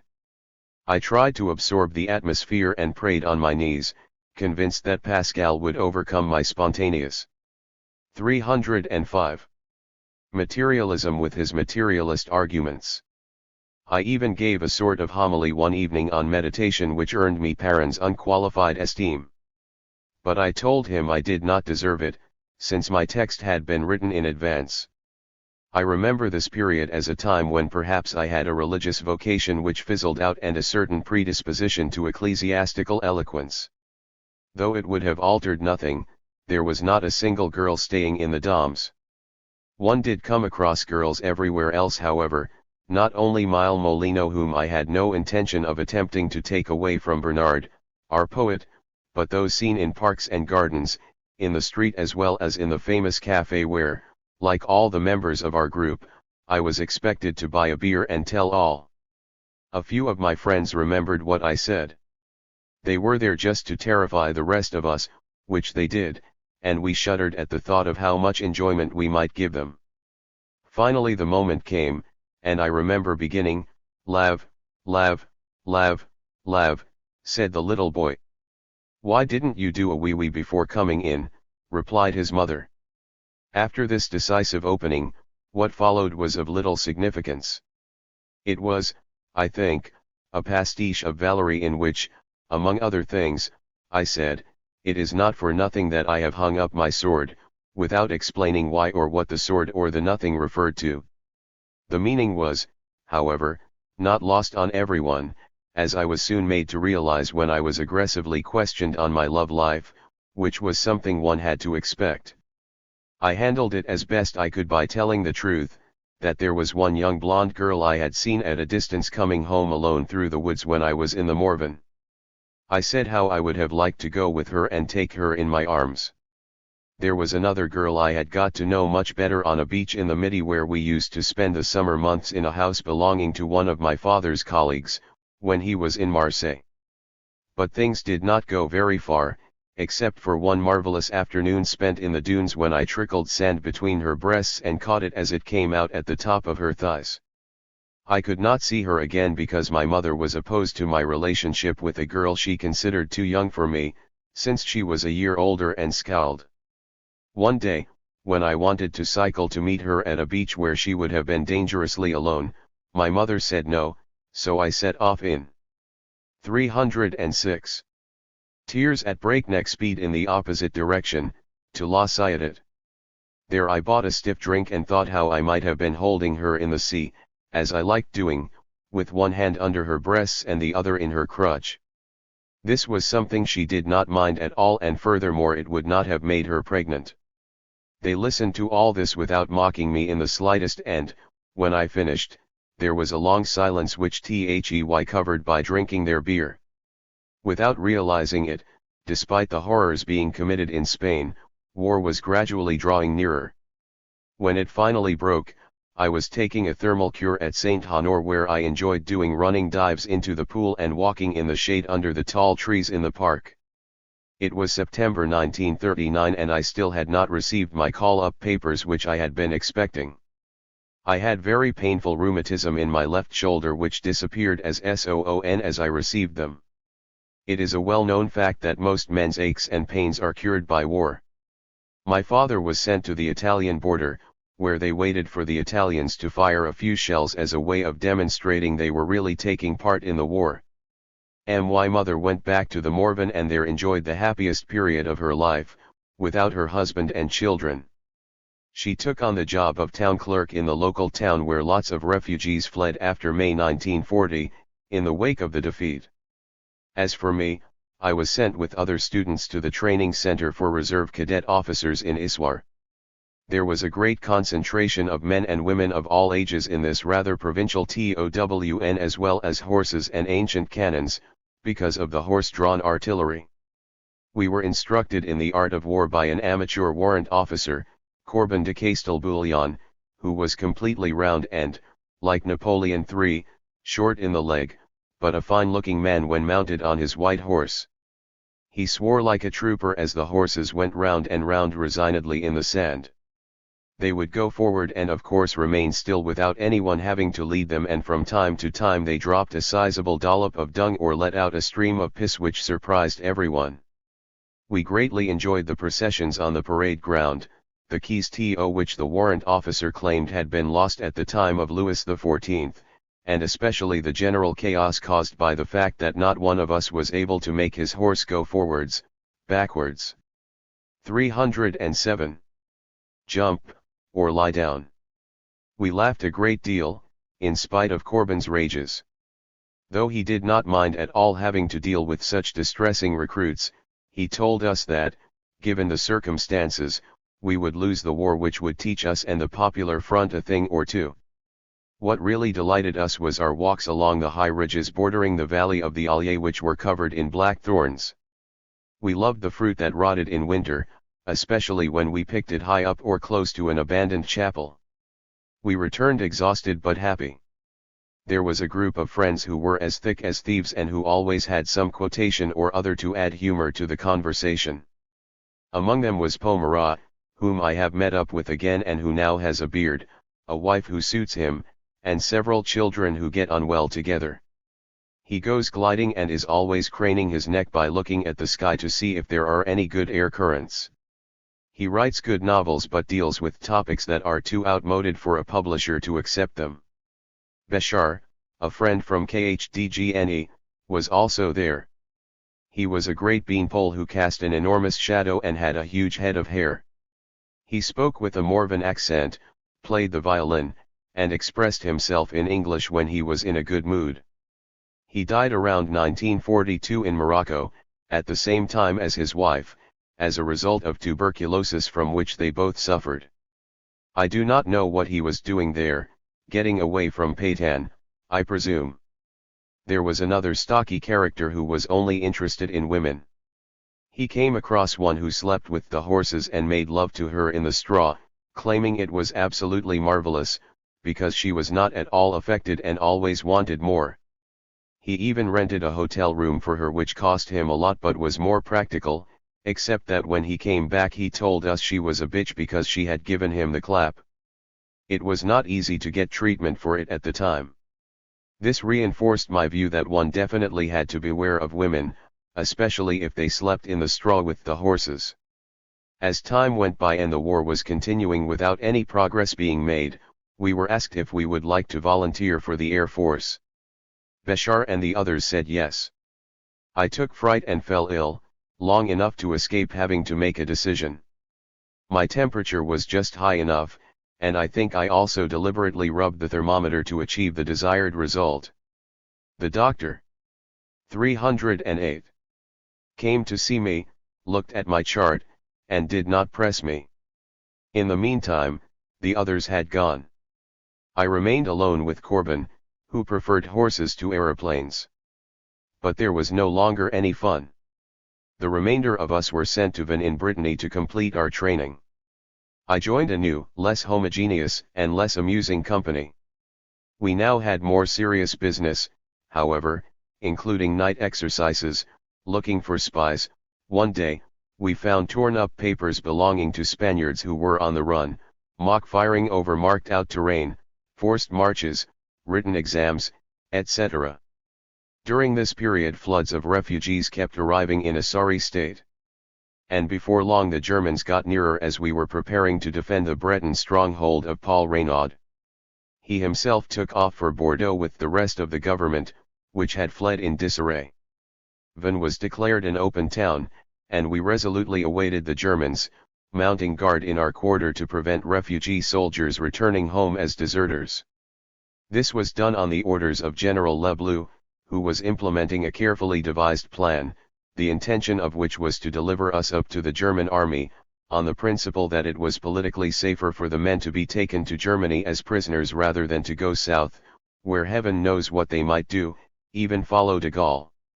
It was an effective and faultless piece of logic. The Germans arrived in sidecars and respectfully accepted our defeat. They were courteous, promised to liberate us within 2 days, and kindly informed us that if we escaped we would suffer reprisals as they would catch up with us. Some turned a deaf ear and took off without any qualms. All you needed were some civvies and a few francs. In fact, it was what my uncle, who had been a prisoner in 1914, did. He knew the score and was not easily taken in. He somehow got hold of a civilian suit, stole a bicycle, and set off, even managing to cross the Loire, on the pretext that he was going to pee on the other bank. A left banker, sir. He turned up one day to the total astonishment of his wife. You'll get us all into trouble. My uncle was sufficiently bad-tempered to be left in peace. He later died, having raised his family and thoroughly aggravated his wife, but that is a separate issue. Before we left, the Germans carefully transported us from one place to another in Brittany, visiting several camps, as they called 309 them, but none were very secure. I remember one where all you had to do was climb in the ambulance in order to escape. In another, you got out of the truck, wandered off into the village behind the little station, and you were free.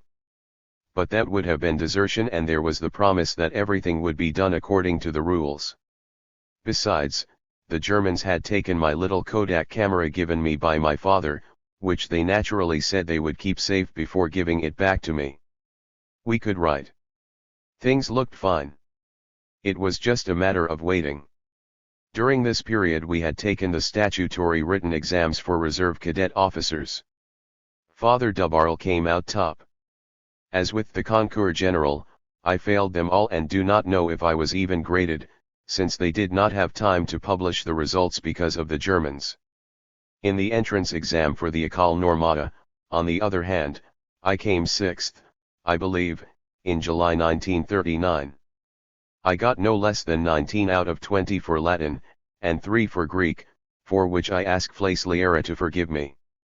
I produced a philosophical essay on efficient causality which I knew damn all about. That simpleton Skull liked it but not Laches Ray, who told me with good reason that he hadn't understood a word 5. The Germans considered us second-class soldiers and therefore sent us to a camp for ordinary troops. First, however, we were sent to a general transit camp near Nantes where we fought over water and where Dubarl, who was far-sighted, organized the surveillance of military convoys on the nearby railway so that the information could be passed on to those outside. This was in June 1940, I recall, before de Gaulle made his appeal. Things began to get serious when we were put in a train with a truck full of soldiers armed with machine guns at the rear. There were 60 of us to a truck, we had to pee into a bottle, and there was nothing to drink but our own urine. We were extremely restive. The journey lasted for 4 interminable days and nights.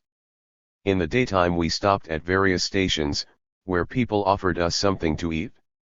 We also stopped out in the countryside where peasants were cutting their hay not more than a dozen yards away.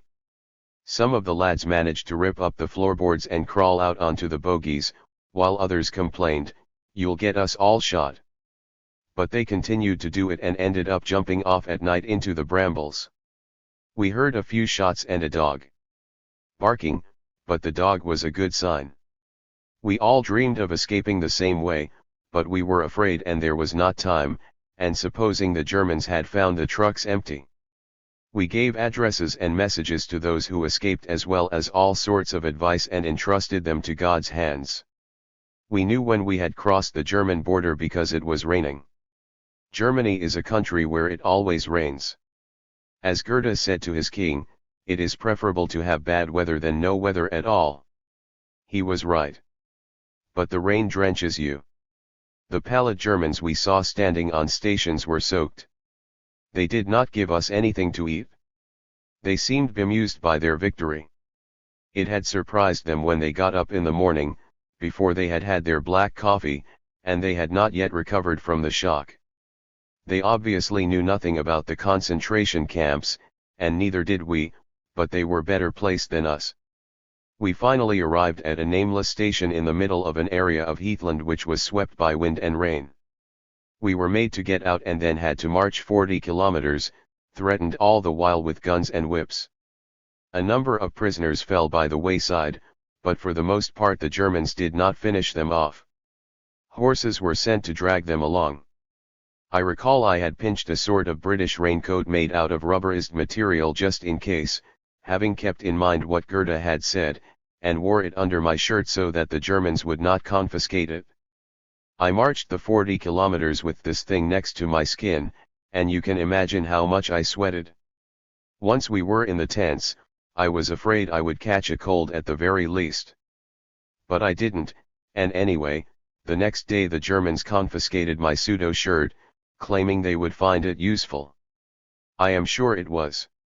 From then on I got used to the rain and discovered that you could get wet without catching a cold. The night we spent under canvas was incredible. We were hungry and thirsty, but above all we were totally exhausted and fell into a deep sleep, so much so that they had to shake us by our feet the following morning to get us up for the various prison camp checks. But I had discovered that men keep warm, especially when they are tired and unhappy, and that by and large things work out all right. 3. They did not work out for everyone. Our camp was right next to another one in which we saw half-starved people wandering around. They must have come from eastern Poland as they spoke Russian.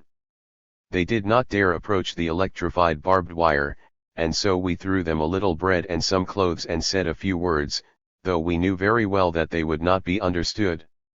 This didn't matter as it bought them a little comfort, and us as well, feeling that we were not so alone in our wretchedness. Then we were divided up into different units. Together with a few students and 300 other prisoners of peasant stock or lower middle class origin, I was allowed to go to a special camp, where we had to dig underground tanks for the Luftwaffe. First, we had to destroy the old houses on the site, clear woods, fill in ponds, and enclose the whole thing with barbed wire. My lack of skills meant that I was allocated to these latter tasks, digging holes, putting in posts, and fixing the barbed wire. We imprisoned ourselves. Watching over us was a guard who had fought in the 1914-18 war and who had had enough of killing, which he never ceased telling us. From time to time, he gave us a little bit of his lunch, as ours was somewhat meager. I remember that one day, when I had some lagergeld, money valid only in the camp with which one could buy a toothbrush or a cigar, I got it into my head that I would visit the baker's shop about 300 yards away. There was good German white bread, also black bread, and even a plum tart. It was to no avail, my money was worthless as the woman wanted proper money for her bread. As our guard said, "That's war," and spat on the ground as if to underline his feelings. Most of the people I got to know there were peasants who were full of memories, of their land, their animals, the work they did, their wives and children.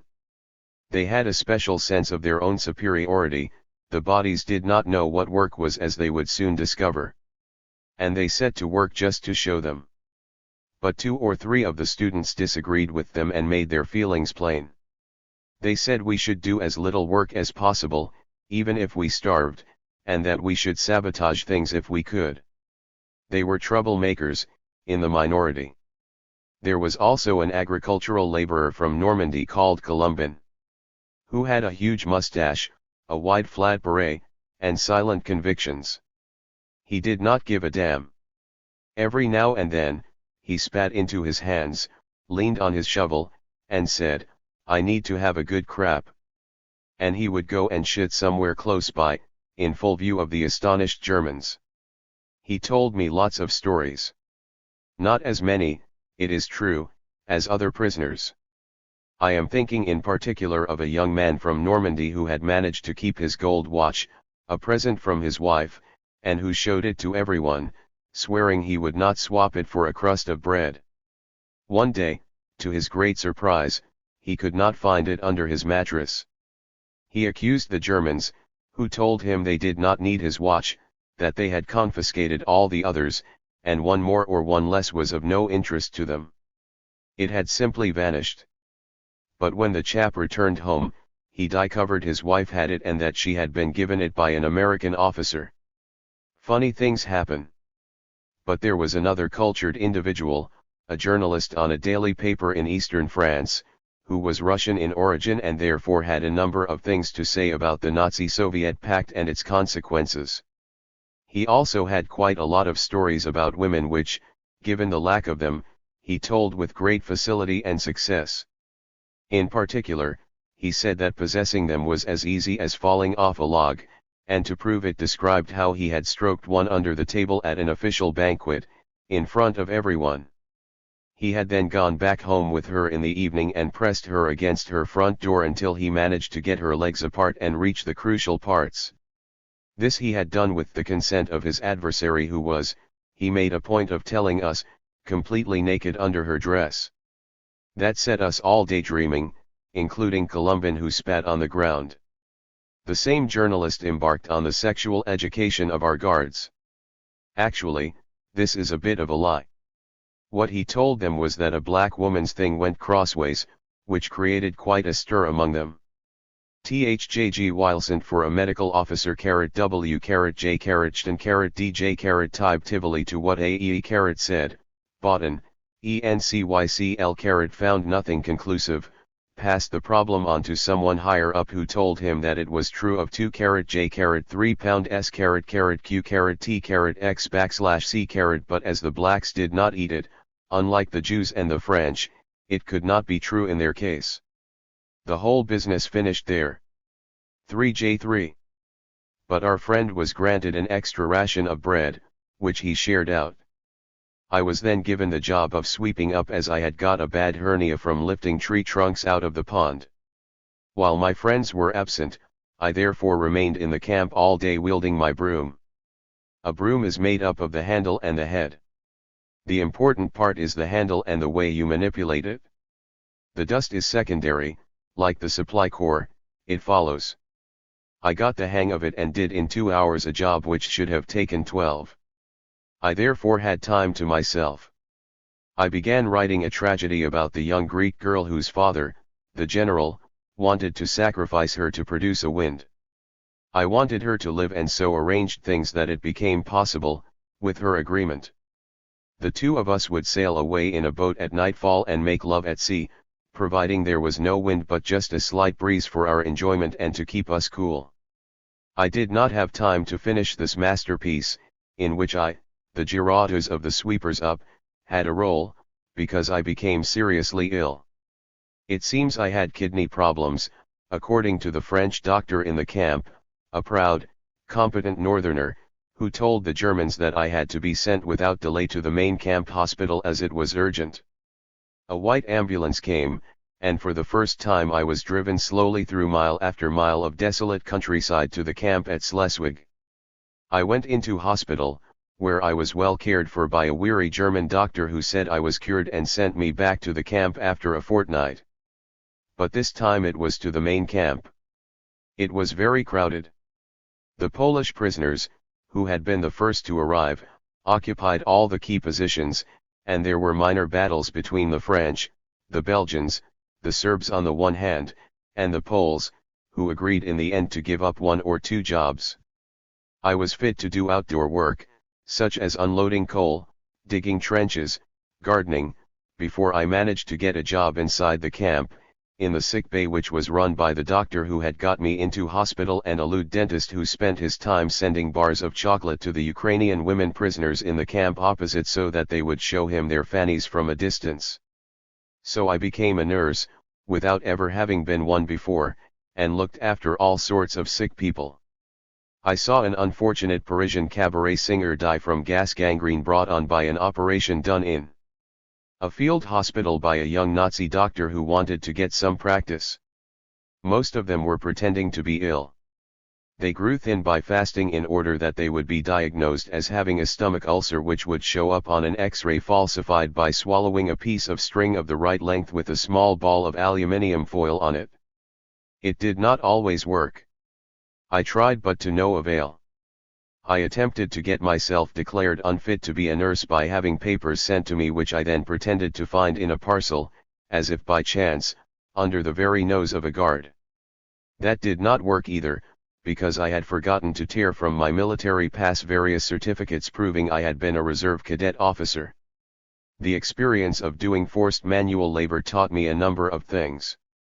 Firstly, that you have to learn what you are doing.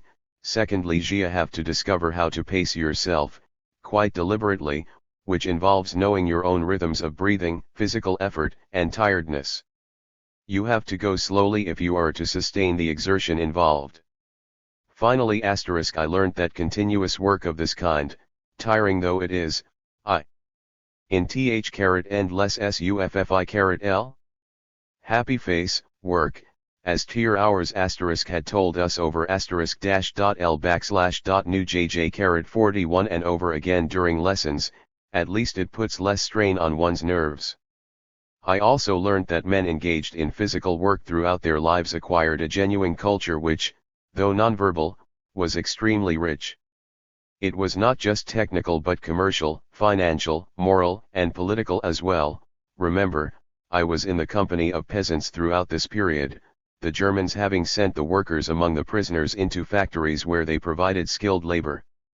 I discovered that a peasant is a true polytechnician, though he does not know it, as he has to understand an incredible variety of things, from the weather and the seasons to the uncertainties of the market, not forgetting technical and technological matters, chemistry, agrobiology, the law, and union and political struggle, whether as an active participant or passively. I learned about this later from Helene. Not to mention agricultural forecasts relating to the medium term, debts incurred in the purchase of machinery, investments which could not be counted on due to the vagaries of the market, etc. In addition, I discovered there were poor peasants in France, where one might have thought such conditions did not exist, living off one cow in a small 3m meadow, a few chestnuts, and some rye or, as in the Morvan, by rearing a pig or two and fostering a child in care.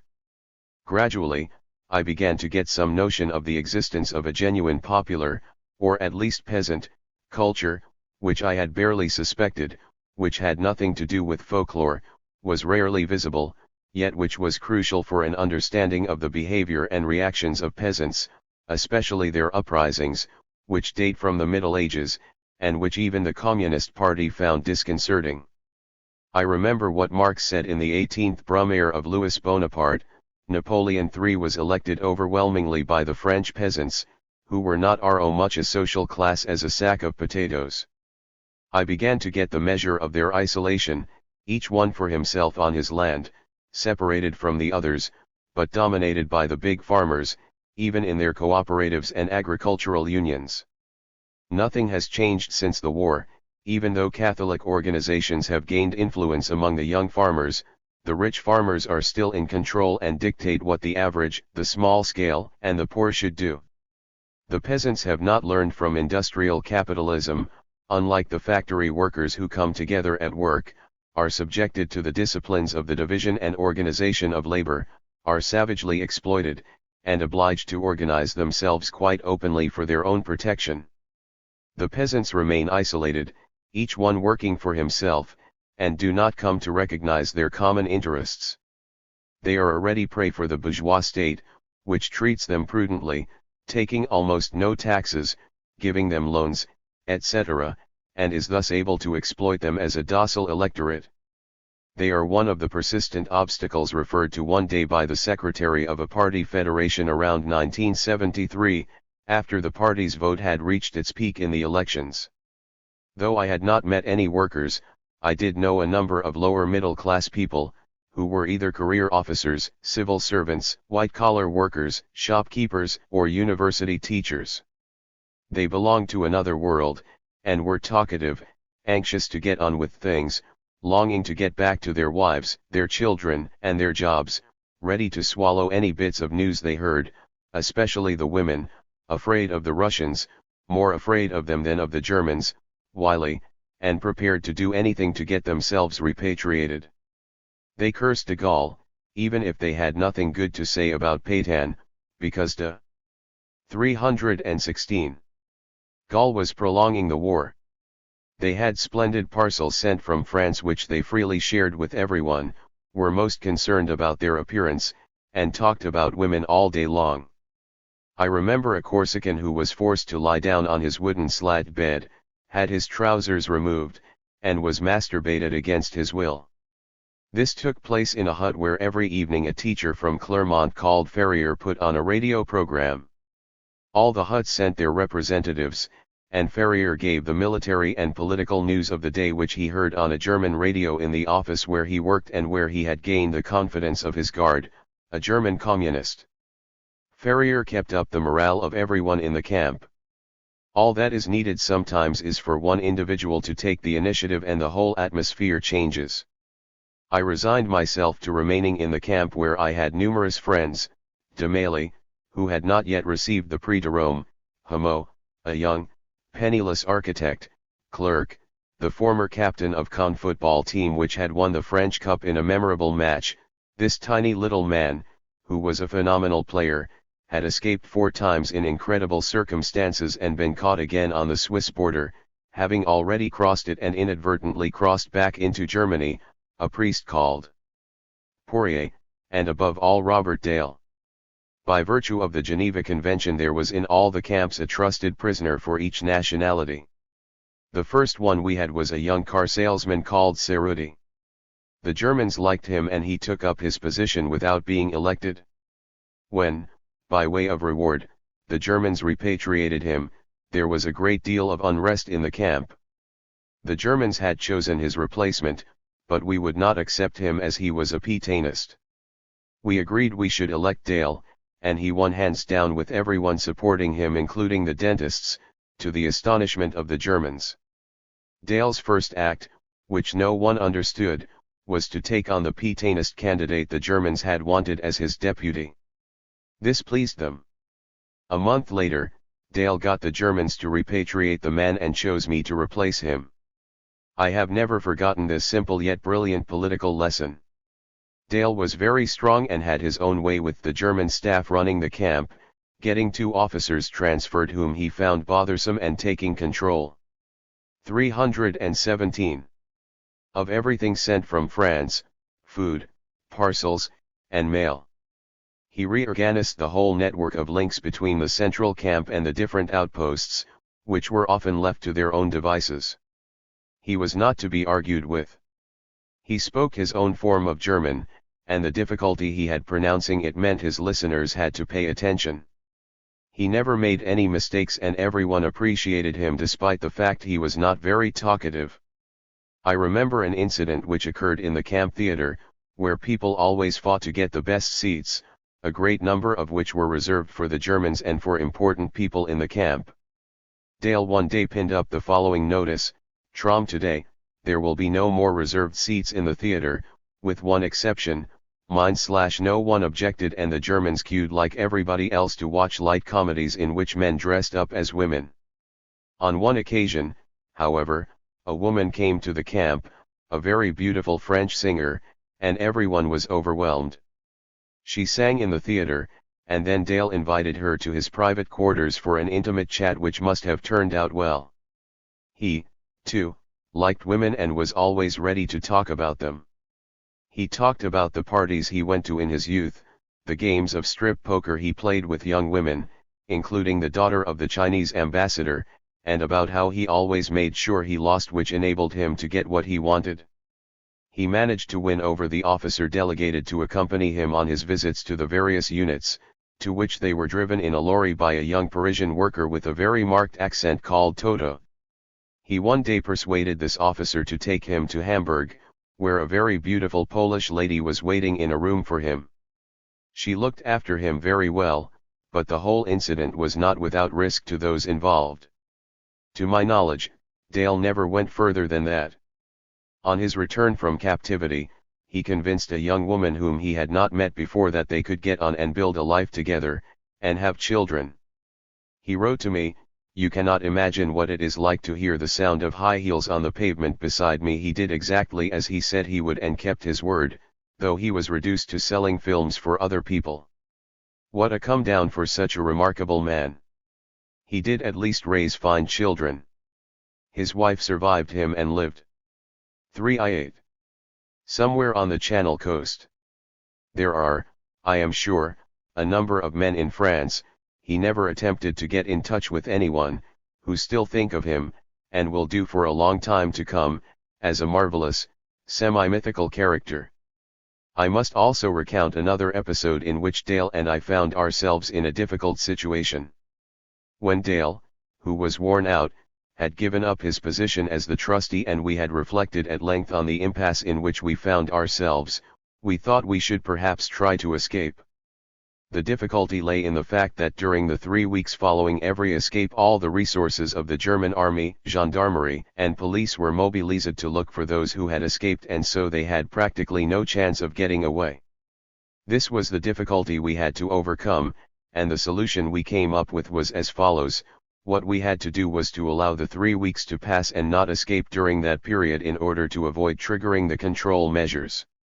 This was only possible on one condition: we had to remain in the camp for those 3 weeks while officially letting it be thought we had escaped. Thus all we had to do was hide somewhere and wait, provided that our hiding place was secure. As it happened, nothing could have been easier than finding a secure hiding place in the main camp. We hid ourselves away with the help of a few trusted friends, who brought us food and cheering news of the commotion caused among the Germans, and allowed 3 weeks to go by. We then escaped quite easily, and Dale even saluted the astonished sentry, as was his custom. Things went smoothly, the way we had planned, except for an unexpected encounter with a minor post office official in a village who asked us the precise address of someone we did not know. This made him suspicious and earned him the expected reward. If I am to be wholly truthful, I should add that I have described things exactly as we planned them, but that we never left the camp, believing our effort in dreaming up the plan and thus in principle solving the problem was itself sufficient reward. I did not forget it once I got back to philosophy, since it is the nub of all philosophical, as well as political and military, problems, how to escape the carrot circle while remaining within it. When the English forces were within 150 kilometers of the camp, and the collapse of the German army was 319. Accelerating, Dale resorted to other strategic measures. He went to the Germans and offered them a deal: if you agree to leave and we take your place, I will give you certificates stating you behaved properly. They accepted his offer and departed one night, leaving everything in good order. All we had to do was take over. Our life changed quite dramatically. First of all, Toto took advantage of the situation and was able to sleep with the German woman working in an office whom he had detected at a distance on account of her perfume. Couples were formed and given a blessing, more or less, by Poirier. Fresh supplies were organized on a grand scale, with groups going off and bringing back bucks and hinds, as well as hares and other animals, vegetables, and lastly alcohol. We rerouted a river for water. Finally, we produced French bread. We gathered everyone together to inform them and shape their thinking from a political point of view. We taught young German boys and girls English and Russian and also how to handle guns. They were terrified at first but then reassured. We played football and put on plays with real women. Every day was a holiday, in a word it was communism. But the blessed English had still not arrived. So Dale and I had the idea we should set off to meet them to tell them of the situation.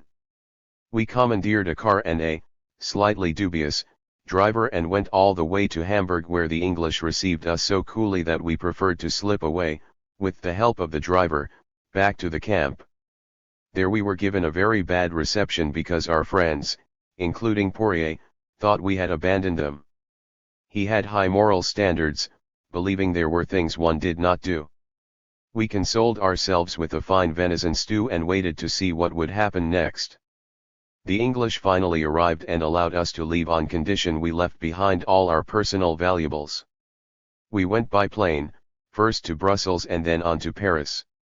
I then traveled to Morocco, where my parents were living and where my father was still playing tennis and zooming around the country at over 100 miles an hour, except when his road was blocked by camels, which never got out of the way. He had a Spanish driver who said, "Madam, he is afraid of camels, but monsieur, she is not." I found our reunion very difficult. I was feeling old and that I had missed the boat, that I had no guts and did not have a thought. 320. In my head. I felt I would never be able to return to the École, though my place was still open and they had sent me some books. That was when I had my first depression. I have had so many over the past 30 years, some of which were so serious and dramatic. In jail I must have spent 15 years in hospitals and psychiatric clinics and would still be there were it not for analysis. Tnat, I will be forgiven for not talking about them. Indeed, how does one talk about such a truly unbearable state of anxiety, which is almost like being in hell, and about the unfathomable and terrifying emptiness one feels? I feared I was sexually impotent. I consulted a military doctor who poked and prodded me and assured me I was fine. I traveled around Morocco with my father, played tennis too, and swam. I knew no girls, obviously, heard lots of stories about Sidna and his court, his friends and doctors, about the Governor-General and his rages. In other words, I got some inkling of the class struggle in Morocco and was struck by the arrest, in dubious circumstances, of Mehdi Ben Sedek. But I had to return to Paris. My father entrusted me with several bottles of bourbon he had found, which had been in the sea several years as part of a shipwrecked cargo, and he also entrusted me with my sister. The whole lot was loaded onto another cargo boat, which was rather peculiar in that it only went in a curve that the captain had constantly to correct, and this was how we progressed. The conditions on board were appalling, the heat, the promiscuity, the rats, everything you could imagine. We finally arrived at Port Vendres and I returned to dry land. Paris was not far away. At the École Normale I was greeted by people I did not know. As it happened, I was the only man in my year to have been a prisoner, all the others having pursued their studies in the normal way, though not without certain difficulties which lived on in their memories. Everyone else was young, but some of them had heard the legendary tales of my Lyon days, kept alive by Lacroix, and had themselves been active in the resistance. It was Trough one of them, the communist Georges Lisvre, that I met Helene. Talking of communists, I would like to mention that the first one I ever met was in captivity. It occurred towards the end, after the Germans had gone and Dale was no longer the trusty and 3*I. When a certain disorder prevailed in our little communist society. Correges arrived, thin and unhappy, having come from a punishment camp. He quickly recognized what was wrong and took things in hand. It was quite spectacular. Within a few days, he showed himself to be a sound and sensible man of the people, capable of driving reason into the few recalcitrant individuals who wanted to take advantage of the situation and thwart the course of justice. Everyone followed him. I have never forgotten his example, which I came across again in Helene and others. Communists do exist. I met Helene in special circumstances. Lisvra had invited me to visit his mother who lived in the Rue Lepic where she was recuperating from a serious illness she had contracted as a deportee. He said to me, "I am going to introduce you to Helene. She is slightly crazy but worth getting to know." That is how I met her, outside a metro station with the streets of Paris under snow. To stop her from slipping I took her arm, then her hand, and together we walked up the Rue Lepic. I know I was wearing the shabby pullover and suit given by the Red Cross to all homecoming soldiers. We talked about the Spanish Civil War with Elizabeth Lisvra. All of us had things to say, but during our silences something began to develop between Helene and me. I saw her again and I remember one day in a hotel on the Place Saint-Sulpice she made a gesture which frightened me. She kissed my hair. She came to see me at the École and we made love in a tiny room in the sickbay. I immediately fell ill, not for the last time, suffering such intense depression that the best psychiatrist in the whole of Paris whom I consulted diagnosed dementia praecox. I was admitted to that hellhole the Esquirol, where I discovered what a modern psychiatric hospital can be like. Helene, thank goodness, who had seen worse, arranged for a jury * to visit the hospital and examine me. He diagnosed severe depression which he treated with 20 electric shocks, given at that time directly on the bare skin without either a narcotic or curare.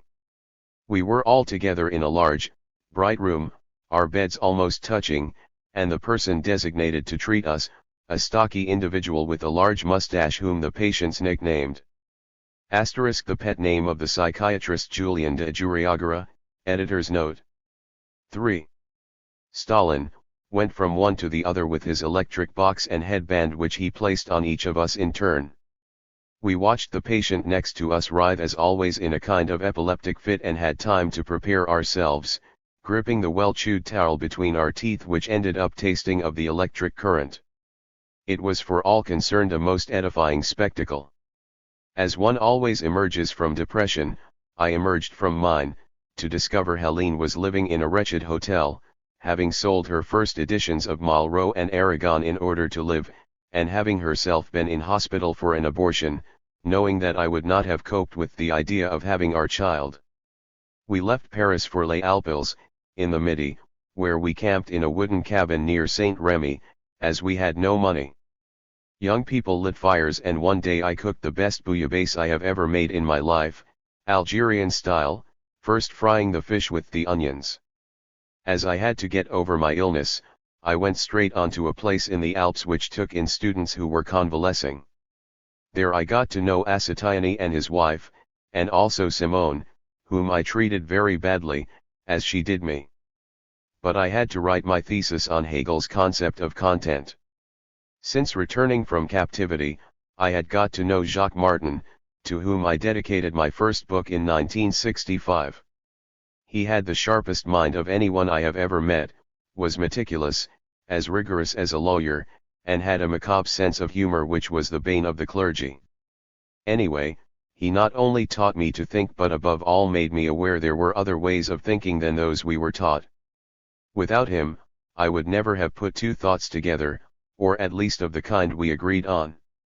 I wrote this thesis at my grandmother's house in the Morvan while she did the cooking. At my request she invited Helene, who typed out my text in the evening. Helene was obliged to spend several months in the house as there was nowhere else in the village where she could stay. Her only friend was the old woman who lived opposite, La Francine, who gave her eggs and talked to her. My grandmother died a few years later from a heart attack one freezing cold morning as she was sitting in her pew at Mass. She was buried next to Grandfather Berger, at the top of the windswept cemetery where my aunt planted a few flowers from time to time. I have the most vivid memories of this village in the Morvan where my grandfather spent his last years after his 323 retirement, and where we used to spend our summer holidays as a family, except for my father, who stayed behind to work in Algiers and then in Marseille. There was a garden which ran down from the house, a well which I had watched being dug through the granite, fruit trees planted or grafted by my grandfather which we had watched grow, wonderful strawberries, flowers, rabbits, hens and therefore eggs, cats which came when you called their name, which is unusual, but no dogs. There were 2 large cellars, one for firewood, the other for wine. In the summer, my grandfather used to sit there in the cool on a little wooden bench reading La Tribune du Fonctionnaire. There was also a deep water tank from which on 2 occasions I rescued one of our cats which had fallen in. It was a horrible sight watching the animal splutter. One day the same cat got its head stuck in an empty jam tin and I had to pull it out, which I did by some miracle. The cat let out a terrified yowl and disappeared for several days. On the other hand, I was spared the job of killing the hens and rabbits. I was very fond of these stupid animals which were quite unable to defend themselves. To show how much I liked them, I even made a syringe from an elder branch by hollowing out the pith and squirted them from a distance, which always made them jump. The stately hens clucked with surprise as they viewed this assault on their dignity with their heads held high and eyes wide open, while the rabbits dashed round and round in their cages. But when it came to the moment of truth, I was asked to leave.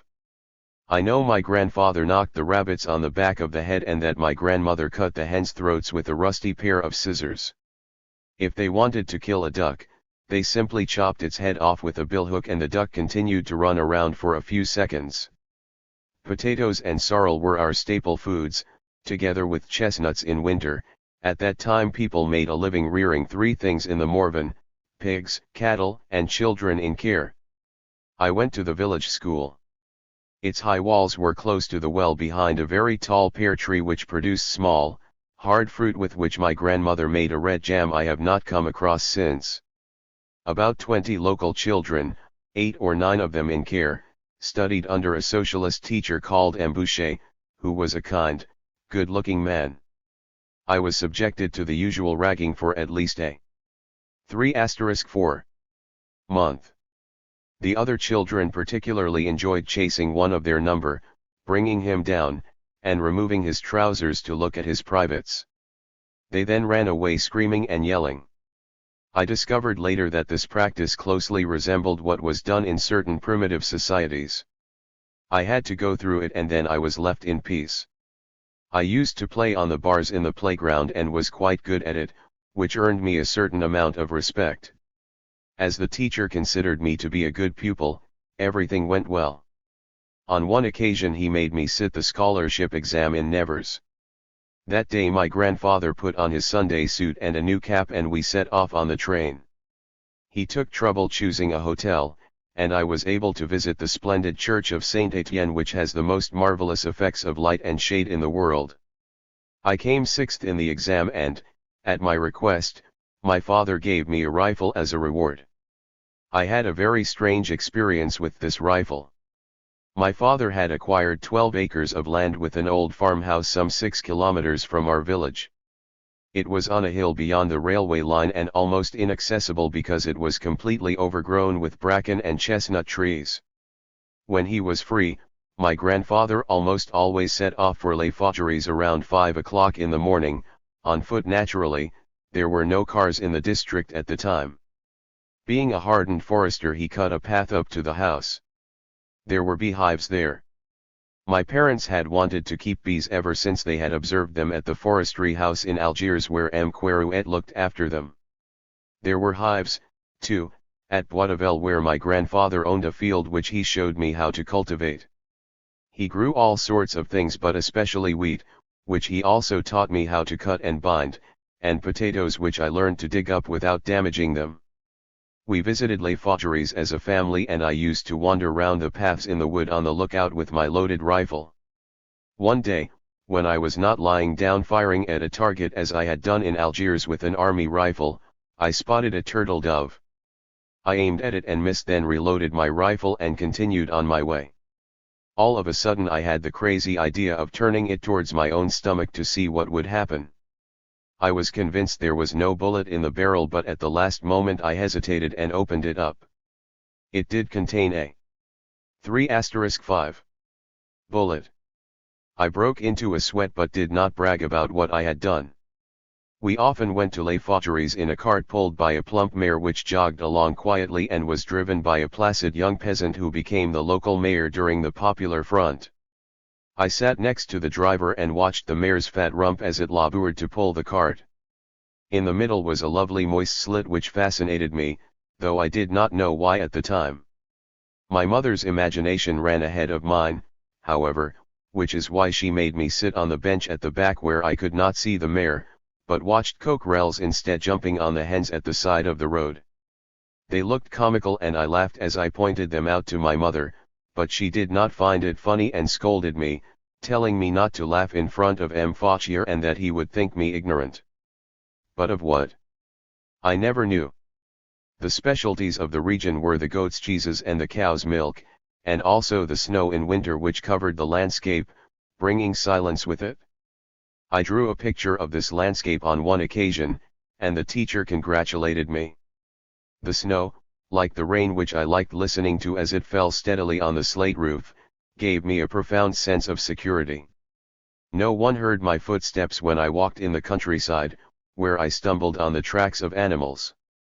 The silence was more peaceful than that of the sea or of sleep, safer too, as there were no dangers now that the snow had fallen.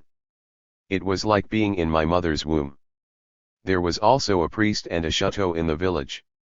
We saw the priest at the church where he took the catechism class before school, very early in the morning while it was still dark. We sat round a little stove which glowed red, and he taught us very simple things. Having been at Verdun, he had shed most of life's complications. He went around in a soldier's beret with a pipe in his mouth. He was a good man. I consulted him at a later date, when a Jesuit I knew in Lyon had left me in some doubt concerning an Alexandrian bas-relief showing a naked girl playing a flute which interested me rather too much. He told me it was very simple to explain, that the doctors of the church had confused things, that he, as a matter of fact, had a housekeeper who was also a good friend, that it was not for nothing that God was made man, and that had he not done so he would not have understood. 326. Man's needs. So the whole business was sorted out once and for all, and much better than my mother had done with her mares and cocks. The priest had a harmonium which I learned to play after a fashion. When there were ceremonies which involved music I would play a few tunes in my own way which he seemed to enjoy. He maintained I ought to learn music. I replied that I already played the violin. My mother had in fact sent my sister and me to learn the piano and the violin respectively in Algiers at a school run by a brother and sister who were friends of hers. They taught us the basic principles and how to play together. But it was not a great success, and the fact that my father drove us to Sunday concerts in Marseille while he went off somewhere else did not help matters either. It bored us stiff watching the conductor's back as he attempted to bring some order to the noises emanating from the platform until, for an unknown though comprehensible reason, everyone suddenly stopped, having reached the end of the last page, and we all applauded. So life went on and I became a student at the École Normale, and finally my grandmother died in 1961.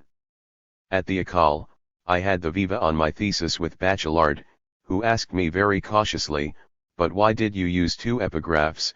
First René Clair's remark. "The concept is obligatory since the concept is freedom," and then Beringer's quip, "The content you have is worth two you can only think of." I replied, "It sums up the nature of content." He remained silent for a moment and then said forcefully, "But why do you talk about the circle in Hegel? Would it not be better to talk about the circulation of the concept?" I replied, "Circulation is one of Malebranche's concepts, along with reproduction. The proof is that Malebranche was the philosopher of the Physiocrats, and Marx said they were the first theoreticians of circulation in the field of reproduction. He smiled and gave me a mark of 18 out of 20. This was in October 1947. After my terrible depression in the spring, I had spent the summer hurriedly writing up my thesis, which I quickly delivered up to the gnawing criticism of the mice.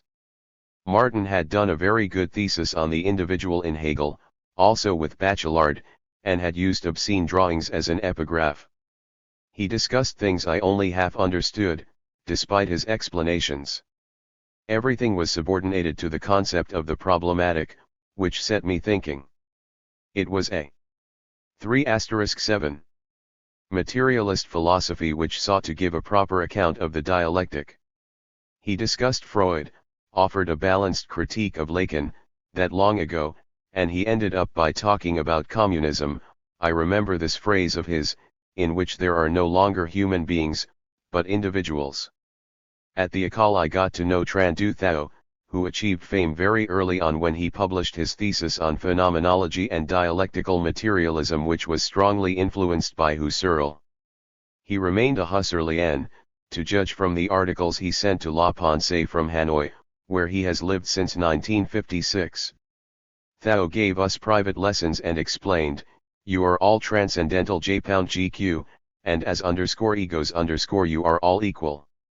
He was preoccupied totally time with a theory of knowledge which remained quite close to Husserl, and which I later heard Jean Toussaint Desanti put forward. He was similarly concerned to marry Husserl and Marx, which was contrary to Martin's position. At the time Thao knew Domarque very well, a brilliant theorist of political economy who was appointed to the École. He gave a dazzling and incomprehensible course on Wicksell and then disappeared, as he had fallen passionately in love with a woman whom he relentlessly pursued but was unable to marry. Thao and Desanti carried the hopes of our generation, as did Desanti later.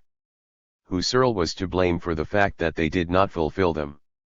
I should perhaps say a word about Gustdorf, who struck terror into the hearts of those preparing the aggregation asterisk in philosophy at the École during this period. He had produced his thesis while he was a prisoner, collating all the private diaries he was familiar with, and he gave it the title La Découverte de Soi. One day he received a letter from the director of the Palais de la Découverte, the gist of which was, "Everything to do with the discovery of the self is of interest to the Palais de la Découverte, and I would therefore be grateful."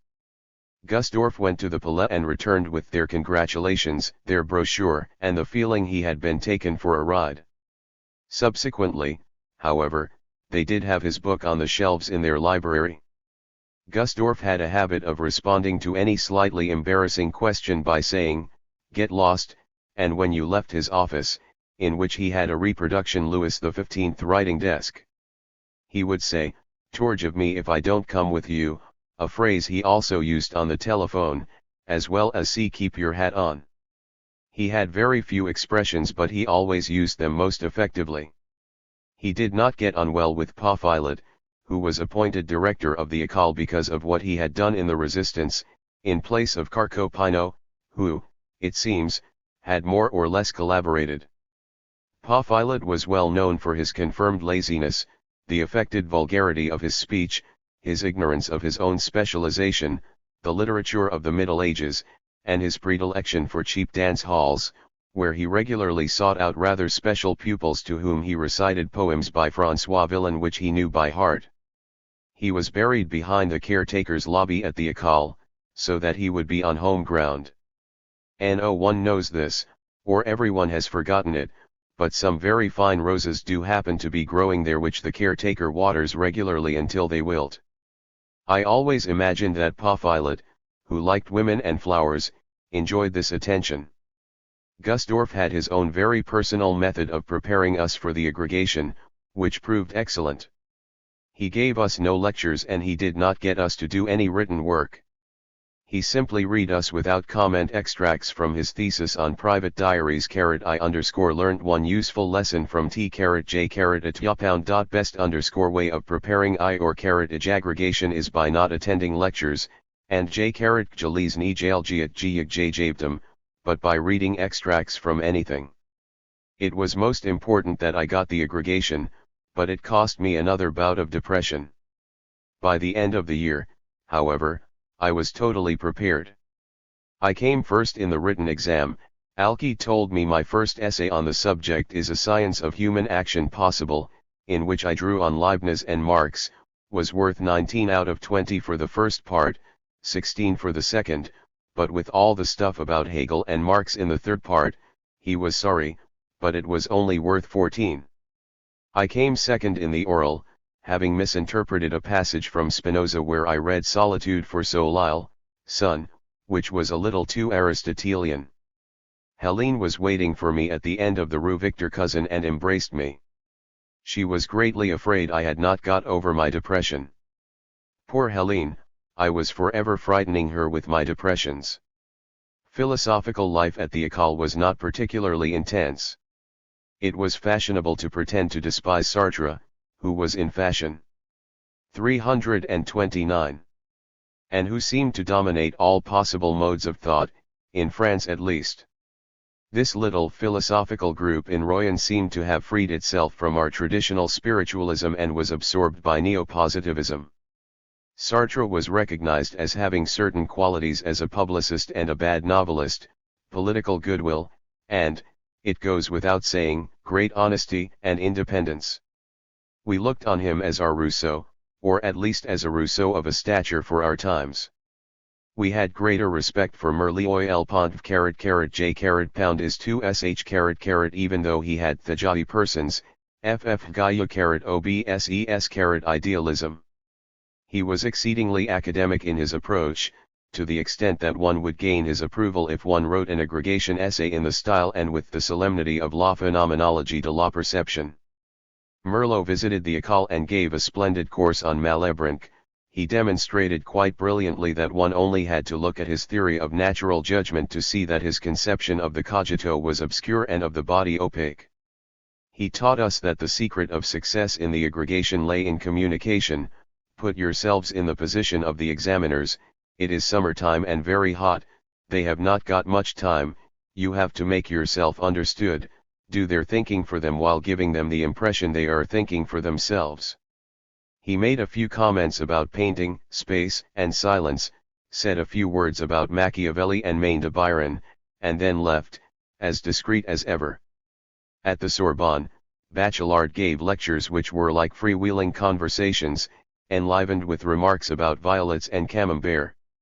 You never knew in advance what he was going to say, and neither did he, which meant you could join one of his lectures at any point and leave if you had an assignation or a medical appointment.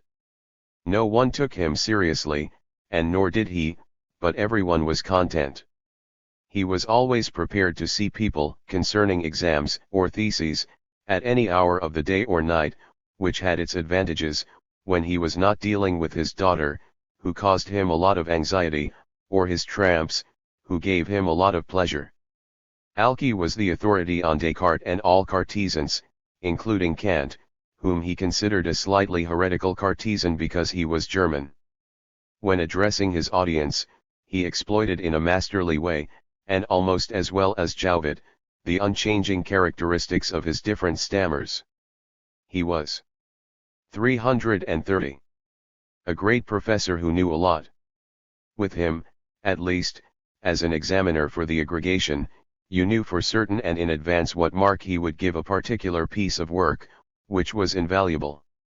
Skull, a sweet-natured man, who wore thin-rimmed spectacles and intermittently had a small mustache, cautiously explained Plato to us, but in such a fragmented way it was impossible to follow what he was saying.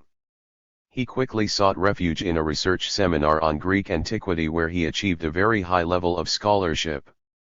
Jean Wall, peeping like a pale, timid, and frightened Pavlovian mouse over the top of his lectern, went through Parmenides word by word, imperturbably repeating for the umpteenth time what he had written in his own book and forgotten about. At the end of each commentary, which he kept brief, he would say, "Why, oh, you could equally well take the opposing point of view," which left his audience somewhat confused. They came seeking one interpretation or the other but went away with both. He had married one of his students, who bore him several children and quickly took him in hand, as he was totally distracted about everything, including women and children. Later, when I talked about Lenin at the French Society for Philosophy, which he chaired, and quoted Diogenes' harsh comment on professors of philosophy as almost all certified lackeys of the bourgeoisie, he quickly picked up what I said and protested on behalf of his fellow professionals, who were clearly less offended than he was. As chairman, he felt it was his duty. We were scarcely aware of Levi Strauss at this time, and even less well acquainted with Canguilhem, who was to play a crucial role in shaping the way I and my friends thought.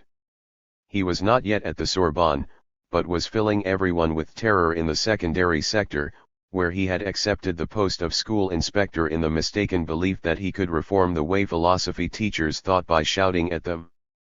He soon gave up his painful experiment, quickly finished his thesis on the reflex, and was appointed at the Sorbonne, where he turned his anger on his colleagues rather than on his students, who detected beneath his gruff exterior a fund of understanding and generosity.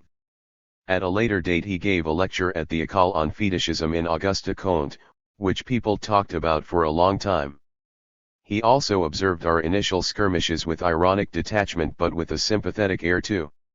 He told me one day, 33I, that it was as a result of reading Nietzsche that he began his researches into the history of biology and medicine.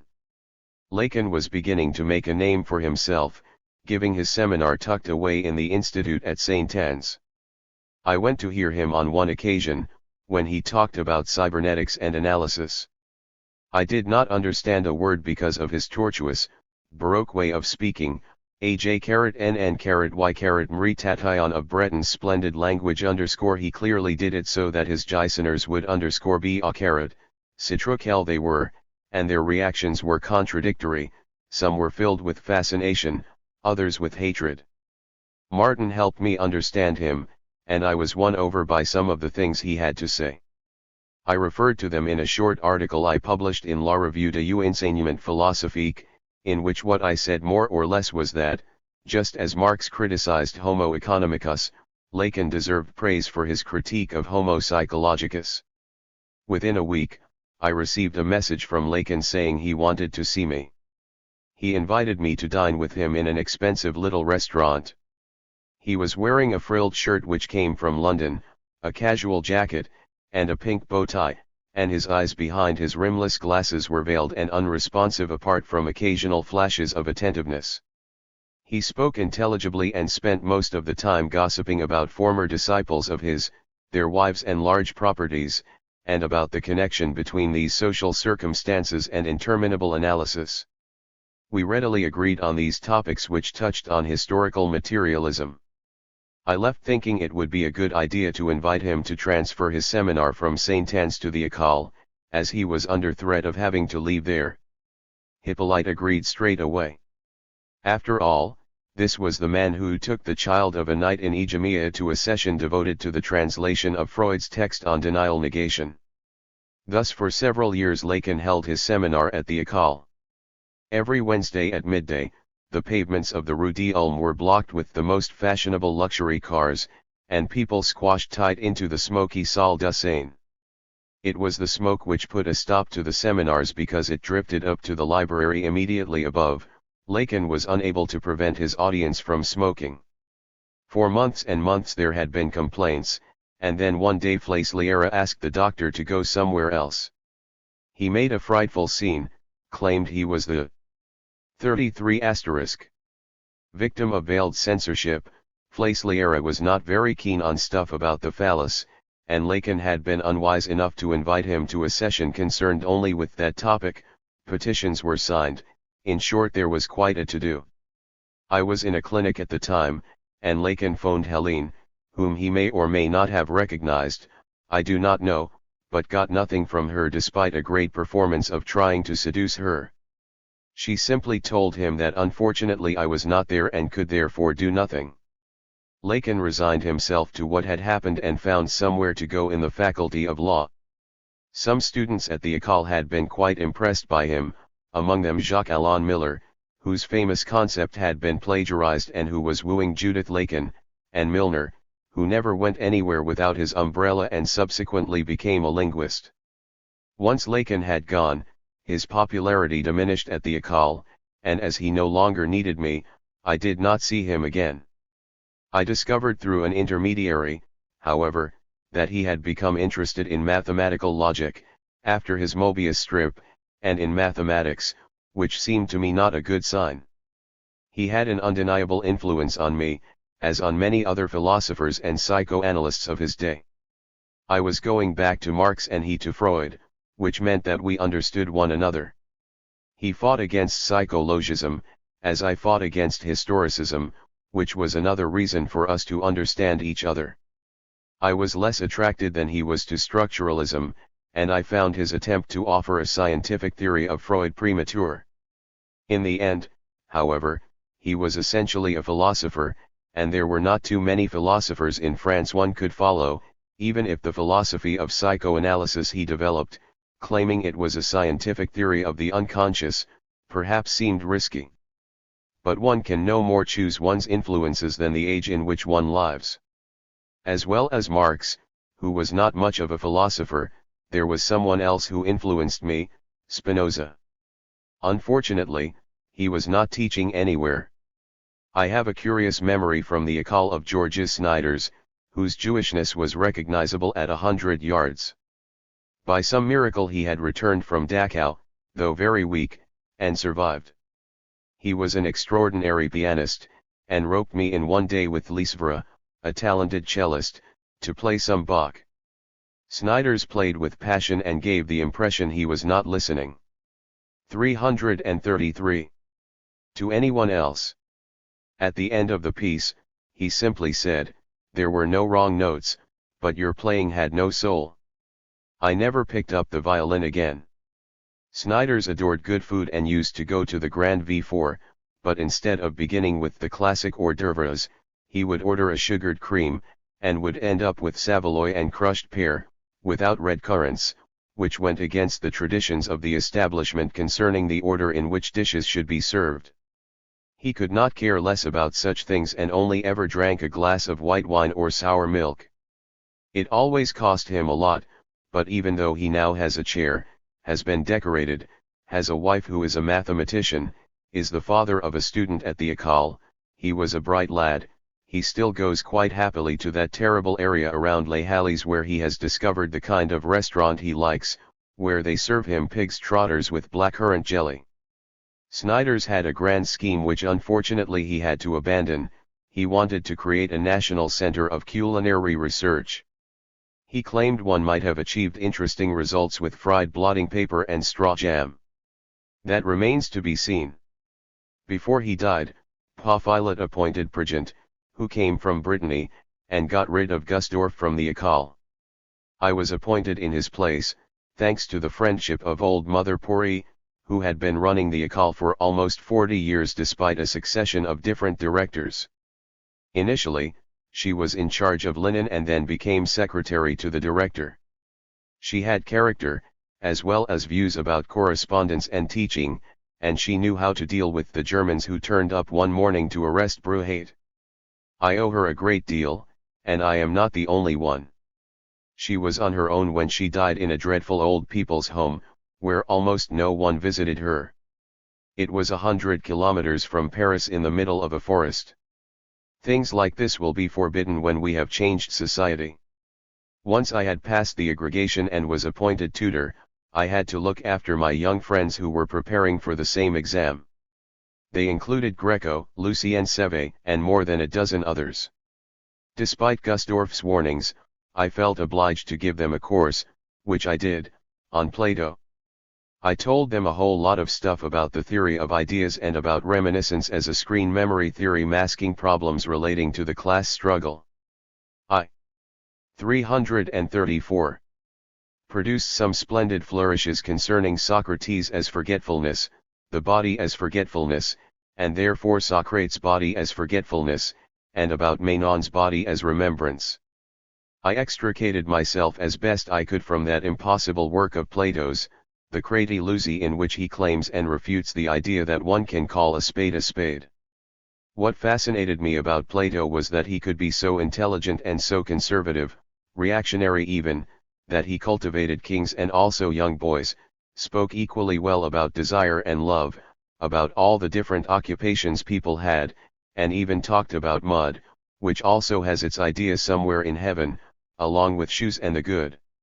He was also a man who enjoyed doing different things. He knew how to make jam, which I mentioned to Snyders one day, and he thought I was mad. I was indeed still mad, suffering my almost annual bout of depression, which solved the problem of my courses.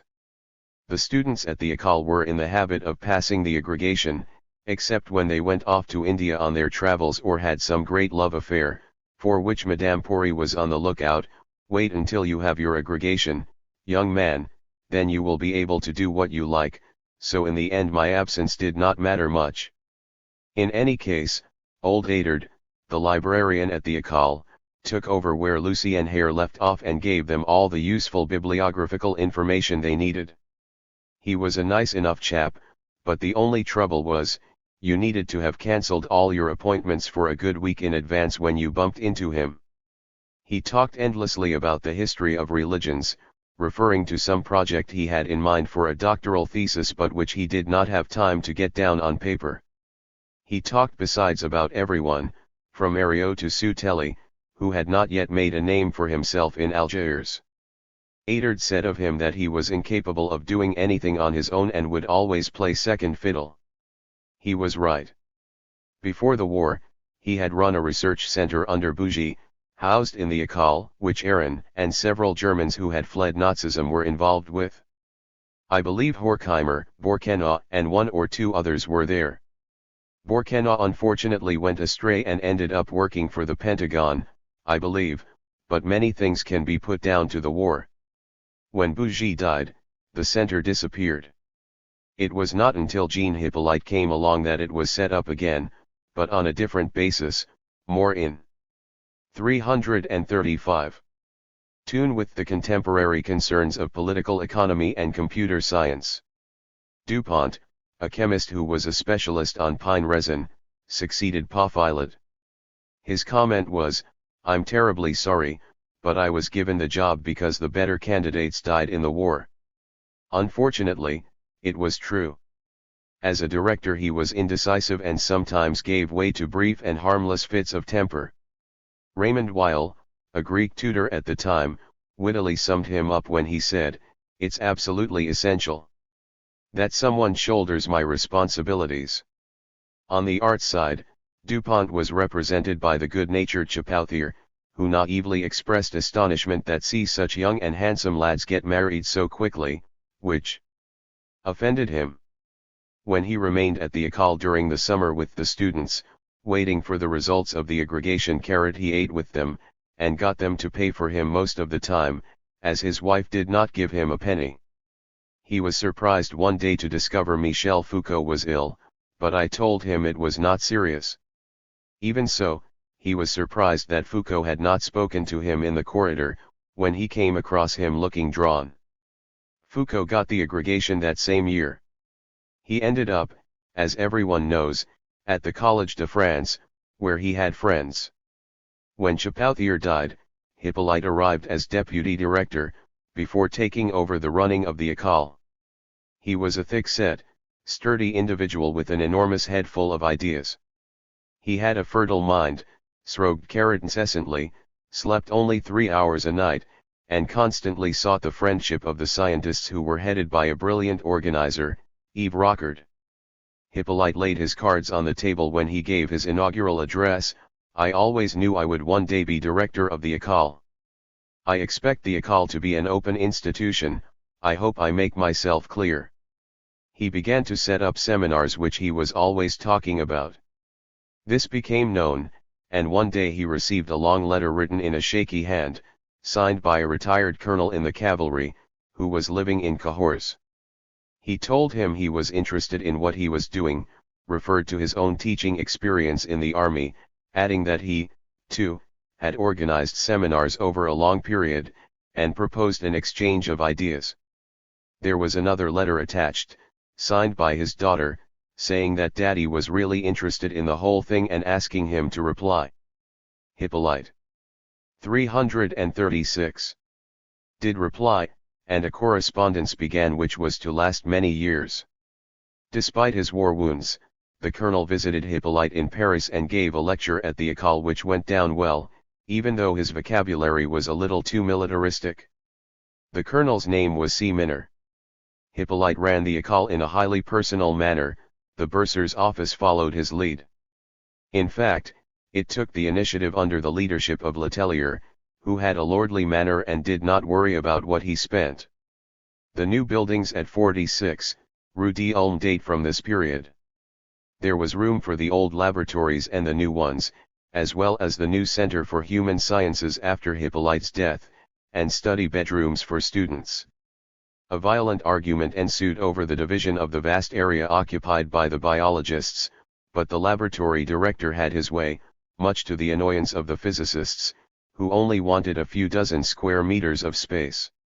When Hippolyte left the École to go back to the Collège de France, he gave another rather melancholy speech in which he said, "I believed I would have an intellectual influence on the place, but in reality I shall simply be remembered as the director who instituted a system of tickets and got the new buildings at number 46 / the tickets controlled access to the refectory and put an end to irritating squabbles, in which Prigent sometimes tried, unsuccessfully because he had too many friends, to exert his authority.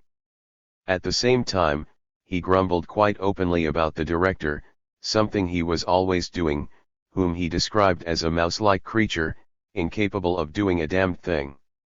In his own discreet way, however, he achieved something else of importance. He brought about a reconciliation between Sartre and Merleau-Ponty, who had had nothing to do with each other for 7 years as a result of a political quarrel. Hippolyte invited Sartre to give a lecture to the students in the Salle d'Actes. But looking around, there were some well-known faces in the audience, such as Canguilhem and Merleau. Sartre spoke for an hour and a half on the notion of the possible, a model aggregation lecture, which surprised everyone as they had not expected it. He ended by reminding us of the great slave revolts in South America in the 16th century, and talked about the value of human revolt. No one asked any questions. We all went off to Perrins, a 337. Local cafe run by a former member of the resistance, and people began to talk more freely. Sartre's only response was to express approval of each question he was asked. Merleau was also there, but he did not say a word. We left the cafe very late and bade each other good night. I left with Merleau, who began to comment on the questions I had asked Sartre about the war in Algeria which was going on at the time. Then we spoke about Husserl and Heidegger and about Merleau's own work. I criticized him for his trans-N theory of the body. He answered by posing a question, i.e. never JJ but you, yourself have a body, don't you?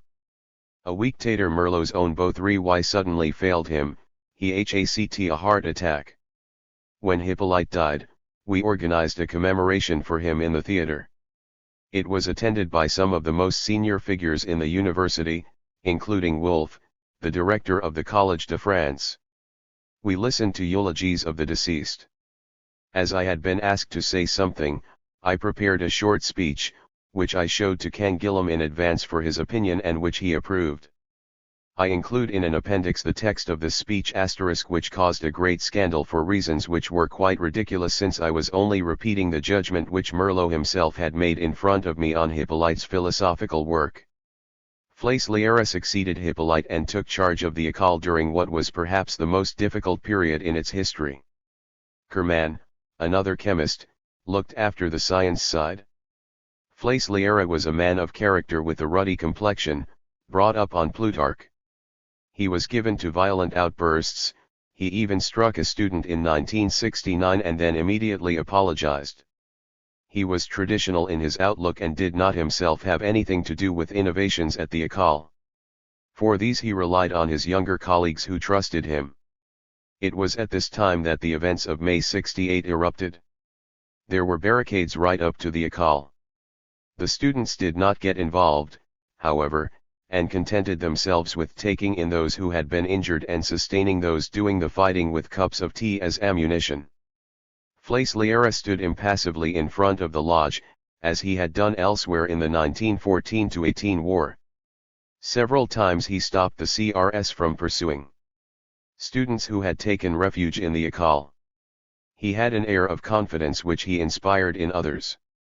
He subsequently lost his composure when, in the aftermath of May 68, the école was used for meetings which went on uninterruptedly day and night.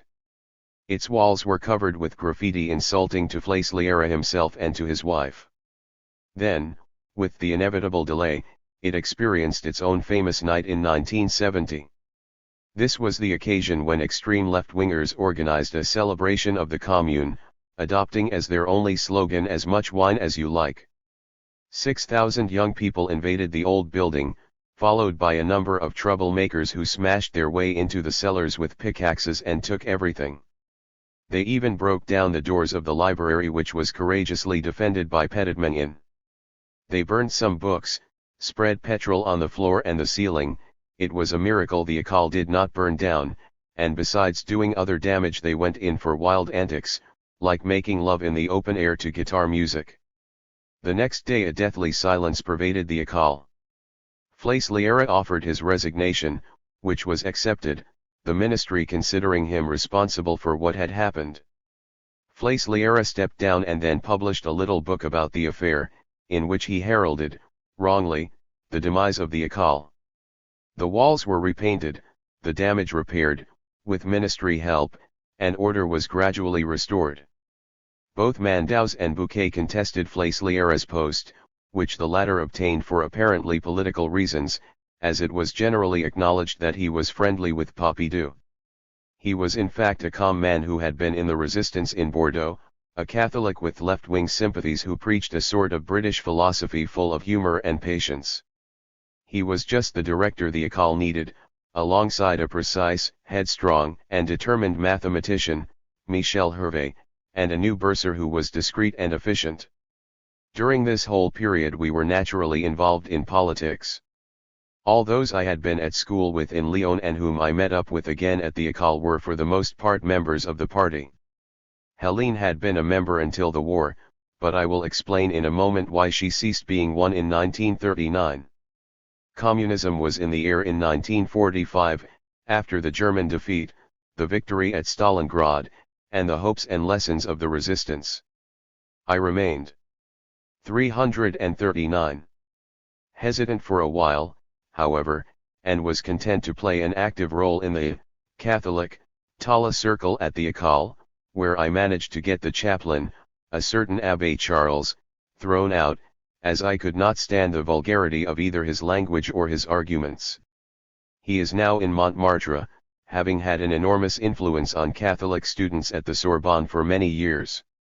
I was also active in the Students' Union, which was illegal but fighting to gain official recognition. If I may say so, it was there that I had my first political success involving a large group of people. With the help of Maurice Caving, I got the committee, made up entirely of socialists, to resign. I also remember an angry incident which brought me into conflict on one occasion with Astra, who belonged to the teachers' union. The ancillary staff at the école were on strike and wanted to go to demonstrate outside the ministry. Astra opposed it, but I managed to arrange things so that we all went, ancillary staff and academics together. Astra told me I was a commie. Politics became more serious for me when I joined the party in October 1948. The cell at the école was led by a young biologist torn by the issues raised by Lysenko. He threw himself off the roof of the école, and his shattered body was removed on a stretcher with no chance of him being revived. It was a terrible object lesson. I later discovered that his suicide was also precipitated by an unhappy love affair. Jean Toussaint Desanti was lecturing at the école at this time, where he gave courses on the history of mathematics or of logic. They were unusual in that he would begin, linger over the introduction, and never manage to get any further. Toki was something of a Husserlian, having been trained in the school of philosophy, and though he claimed he was a Marxist he never entirely disowned Husserl. but he was a member of the party and had achieved a certain renown at the École before the war for having fired a revolver at the ceiling, for never revealing his thoughts, and for having fought alongside Victor Leduc against the fascists in the Latin Quarter. He also had a stormy and well-publicized relationship with Ania, who was known as Dominique. Most importantly, however, he was a Corsican, the son of a shepherd, he said. This explained everything, including his relationship with Laurent Casanova, then the Grand Ideological. 340. Inquisitor of the party. It was hard to explain Toki's particular affection for Casa, other than in terms of clannishness or their shared liking for goat's cheese and rose wine. Anyway, he followed him everywhere like a little dog, and his pet phrase was, "Let us go forward in a fighting spirit." I got some idea of what this fighting spirit was when Toki took me to see Casa in December 1948. We waited for over an hour in a corridor of the party headquarters, and through the door of his office I listened to him subjecting someone to a form of torture as he gave him a terrible moral lecture. Casa was concerned with the political and scientific conscience of Marcel Prenant, an eminent biologist and a member of the Central Committee at the time, who gave no credence to Lysenko's discoveries. Casa called him all the names under the sun and told him from time to time that he should realize that 2 + 2 = 4 was true only in terms of a bourgeois ideology. Prenant came out looking deathly pale. Casa then greeted us in a very relaxed manner. It seemed it was an everyday occurrence for him. He listened to me as I outlined the plan formulated by Arcel to create a Pulitzer Circle at the École, to which we intended to invite leading political and union figures who would tell the students something about the history of the workers' movement. That is how Racamond and Fracon came to talk to us, as well as Marty, who came twice and spoke with great professorial authority. This was the time of the Cold War and of the Stockholm Appeal.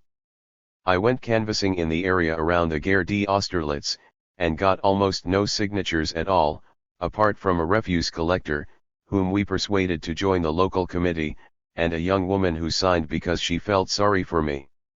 We put up a notice board in the Rue Polivo, and each morning I would come and put up the latest information about the threat of war and the progress being made by the popular opposition. No one tried to stop me, but few people read what we put up. This all came to an end in a most unpleasant manner. I have already mentioned the local committee in the 5th district. It was not exactly the same as the local section of the party, though certain militants belonged to both bodies. One day, when Helene went to collect some posters from the Rue des Pyramids, a former official of the Young Communists in Lyon recognized her and immediately denounced her as a well-known agitator who went 34i under the name of Sabina. The repressive machinery of the local committee was set in motion, despite an appeal to Yves Farge, who could have intervened but said nothing. In order to understand this whole business, we have to go back in time. Helene was one of the very few not to question the Nazi-Soviet pact and had been a militant in the 30s in the 15th district in Lyon alongside Michaels, Timbaud, and others to whom she was very attached, but like many others she was cut off from the party in 1939. Nonetheless, at the same time as being active in a non-communist organization in the resistance, she constantly tried to establish links with the party, but in vain. She had known Aragon and Elsa very well, and also Elliard and a number of other communists involved in the resistance, who had also been unable to establish links with the party. All these friends, and many more besides, used to meet at Jean and Marcoux Ballard's, the headquarters of the Cahiers du Sud. Aragon quarreled with Helene over a stupid incident, referred to as the affair of Elsa's stockings. He had wanted a certain color, and Helene had been unable to obtain them. In an almost identical fashion, Lacan, whom Helene had got to know in Nice, broke with her because she had not been able to find the safe accommodation needed by his wife, who was Jewish. At the time of the liberation of Lyon, when the legal fate of Nazi prisoners and French collaborators was at stake, Helene was given certain important responsibilities. It was then that her break with the Aragons became much more serious, as she became the subject of a fierce attack orchestrated by Cardinal Gerlier and the whole band of local collaborators, led by Berliet. She was accused of imaginary crimes and of having protected war criminals, whose execution she had in fact tried to prevent in order to extract precious information from them or to exchange them for resistance prisoners held at Montluc, such as Father Leroux, who was executed by the Germans the day before the town was liberated. She did indeed use the pseudonym Sabina and the name Legotienne as well. Thus she had 3 names, which was considered suspect and held against her.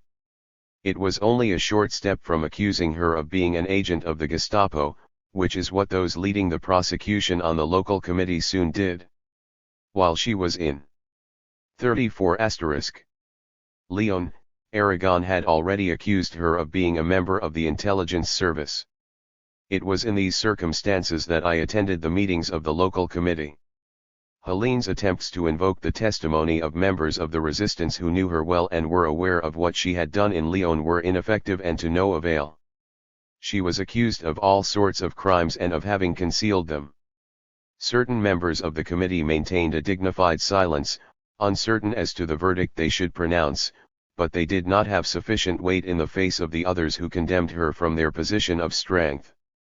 Helene was thus excluded from the local committee on the basis of these infamous accusations.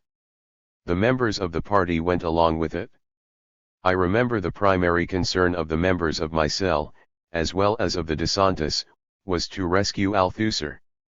They put pressure on me though their aim was not altogether clear. But I took no notice of them. Helene and I left for Cassis to put this dreadful business behind us. It was a truly hallucinatory experience watching the sea relentlessly and impassively breaking on the shore, beneath a burning sun. We recovered, though I am not sure how, and returned to Paris a fortnight later. The party then took the issue up. Gaston Auget interviewed Helene at length, bringing out all the old accusations. He told her murky stories put about by a certain Gaiman, who had been expelled from the party and could not therefore be heard. He, it seems, knew whether or not Helene belonged to the party in 1939, at the time of the pact. Thus it was impossible to establish if Helene was still a member of the party. This was how Auget left things, telling her she could appeal. At the same time, he told me I should leave Helene immediately, which I did not do. This whole frightful business made me ill, I almost committed suicide, and coming as it did on top of the suicide of the first person to have been secretary of our cell, opened my eyes to the sad realities of the Stalinist tactics within the French party. I did not have the serenity of Helene, who hardly let it get to her because she was sure of her facts and in any case considered that it only concerned her, whereas for me it was an appalling personal ordeal. At all events, it ended a certain number of our friendships. 343. As happens to everyone who is expelled, we lived in almost total isolation, since the party did not believe in doing things by halves. As a loyal friend of Casanova, Desanti became more distant, though he was still reasonably friendly towards me. The comrades in my cell, led by Leroy Laugerie, would have nothing more to do with me. But most of the candidates taking the aggregation were on my side, as was my dear friend Lucien Seve, who always stood by me, and Michel Verret who understood. But they were very few in number, and it was like a journey through the wilderness. I went on working, however, and gradually managed to produce several articles.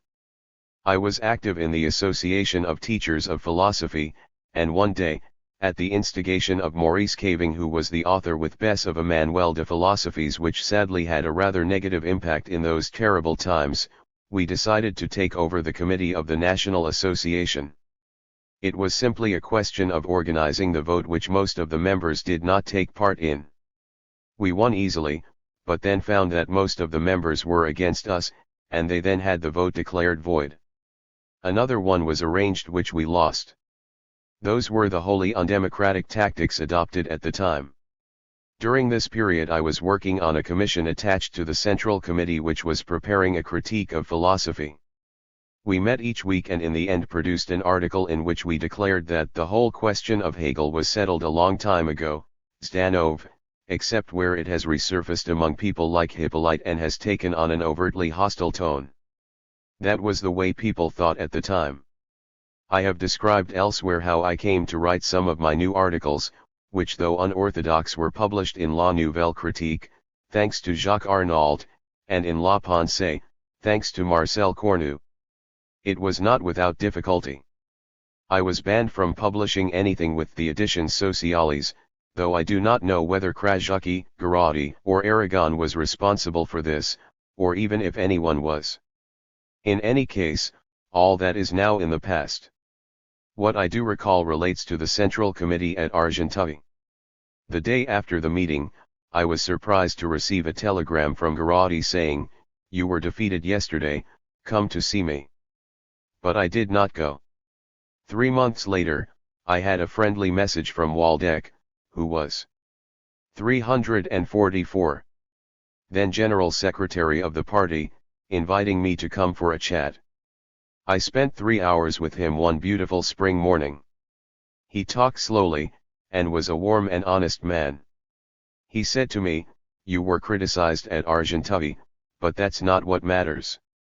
We had to criticize you in order to criticize Garotti too, as the things he says make us feel uneasy. Some of the things you have written, however, we find interesting." I asked him some questions, such as, "You, who are in touch with the workers, do you think they are interested in humanism?" "Not in the slightest," he replied, "they couldn't care less." "What about the peasants?" "It's exactly the same," he said. "Then why do you put so much emphasis on humanism?" This, word for word, was Waldeck's reply. "Well, you see, we have to speak the same language as all those university people and socialists." And when I questioned him about the political position of the party, this was his exact reply: "We have to do something for them, otherwise they'll all leave." I never discovered what he meant by all, whether it was the members of the party, which was probably the case, or the intellectuals, or the workers. I left feeling rather puzzled. Both before this meeting and since, I have had the opportunity of meeting leading figures in the party, though they did not have the stature of Waldeck. I did, however, find it interesting listening to them.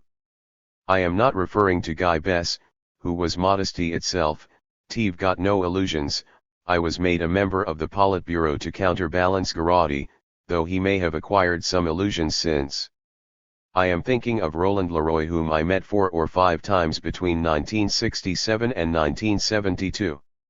A shrewd individual, concerned with his appearance and favoring a slightly decadent, Florentine sort of elegance, yet at the same time very sharp and lively, but whose fine intellect was held in check by his will. Roland Leroy also talked to me of his difficulties, how to defend his philosophical position, of the things he was sure about, the common program with the socialists. "The knives will be out, I promise you. The only advantage the Soviets have over us is their social mobility." Jacques Chambaz was there too, and he agreed.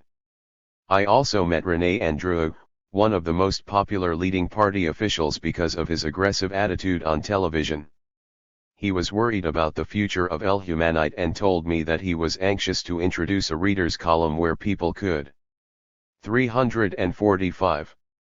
Express their views quite openly, as happened in France Nouvelle. This was premature, however. I had a brief encounter at a congress with Georges Seguier, whose populist but non-demagogic language I have always admired.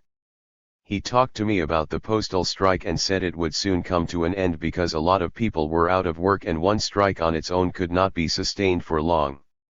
I met several others as well. The higher they were in the hierarchy, the more free they were with their comments. The ordinary journalists on U Humanite and France Nouvelle had nothing at all to say, no comments to make. Since this is my chance to say everything I want to, I should also point out that other famous people I have met include Pope John XXIII and de Gaulle. Through my friend Jean Guiton, I had contacts in Rome. I met John XXIII in some gardens as he did not like the Vatican except for his palace. It was springtime, and this pure-hearted man was enchanted by the flowers and the children. He had the appearance of a Burgundian who enjoyed red wine, but beneath that exterior he was a totally artless and profoundly generous man with a slightly utopian vision, as you will discover. He took an interest in me as a member of the French Communist Party and explained at length that it was his desire to effect a reconciliation between the Catholic and the Orthodox churches. He needed intermediaries to obtain the basis for an agreement on unity from Brezhnev. He was quite open about it. I pointed out to him the ideological and political difficulties of such a venture, the position of Mindszenty, for whom he expressed total disdain. He is fine where he is, let him stay there, and quite simply the state of international tension which existed and the prevailing anti-communism within the church. He said he would take care of the church if the communists were prepared to make a gesture. I suggested it would be very difficult to get them to make such a gesture, that even the Italian party would not do so and that the French party was even less well placed. He was almost sharp with me at this point, saying that since the French church was Gallican it should be of some help and that there was a long-standing alliance between France and Russia, etc. I left with a feeling of distress at my own impotence, having failed to convince him that I was not in fact the only person concerned. I saw him on 2 other occasions, and he 346 remained as resolute and as bothered by this issue which meant so much to him. I met de Gaulle, whom I did not know personally, in surprising circumstances in a street in the 7th district. A tall man with a cigarette dangling from his mouth asked me for a light, which I gave him. He then immediately asked me who I was and what I did. I replied, I teach at the École Normale. He remarked, the salt of the earth. I said, of the sea, the earth isn't salty. Or do you mean it is salacious? No, it is dirty. He then said, you have quite a way with words. I said, it's my job. He replied, military men don't have it to the same extent. I then asked him what he did, and he said, I am General de Gaulle. This is true. A week later, in a panic the telephone operator at the École put a call through to me from the presidential office inviting me to dinner. De Gaulle asked me endless questions, about myself, my life, being a prisoner of war, politics, the Communist Party, without saying a word about himself. It went on for 3 hours and then I left. I saw him again during my period in the wilderness, and on this occasion he did the talking. He said all the things one would have expected him to say. He was very rude about the army, spoke highly of Stalin and Thérèse, as statesmen, was very critical of the French bourgeoisie. It could not be bothered to produce statesmen, the proof being that it had to call on military men who had other things to do. He too was preoccupied with the Communist Party. Do you think they are capable of understanding that I'm the only person who can keep the Americans at bay and who can introduce something resembling the socialism they want into France? You can have as much nationalization as you want and I'm prepared to have communist ministers. I'm not like the socialists who kicked them out on the orders of the Americans. I have made Russia a particular concern of mine. The great issue is the Third World. I have given all the countries their freedom apart from Algeria. You'll see the goddamn French bourgeoisie call on me when things start going badly for them. Guy Mollet is their man but he's incompetent, and Lacoste is even worse. Am I alone? Yes, I am, as I've always been. According to Machiavelli, you always have to stand alone when you start something big. But the French people are Gaullists, and I have a few trusted friends like Deborah and Biz. I have fulfilled some of their dreams. Malraux Mayday. 347. Tidy some recording some of the great man's comments, which he dressed up in his own literary style, but when I read them I remember de Gaulle's simple remarks, their abruptness and grandeur. He walked the political tightrope with consummate skill. But he was very hard on the peasants. He claimed they were only concerned with taxes even though they were dealt with leniently in this respect. He was equally hard on the church which he said spent its time bleeding in the hope that it would tame the wolf. What they did not realize was that they had to be more wolf-like than the wolf itself. Nonetheless, he did have some respect for certain Catholics like Mandaus. They knew what it was like to be isolated. It made me realize that a certain degree of solitude is sometimes necessary if one is to be listened to. I experienced solitude in the psychiatric clinics where I regularly went. I also experienced it during those very rare moments when I resurfaced, as I was getting over bouts of depression, and seemed to be lifted out of myself by some unknown force into a sort of elation where everything became easy. Without fail, I would become involved with some new woman who became the love of my life.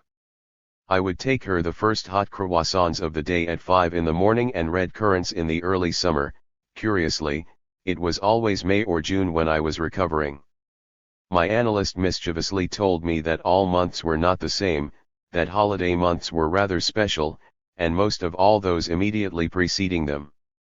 During these periods I did all sorts of crazy things which alarmed Helene, who witnessed my manic behavior at close quarters, and which also worried those around me, even though they were used to my uncontrollable whims. I had a thing about the sort of kitchen knives which rust, and stole several from a shop which I returned the next day on the pretext that they were not what I wanted, selling them back to the same astonished employee.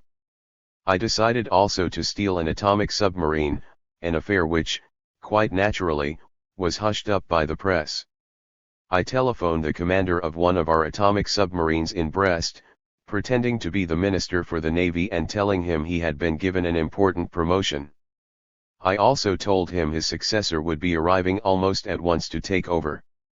Indeed, someone wearing an officer's uniform did turn up, exchanged the appropriate documents with the former Com. 34-8 Mander, and took over the ship. The other officer then left. The new captain called the crew together and told them they were to have a week's special leave to celebrate the promotion of their former captain. This was greeted with cheers. Everyone left the ship except the cook, who nearly foiled the whole plan by claiming he was simmering a ratatouille. In the end, he too left the ship. I took off my borrowed cap and telephoned a gangster who wanted to get hold of a nuclear submarine in order to do a deal for international hostages or with Brezhnev, telling him he could take delivery of it. During this same period I staged a first-rate nonviolent hold-up in the Bank of Paris and the Netherlands to win a bet with a friend and former fellow student, Pierre Moussa, who was the manager. I hired a strong box at the bank, was escorted to it, opened it, and ostensibly deposited a considerable number of forged bank notes. In fact, I had bundles which were the shape of 500-franc notes, in front of the bank official. I then went up to Moussa's office and told him I wished to make a sworn statement of the value of my deposit, namely 1 billion new francs. Moussa, who knew my links with Moscow, did not show surprise. The next day I went back and had my strong box opened, only to find to my astonishment that it was completely empty. Some very clever gangsters had been there during the night, having got through all the doors. The most extraordinary thing of all was that they must have known how much was in my box, because they had not broken into the other boxes. In fact, they had the keys to my box. The bank official, who had seen the box full the previous day, was summoned and he agreed it was now empty, as did Moussa, who had Lloyd's pay up within a week. But Moussa was no fool. He asked me to make a small contribution to the Benevolent Fund for Retired Bank Managers and also to the Alumni Association of the École. A record of these contributions can be found in the association's accounts. The prefect of police at the time, I have to admit, behaved most properly, which goes to show that top public officials knew how to conduct themselves. I told my father about it and he had a quiet laugh as he knew Moussa well. In fact, Moussa had visited him in Morocco to explain the local situation. My father had listened to him without saying a word and then said goodbye, giving him the addresses of several beautiful Finnish women. Moussa was keen on girls of this type. 349. At the time, and some bourbon which had been in a shipwreck. I stole many other things as well, including a grandmother and a retired cavalry officer, but this is not the place to discuss such things as it might cause difficulties with the Vatican, since the officer belonged to the Swiss Guard. I had good relations with the Vatican, having been received by Pope Pius XII, along with 192 other Parisian students who were taken to Rome in 1946 by Abbé Charles. The Pope appeared to have a liver complaint but spoke very good French distorted by Italian phonemes, like a piano accompanied by a doubtful cellist. He asked me if I was a student at the École and if I was doing arts or science, or if I was a philosopher, to which I said yes. He then said he hoped I would read St. Thomas and St. Augustine in that order, and that I would be a good Christian, a good father and a good citizen. I have done my best to live up to his expectations, which he expressed with true feeling. I knew neither that marvelous man Pope John XXIII, who was like Canon Kir but saintly, nor Pope Paul VI, that gentle, worried old woman, who was always gallivanting about, and whose one desire in life was to meet Brezhnev. But I knew them through Jean Guiton, whose books were their bedside reading, and who corresponded with them. That is how I knew of all the goings-on in Rome and how I was able to pull off the stunt with the cavalry officer, who wanted to rejoin the woman he loved in the Grisons, once he was back in Civis. Of course this mad phase of mine, in which, on top of everything else, I fell in love with an Armenian living in Paris, did not last. Her skin was the color of a beautiful piece of cloth, her hair different again, and her eyes moved gently to and fro at night.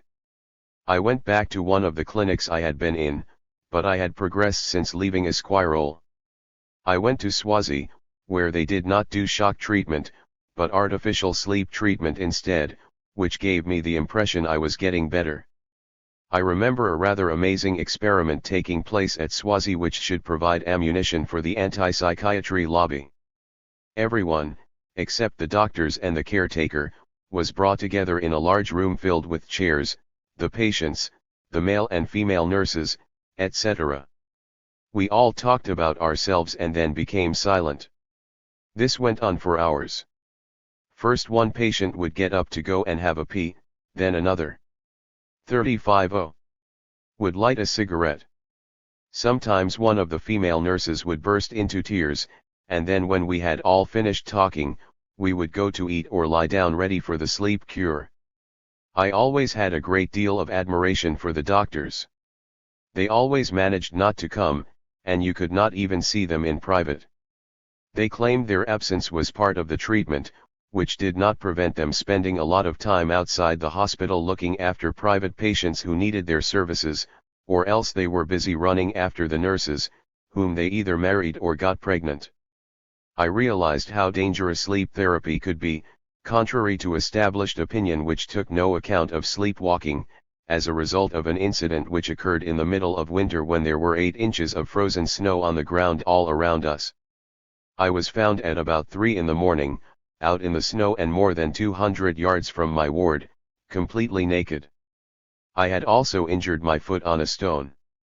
The nurses, who were very alarmed, put a small dressing on my wound, gave me a hot bath, and put me back to bed. I did not see a doctor on this occasion either. They had no specialist knowledge of sleepwalking.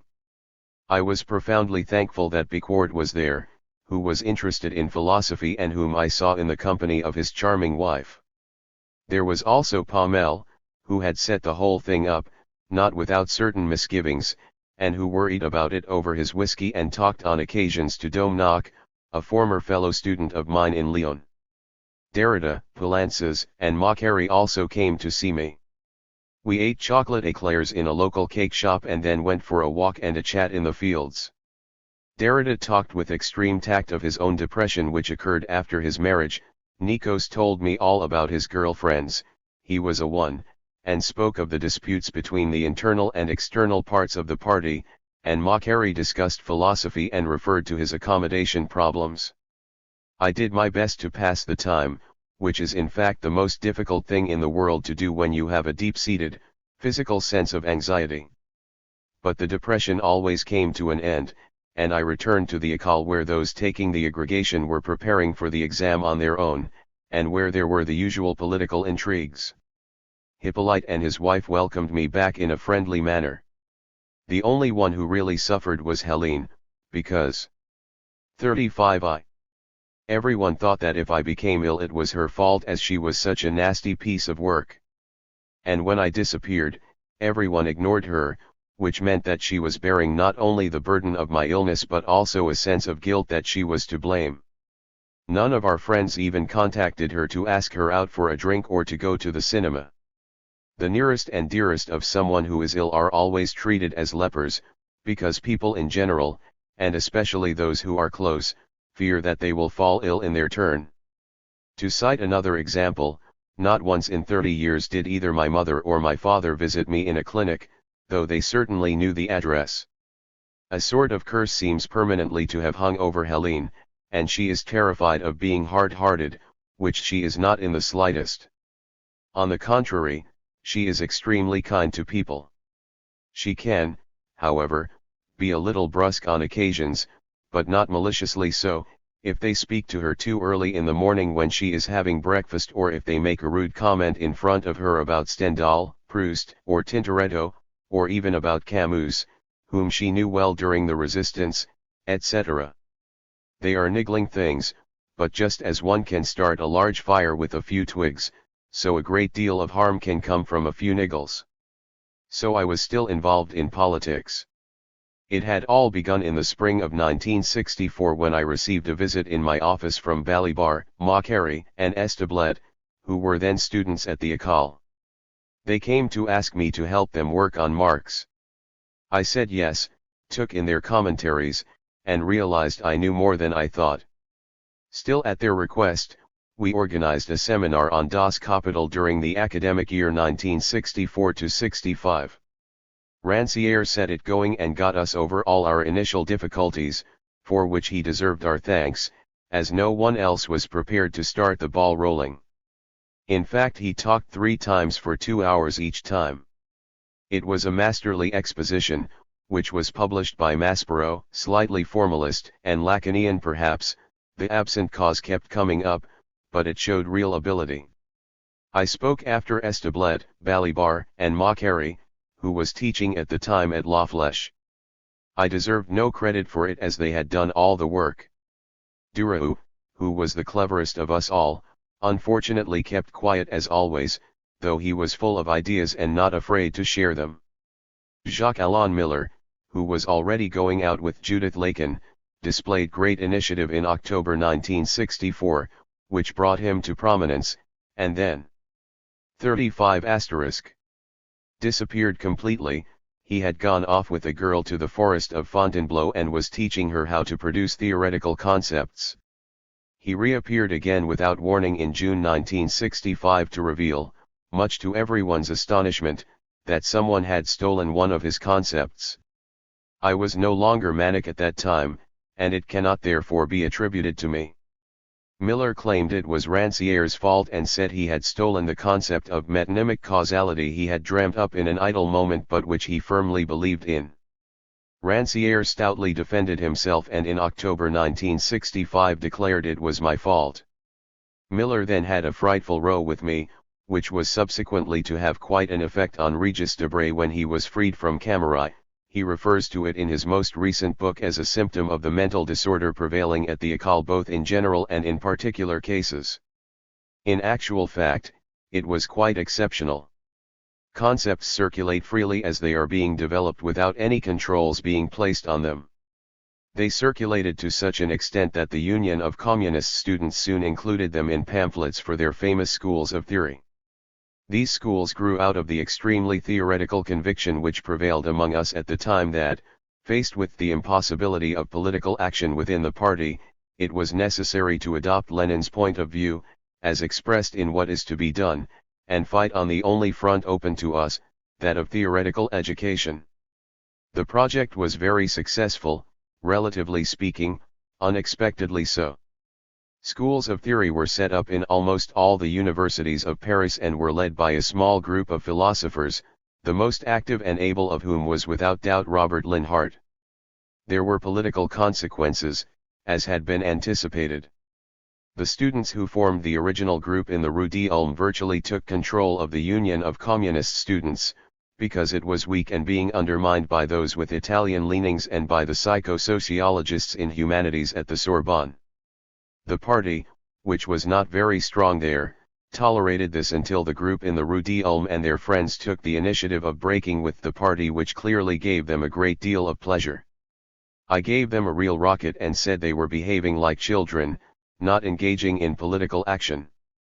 But they had taken the step. They then founded the Union of Communist Youth, Marxist-Leninist, UCYML, which became well 353. Known for its activism and its carefully thought-out initiatives, above all the continuation of theoretical education, the creation of a review, Les Cabires Marxists-Leninists, to which I contributed, as you will see, 2 bad articles which the party pretended not to notice, and especially the formation of the extremely successful grassroots Vietnam committees, which in the end gave the party cause for concern. With their theoretical political awareness, their passion, and their imagination, these young people, in spite of everything, understood some basic principles of agitation and mass action and had begun to do something.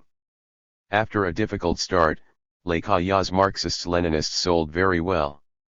For their first number, devoted to the recently initiated Cultural Revolution, I gave them an unsigned article, which I here acknowledge, after Rancière, in which I put forward a simple but false theory based on the premise that there are 3 forms of class struggle: the economic, the political, and the ideological. Thus 3 distinct organizations are needed to promote it, whereas we have 2, the Union and the Party.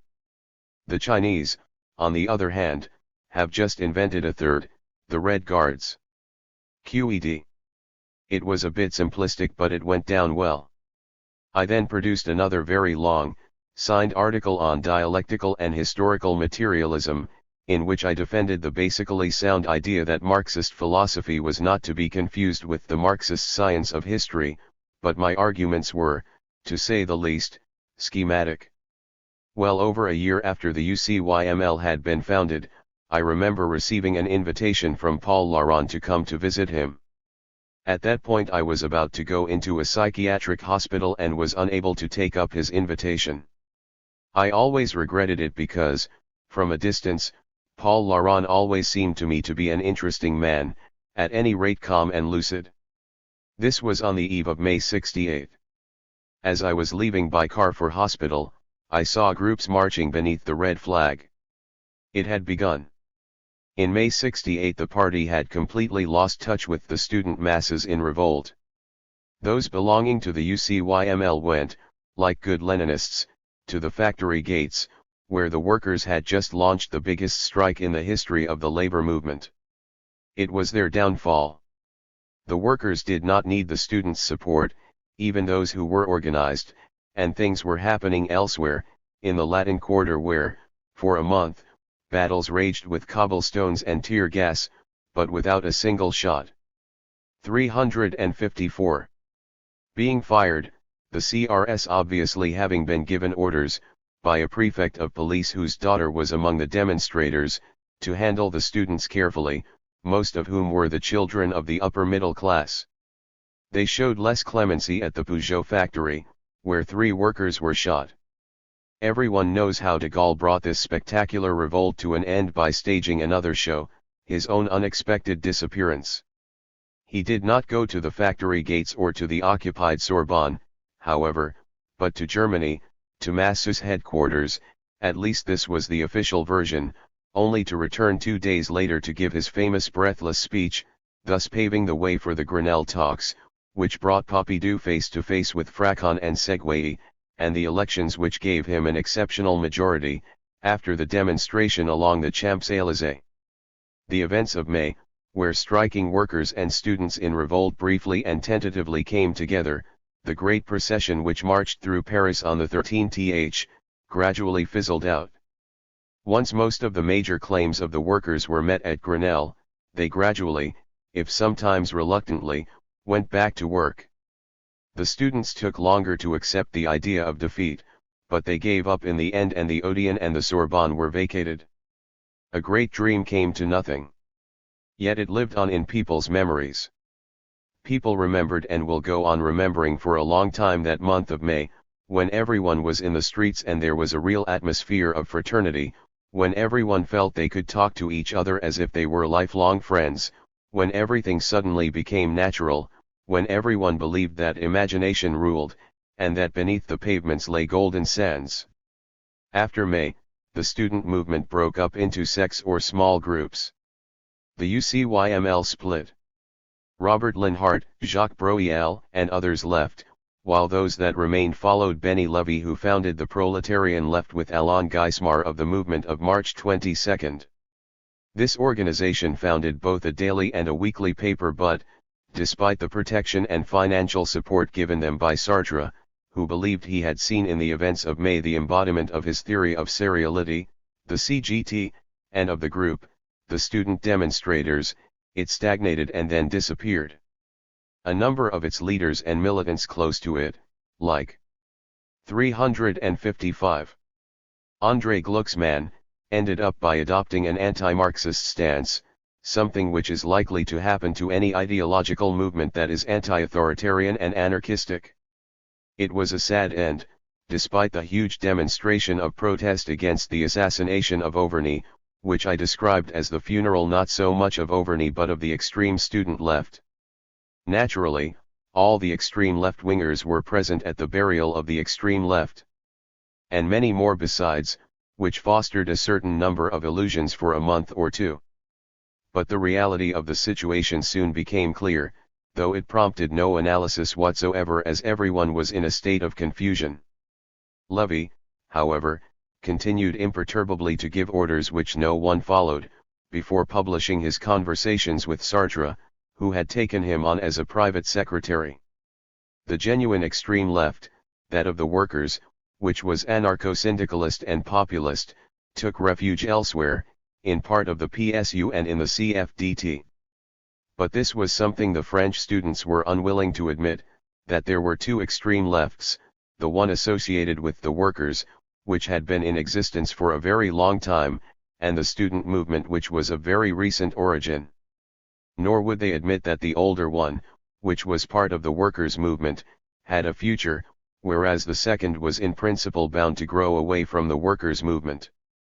The situation in Italy and Spain is different for historical reasons, since to the left of the Communist Party there exist a number of political organizations which have a combined student and worker base, something quite unthinkable and impossible in France. The leadership of the French party knows this full well and showed as much by the tactics it adopted both in May '68 and in the aftermath. All it had to do was to withdraw into its workers' fortress, the CGT, and the party, and despite its imprecations simply allow the extreme student left, whether Maoist or otherwise, to wither away on its own. I must mention here an initiative some of us took in the spring of 1967 of founding a study group, which we named quite transparently after Spinoza. Most of my friends belonged, whether they were members of the party or not. The experience was interesting, because it was prophetic.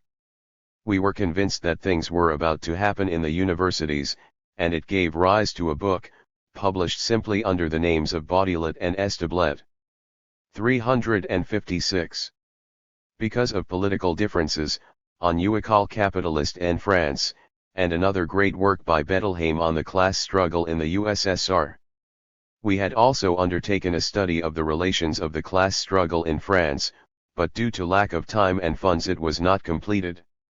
In the end the group simply broke up, at the time of one of my depressions, economic recession, and the departure of Alain Badiou, one of our most brilliant members, who decided he had to reunite the Maoist groups in France in order to renew the party.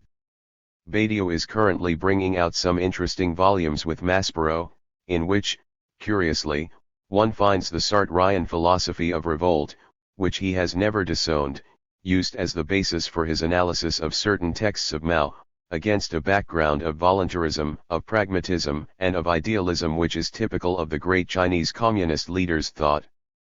In order not to cover up any of my ignominious theoretical writings, I ought to add at this point that in the spring of 1966, at the same time as the bad article I had written on theoretical work appeared in La Pensée, I published a major work on theoretical education, which was translated by the Cubans and sought after by people everywhere.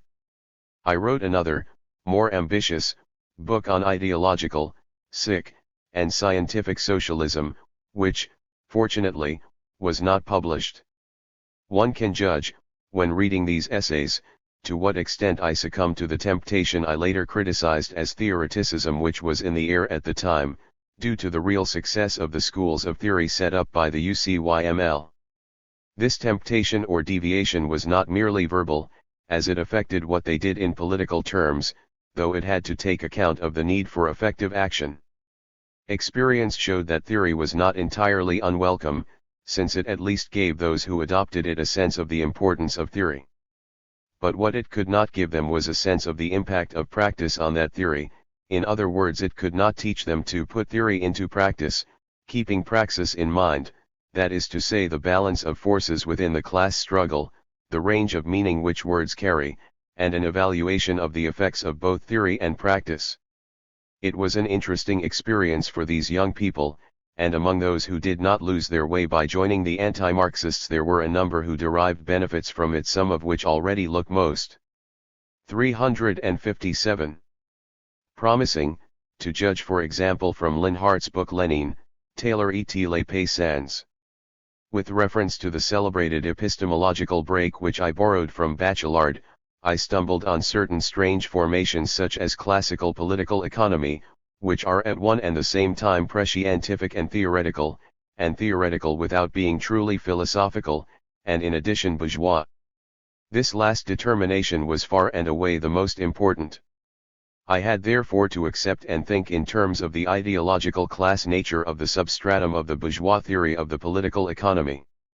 At the same time I had to recognize that this bourgeois ideological formation presented itself in the shape of an abstract, rigorous, and, to a certain extent, scientific theory.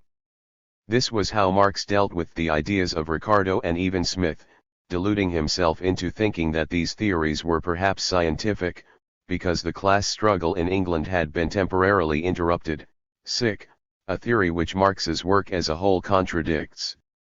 It now seems to me of crucial importance to discover, via this delusion of Marx, not just in his early writings but in Das Kapital too, the origin of numerous misunderstandings which have led to a misinterpretation, and even a willful falsification, of Marxism. If Marx truly founded a science, then this science, like all sciences, has to be at least re-evaluated if not revised, its principles more firmly established, and its conclusions more precisely drawn. This simple idea should prove fruitful. It will lead to a considerable simplification of a body of work which Marx, laboring under the same delusion, believed was necessarily difficult at the beginning, as was the case with all science. This, however, is false. A revision is needed of the first section of Book I of Capital, which I drew attention to several years ago, and especially a careful distinction between what Marx wrote in Capital and in the various notes on his reading, such as the theory of surplus value, in which he was often content simply to copy out what Smith wrote on the productive worker, for example, a theory, which is not the same as that of productive labor, and which disappeared from Das Kapital. Much remains to be said about all these misunderstandings which are carefully kept alive by people who have a special interest in falsifying Marx's work. This I shall try to do. For the present, I will content myself with saying a word or 358. 2. About Marxist philosophy. Having thought for a long time that it did indeed exist, but that Marx had neither the time nor the means to formulate it, and having also thought for a long time that, all things considered, and despite the publication of materialism and empirio-criticism, Lenin, too, had neither the time nor the means to formulate it, I arrived with difficulty at two conclusions. First, that, contrary to what I had believed and asserted, Marx did not discover a new philosophy, in the way that he discovered the laws of the class struggle, but adopted a new philosophical standpoint, in a field, that of philosophy, which both pre-existed him and continued after his death. Secondly, this new standpoint of his stemmed in the final analysis from his class position as a theorist. But if this last proposition was true, it implied that any philosophy, at least any major philosophy and perhaps even some minor ones too, was ultimately determined by the class position of the person who formulated it, and thus philosophy as a whole was in the end nothing more than the class struggle in the realm of theory, or the continuation of the class struggle by means of theory, as Engels clearly realized. This thesis, of course, raised enormous problems, not only in relation to when philosophy began but also to the different forms the class struggle took and to the obvious relationship between philosophy and the sciences. One had to acknowledge, therefore, that philosophy was not the property of professional philosophers, their private property, but of all men. Every man is a philosopher, Gramsci. Yet one also had to recognize that philosophers' philosophy took a specific form, which was that of systematic and rigorous abstraction, as opposed to ideologies, religious, moral, etc., and that when philosophers practice philosophy something is being worked out which is not wholly insignificant but has repercussions in the sphere of ideologies which represent something like the stakes in a philosophical class struggle. But what was this thing which was being worked out when philosophers practiced philosophy? For a long time I believed it to be a sort of compromise, a way of repairing the damage done to the fabric of philosophy by the irruption of the sciences into the hitherto unified world of philosophy, epistemological breaks causing philosophical ones.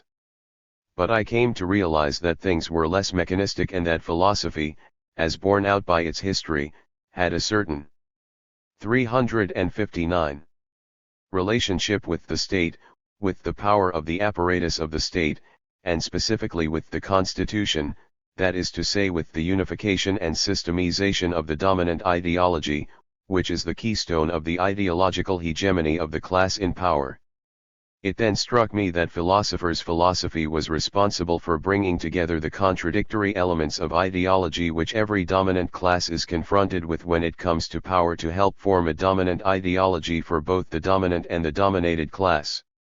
From this perspective, things became relatively clear or at any rate intelligible. It became clear that everyone was a philosopher, as he lived within an ideological framework impregnated with the fallout from philosophy, which occurred as a result of its attempt to forge a unified dominant ideology. It became clear, too, that the dominant class needed professional philosophers to create that unified ideology. It became clear finally that philosophical categories were used in science, since no science in the world, including mathematics, is developed outside prevailing ideologies and the philosophical struggle to turn the dominant ideology into a unified one.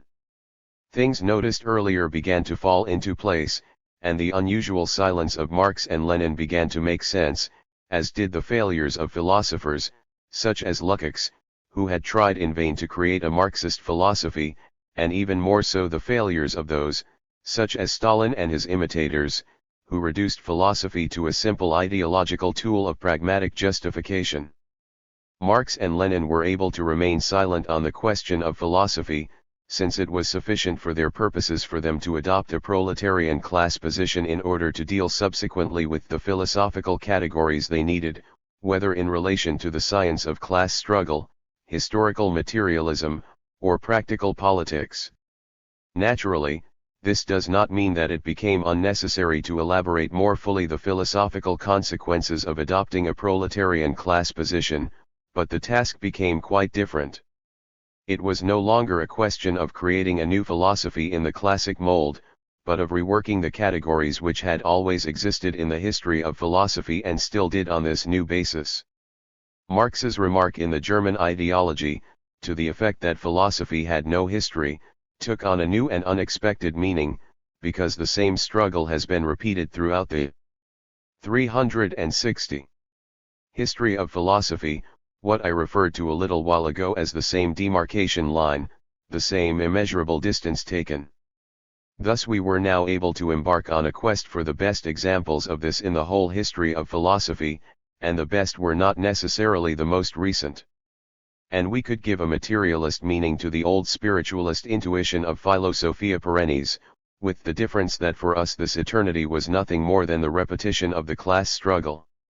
No, philosophy is not, as the young Marx would have it, revealing himself in this respect the true disciple of Hegel, the self-awareness of a given historical period, but the battleground of the continuing class struggle which only achieves its most approximate forms at certain historical moments and in certain thinkers, for us, above all, Epicurus, Machiavelli, Spinoza, Rousseau, and Hegel, the true precursors of Marx.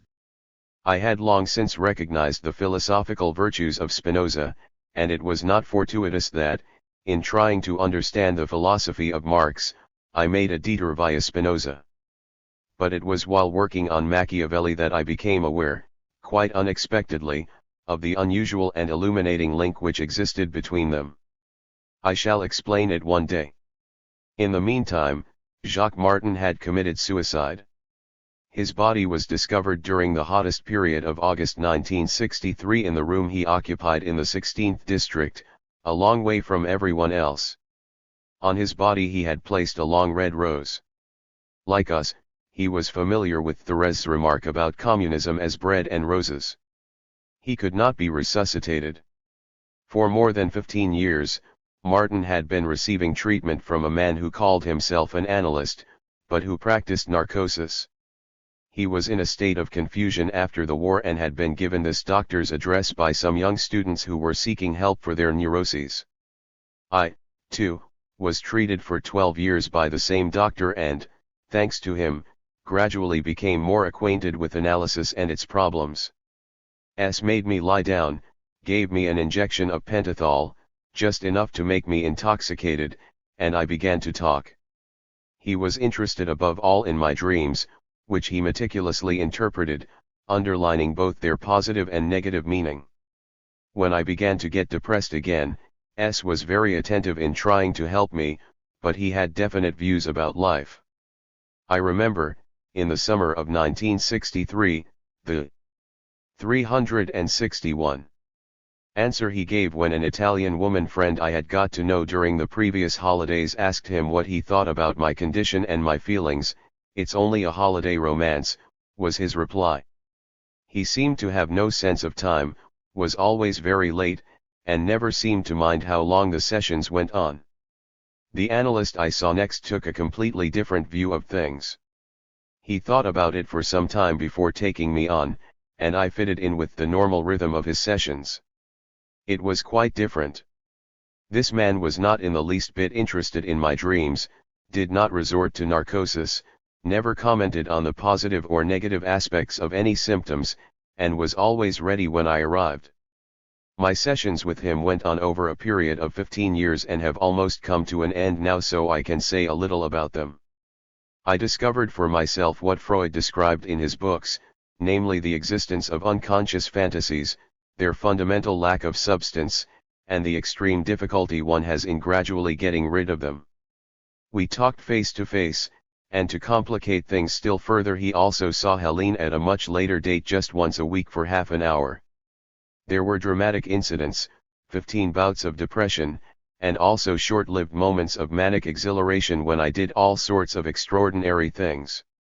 For example, I started to steal, not because I wanted things but simply to show I could do it.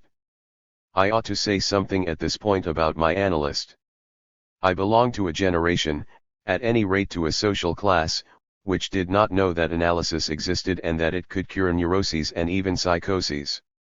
Since 1945 things have changed a great deal in France in this respect.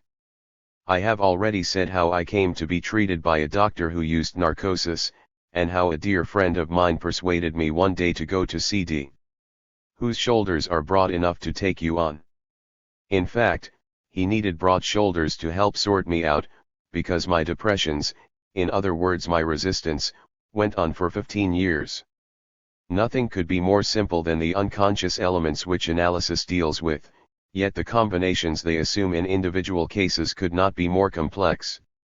As a friend once said to me, the unconscious is like knitting, all you need is wool, but the stitches can be infinitely varied. What soon happened with me, as always, was that screen fantasies began to occur, and above all the twin themes of artifice. 362. And of the Father's Father.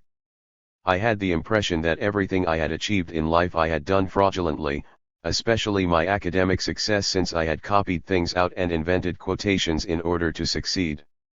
and as I only followed my teacher's example to demonstrate that I was better than them, deception and my achievement were one and the same thing. I kept going over and over these same themes for a long time, before others manifested themselves.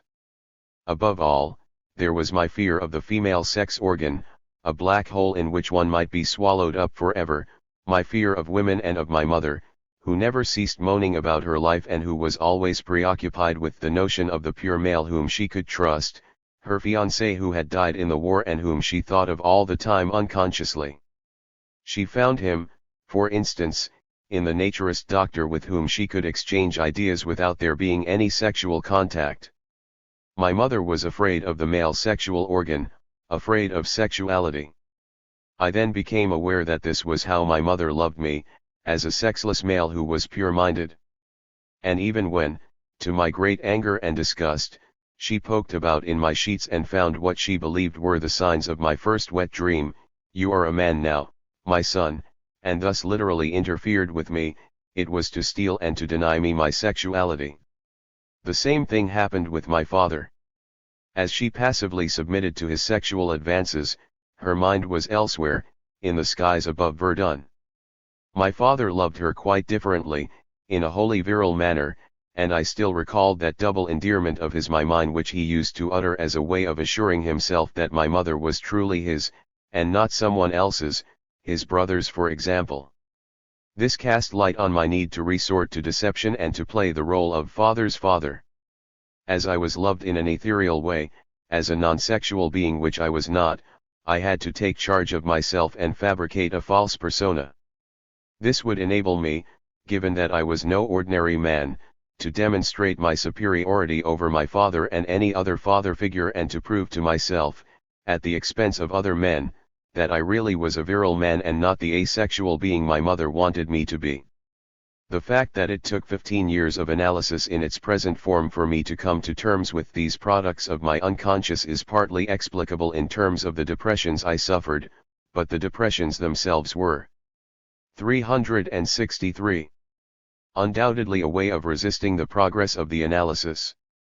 It took all this work, all this Durcharbeit to overcome these simple fantasies.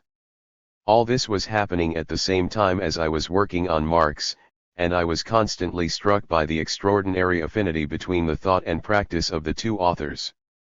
Both of them give primacy not so much to practice itself but to a certain relationship with it.